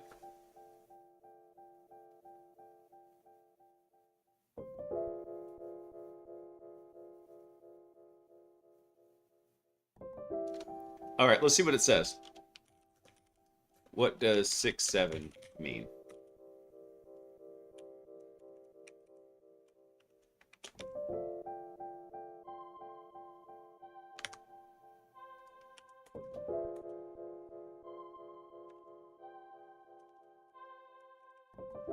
I didn't want to put 6-7 because I didn't want it to think that it was a math question.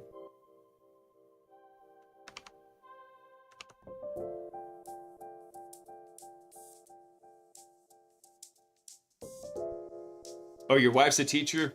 I'm sorry, man. Tell her to ask the students where they say 6, 7, say, that's cute. Do you know what 3, 6, 9 means? 3, 6, 9. Damn girl, fine.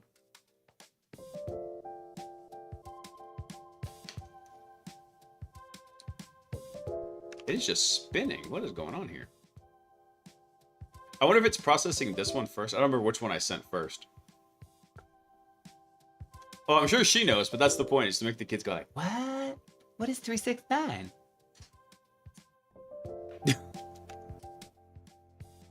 Okay, so it didn't like it because it was processing the first one, and now it's processing the second one.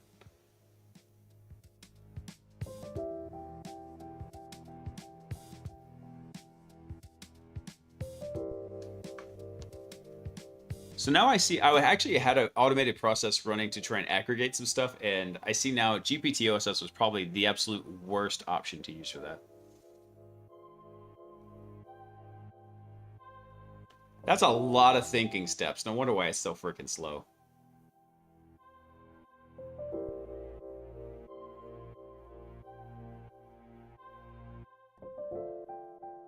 Better to ask. Good lord. That is a whole lot coming back on there.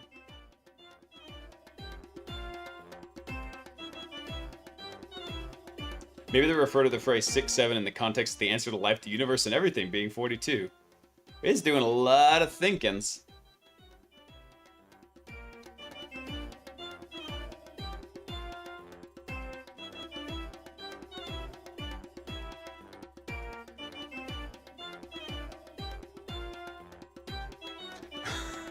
I love this.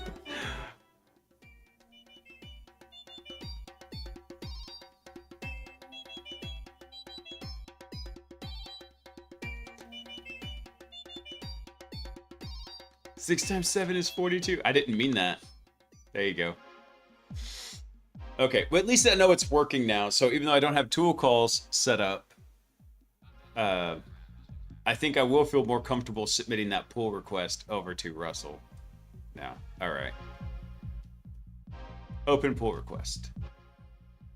Replaced pip 3 with pip x due to base image switching to managed pip for, what was that? I don't remember what it was.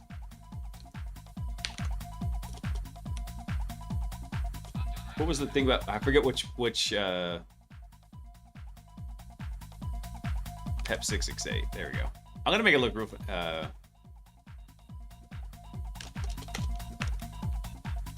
to comply with pep 668. I don't even know what pep 668 even stands for. I know what it is. It's a Python enhancement proposal.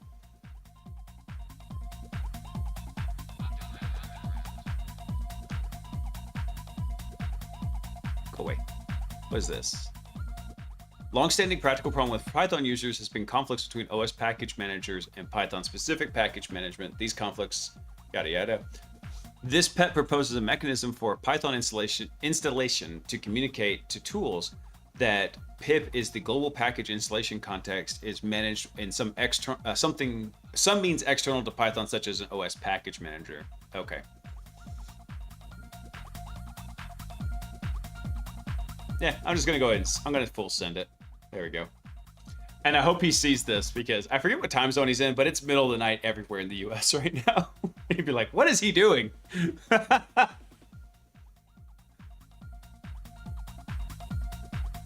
don't have the confidence to send a pull request to roster mouse at this stage in my career, even if I've recommended an additional comma in a write-up. Yeah, don't do that. Oh, let's see. Okay, cool. At least we know Sage is working now. That's funny. All right, let's go ahead and wrap it up for tonight. Let's see who's on. CyberDoc is on. Let's see who else is online right now. Snooze the mats. Because it is 1:30 midnight here. Let's go see who we can raid over to. Everybody, by the way, it's officially Thanksgiving, so I hope you all have a wonderful Thanksgiving. You're able to spend it with your loved ones. And let's go find us somebody fun to raid over to. I don't think there's anybody on that I usually would go hit up.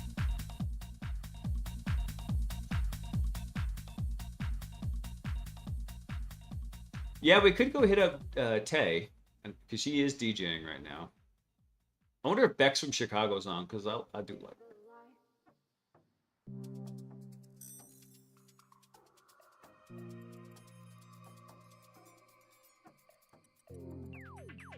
Let's see. Is anybody over in science and tech? Let me see.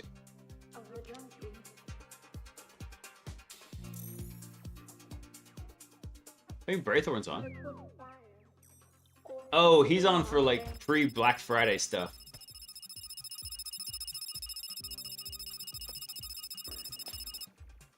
Incoming transmission from Marano Gumby. Happy Thanksgiving everyone, get fat for me, no turkey dinner this year for me. Yep. No turkey. Dude, you could at least have the turkey, even if you're like, you're watching your girlish figure.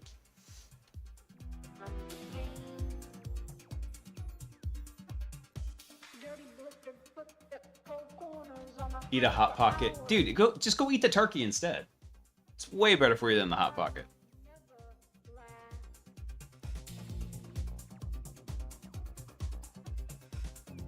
Try to see if anybody's on to anything fun.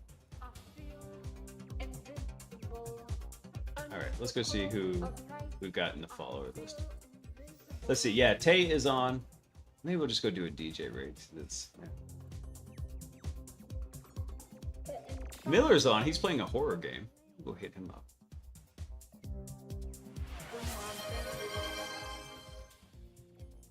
Dude, Bobby's making it rain shells. How many was that? The heck? Dude, thank you for the 6 gifted subs, brother. The gifted shells.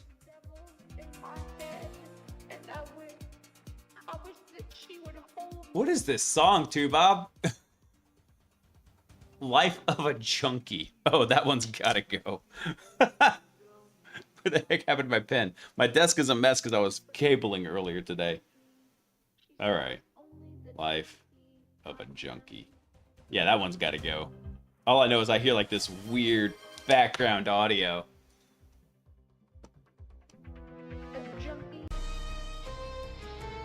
Dude, you're gonna start a one-man hype train again right before I try to log off for the night. What are you doing, bro? What was that? Hold on. So that was 6 and a 7. Oh my god. You just gifted 13 subs to make a meme? 6, 7.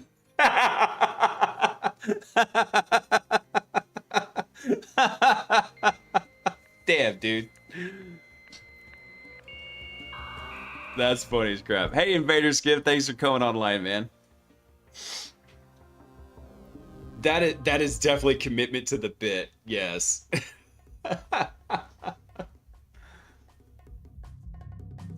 Happy Thanksgiving, guys. You know I love y'all. Y'all are awesome. 6-7 street talk for the police. No, that's Popo. Which actually one of my very good buddies, his wife got onto me because I said something, and the kids weren't even around, and I said something about the Popo. And she gave me this look, and I was like, what? She's like, she gets so mad at me. My friend talking to her about her. She gets really mad at me because the kids start calling them Popos.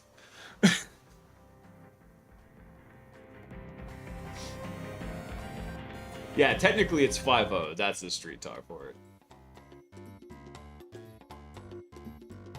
Alright. Let's see who's on right now that we're... Damn it, now I'm stuck here until the hype train finishes. Thanks, dude. I was having a lot of fun with Mythic, though, on here. I want to ask it a question, but I think it's funny that it doesn't show the thinking steps. You know what? I'm going to go mess with Russell, again, real fast.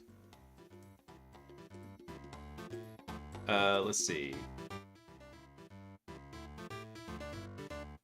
Oh, you know what's funny is actually I forgot I sent that to, so Neon Dog is actually Russell's account. I forgot about that, and so I sent it to the Mythic Sage instead of sending it to Russell. That's funny.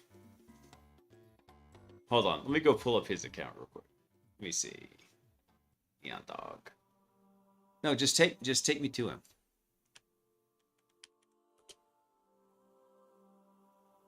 Because I forgot, he's the one who actually has Sage in here. Where's his repositories? I'm going to go meme on him real quick.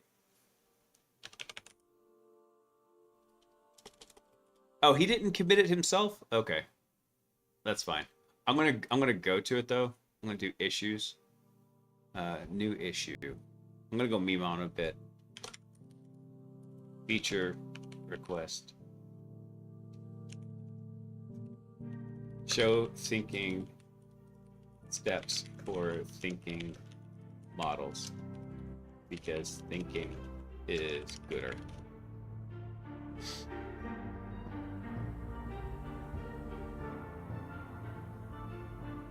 A turkey is swinging on a wrecking ball, and the caption reads, "I came in like a butterball."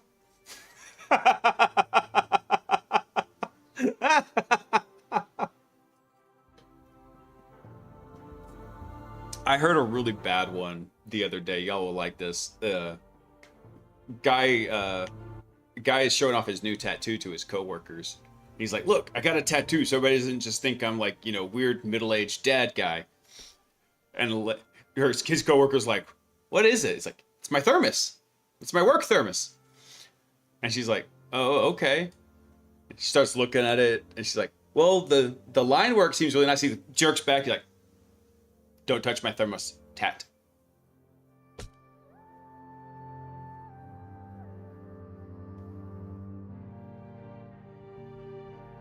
Don't touch the thermos, tat.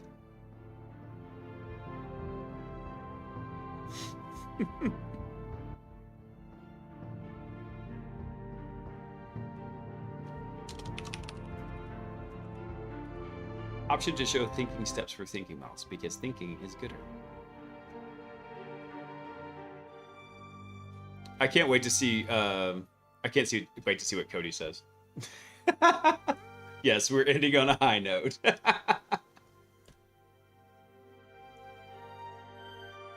What is this? Okay, I didn't even look to see who to write over to. I was like, okay, well, he just freaking dropped a whole bunch of shells subs for the meme of it. So, yes, quickly, we're definitely ending on a high note. All right, I tell you what, let's go. You know what? I know Braithorn's on. Hold on, where is he? Because I do like him, and at least he's talking about computers. Oh, wait, did he? Wait, did he go offline? Man.